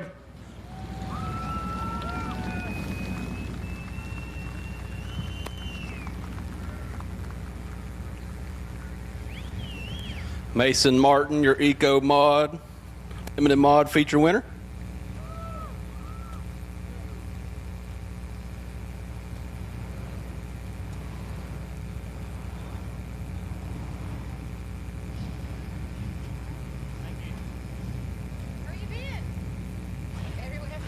Football. All right, Mason. Tell me about it. How was the track out there? What'd you think about it? Track was 2 lanes. It was pretty good for tonight. I mean, it was a pretty good racetrack for me. So. Yeah, a couple cautions early on. Then y'all went, green for most of the rest of the way there. But, I noticed you were on the top. Skinner was on the bottom. And then I think you saw him down here in 1 and 2 every time. And then you said, hey, I'm going to try that bottom. She only did it once. Yeah. I had to block him to slow him down a little bit, or he would have run around me, so I had to block him. Well, he wound up moving up to the top side, too, and you wound up stretching that lead out and got you a win. Yes, sir. Who do you want to thank? My dad, Michael Martin, my grandpa, Jimmy Martin, Ryan Miller, Johnny Ashton, and that's about it. All right, man. Congratulations. Thank you.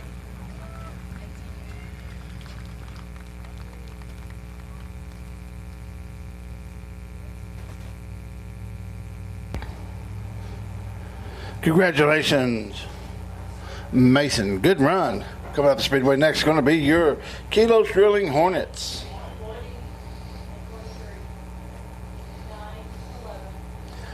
Looks like it's going to be the 13 of Blake McHenry on the pole. Beside him is going to be the 11.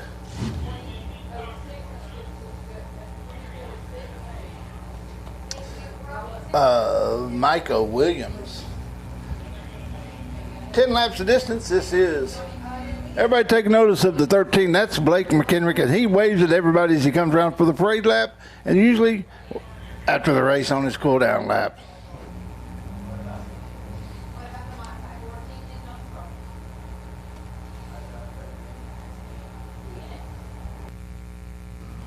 Well, we all know now from the interview intermission where the kid is at. She's broke.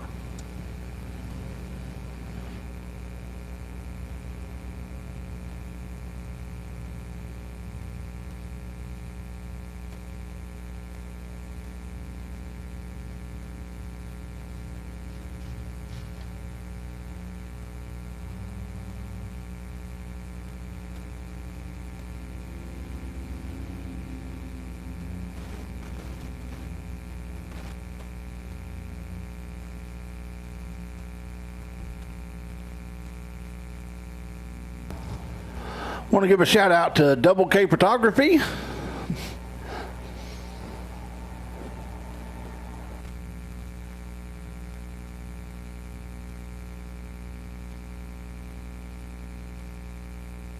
Lights out. They should be racing this time by.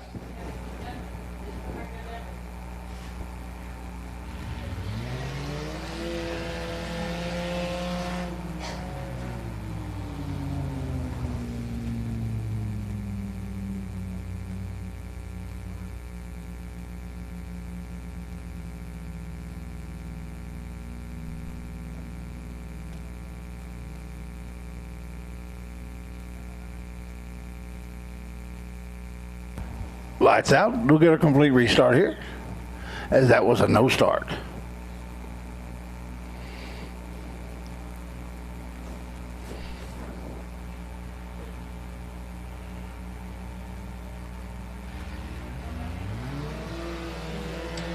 They hit the go pedal. We're racing. Looks like Michael Williams led him into one. They drag race down the back straightaway.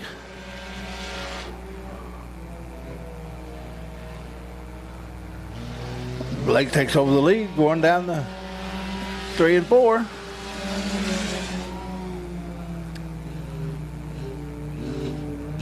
Blake's up on that high side. Michael running in the middle of the track.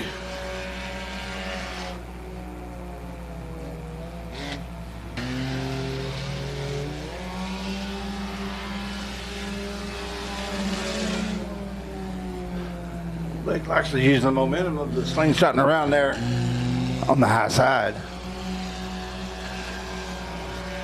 Michael's staying with him though.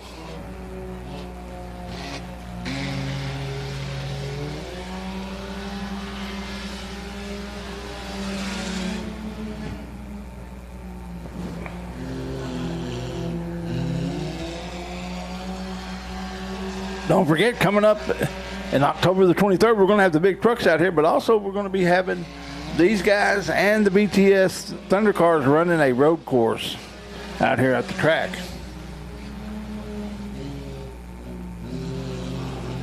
Blake starts to stretch out his lead now.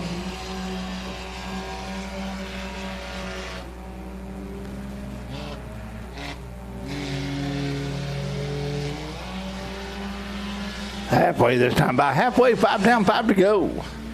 Folks, don't forget, coming up next is going to be that figure 8 feature, 20 laps.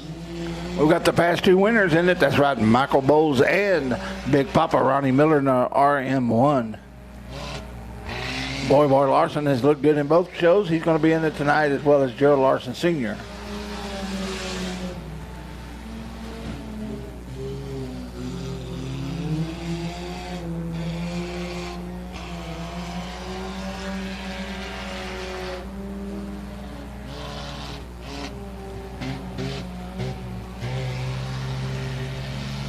Here comes your leader. Finishing lap 7. We're also going to have Michael Pataki, Jim Moon in the 34, and Devin Bowles in the 4D.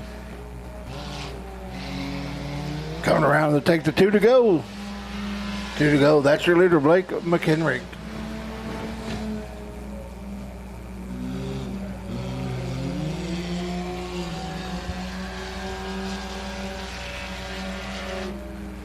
Blake goes into 3.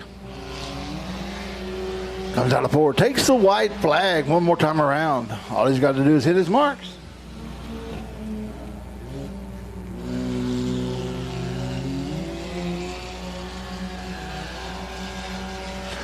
Going into 4, the leader. Coming out the winner, Blake McHenry.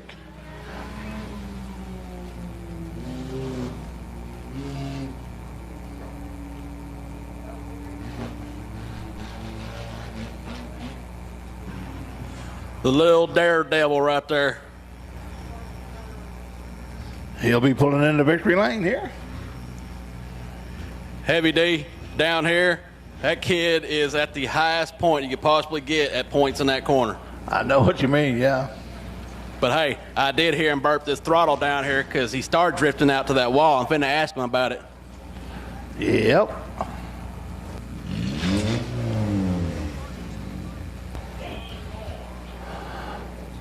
Want to thank Double K Photography again for their pictures tonight. Thank you, Kaylee. You can follow her on her Facebook page. She posts the winners every week with the victory lane photos. You can All right, also order fans, those let them hear it. Blake McHenry, your Hornet feature winner.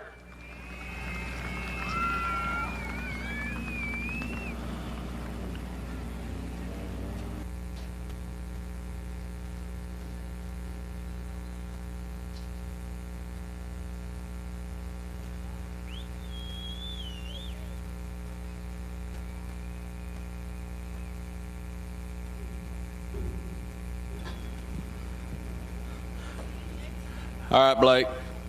I've been here 3 weekends now, and I've been talking to you for 3 weekends now. Let these fans know how old you are. 12.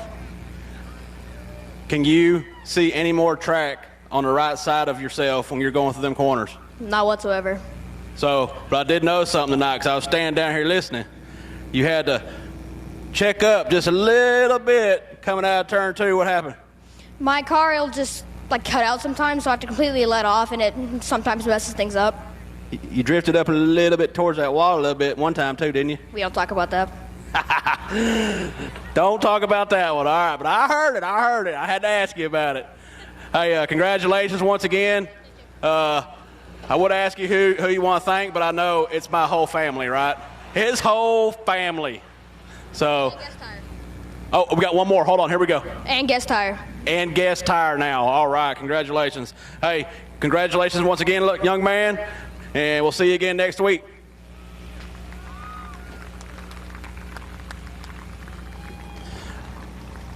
Let's give him a big hand there for Blake McHenry. Heavy D. Yo. Is it figure 8 time? It is time for figure 8 racing here at Big Old Speedway. 20 laps tonight, folks. Like I said, we got the past 2 winners in it. We've got Michael Bowles, last week's winner. We've got Ronnie Big Papa Miller in the RM1, the first night's winner. We got Boy Larson, who showed good in every one of them, and his dad, Gerald Larson Sr., as well. We got Jim Moon running in it in the 34. We got the 4D of Michael Bowles and the 82 of Michael Pataki. Okay, fans, when they come out on the track, let's get up on our feet. Let them know we appreciate the figure 8 racers. Because it is time. Heavy D, all these fans didn't take my advice because this doesn't look like everybody that was here. Sorry about that.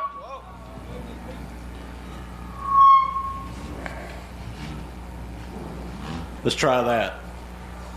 Anyways, it looks like we lost a lot of fans. I guess they didn't want to see the awesome figure 8 race. Well, they don't know what they're missing. They sure don't. Because I tell you right, you may have paid for that whole seat, but you're only going to want the edge of it when this race starts. And now you got Jim Moon involved in it too. This ought to be getting real interesting.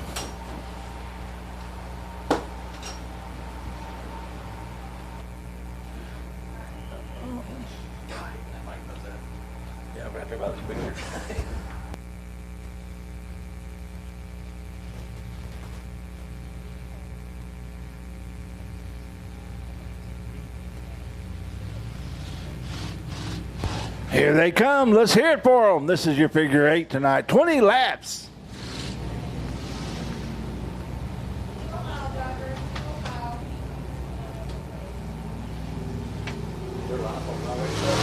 Yeah. Michael Pataki in 82's on the pole. Outside of him is going to be the 5B of Boy Larson. Row 2, you got the 5J of Gerald Larson Sr. Outside of him, you got the RM1 of Ronnie Miller. Row 3, you got the 40 of Michael Bowles. Outside of him, you got the 34 of Jim Moon. Looks like we got the 23 of Christopher Watson again, and the 4D, one of our little Eco Limited modifieds. That's Devin Bowles. Are we a little bit less cars than we were the last time? Last 2 times, yeah, it's come down a little bit. But we do have a Eco mod involved in it this time, it looks like. Yes, we do.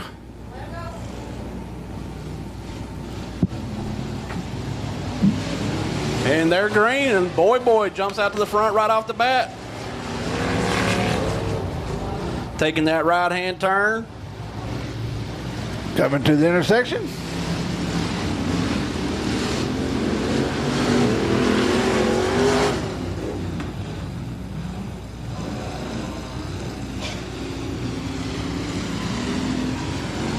Boy is the leader, followed by Michael Pataki. Here comes Ronnie Miller on the inside, trying to take second place right now, and he does. Michael Bowles is falling right behind, too. He's coming up on the inside of that A2. Oh, and they get together, and Chris Watson gets in the back of Bowles.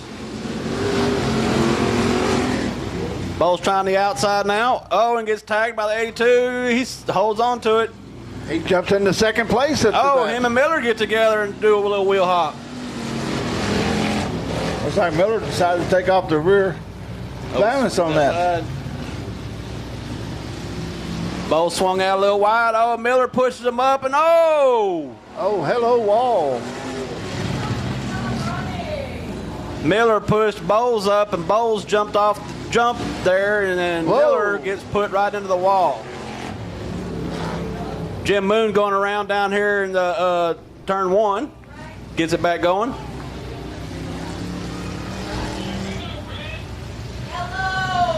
And the yellow flag is out. For Ronnie Miller. I didn't know there was yellow flags in figure 8 racing. Oh, yeah. That was like enduros, you know, just no yellow.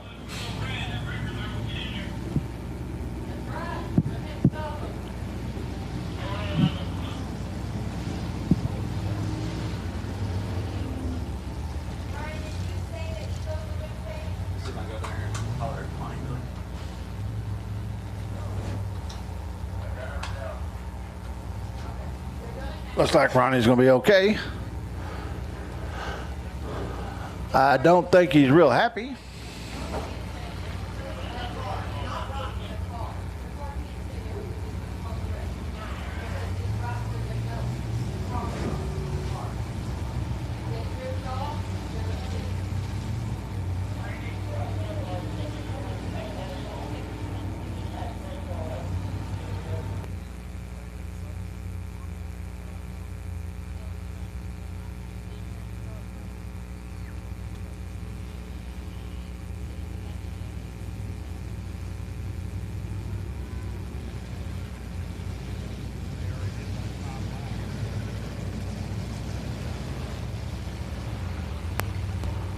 We're going to get the R1M out of the way there.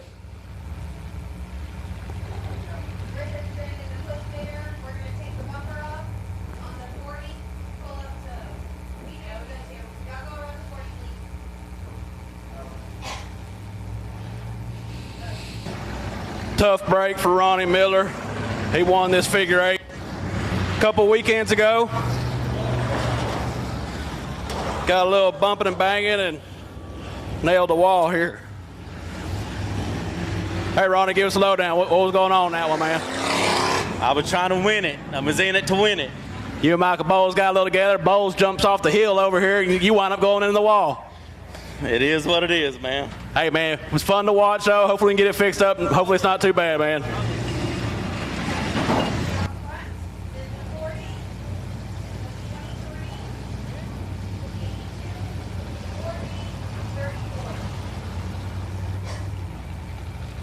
Linus being called down to him.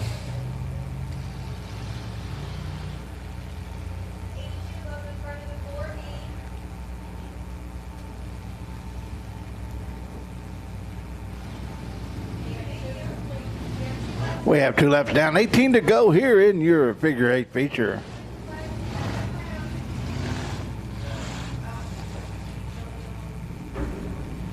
Looks like Jim Moon stopped over there.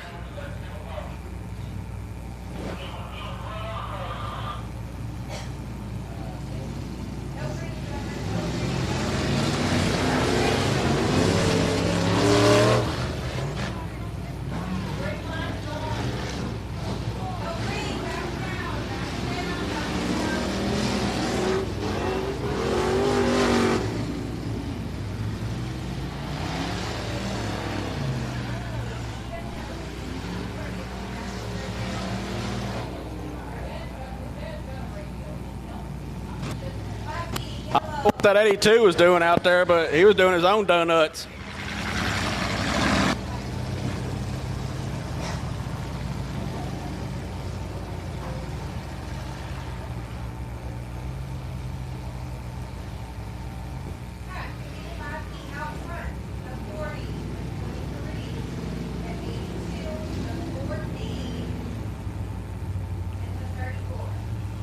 Linus get a call down to him. We'll get them lined up and go back racing.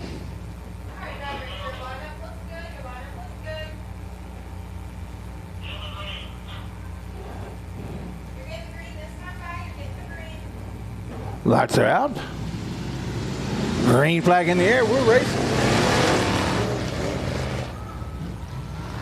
Boy Larson leads them out of 2 with Michael Bowles right on his tail. Christopher Watson and Devin Bowles as the 82 goes around again.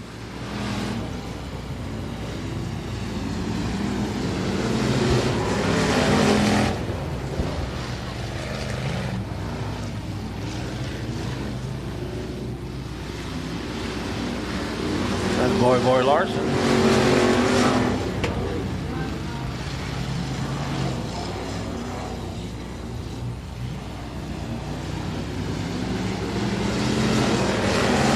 Comes Michael Bowles, letting Boy know he's there. Christopher Watson on the inside of Michael Bowles.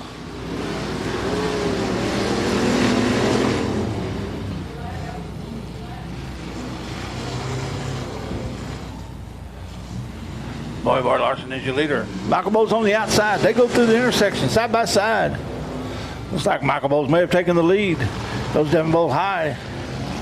He swings around. It's going to be Michael Bowles. Or is it Boy?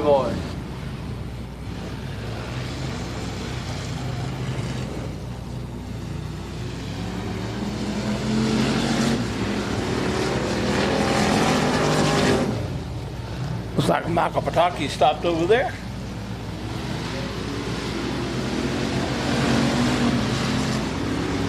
Michael Bowles is your leader.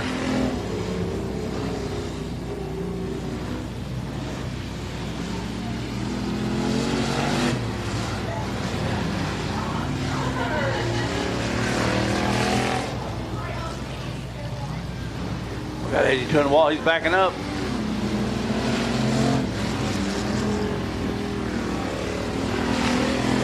They come through the intersection. Here comes Michael Bowles, your leader. As Boy goes around, he saves it. He comes back and stays in second. But this might allow Christopher Watson to pass him, as it does. They're racing hard through the intersection. Christopher Watson cuts him up on the inside.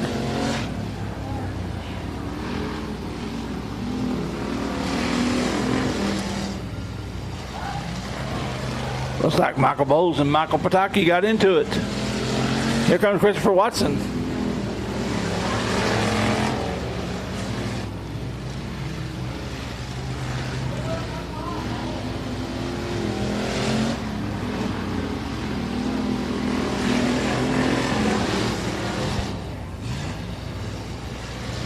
We have 10 laps down, 10 to go, halfway.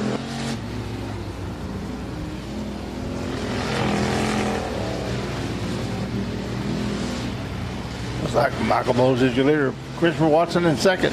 Boy Larson in third.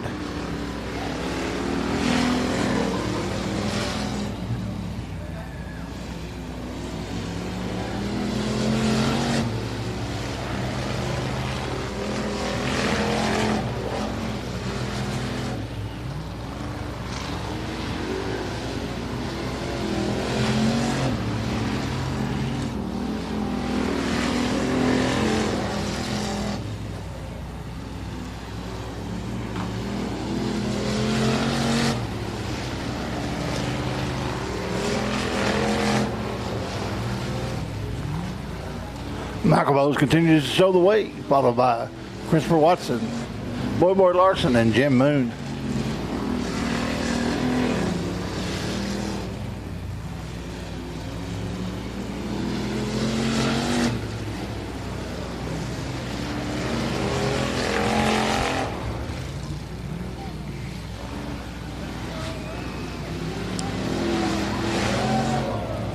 Wow, that was close, folks. Let's see what happens now.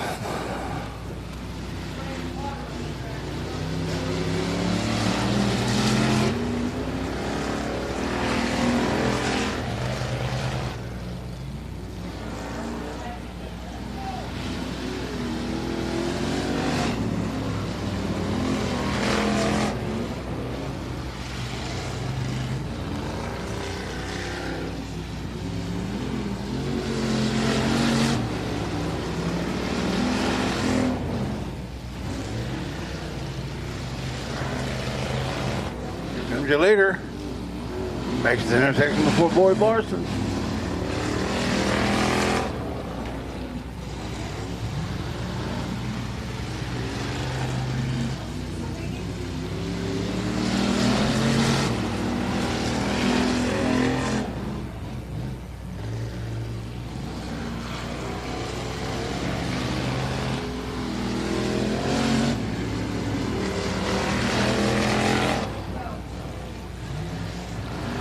Somebody should get 2 to go.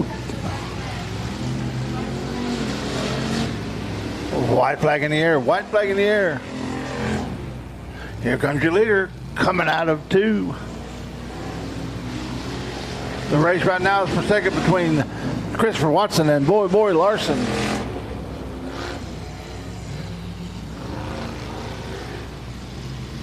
Is Christopher going to be able to do the last lap? As Boy goes over the hump.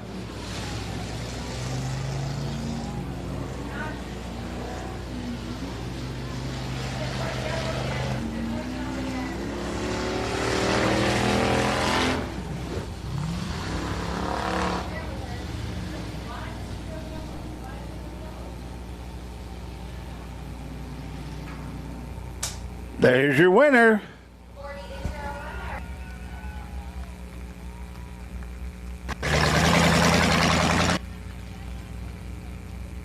Once again, I want to thank all of you that followed us on Race on Texas tonight.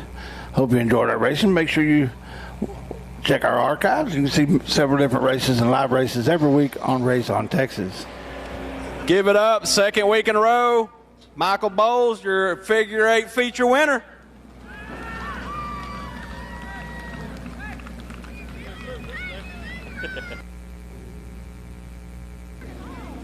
I think this one was a little bit rougher than them first 2, Heavy D. Most definitely. They tried to, I thought someone was going to try to ramp off of that jump on the back there. They sure tried, and then they realized where they was at and came on off. Hey, I like it when I see them flying off that hill over there, though.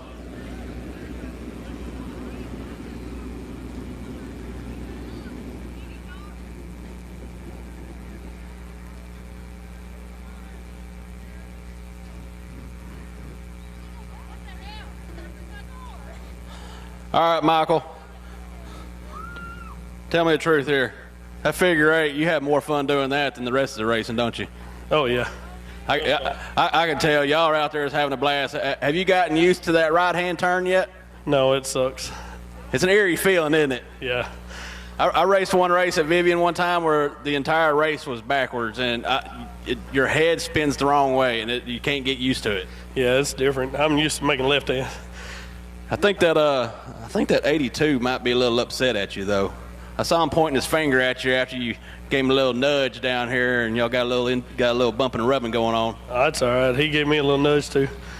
I think everybody gave everybody a nudge out there at some point. Oh, yeah. And I think at least half of y'all jumped off the hill over here. I know I did. Hey, congratulations. Anybody you want to thank? Man, just family and friends.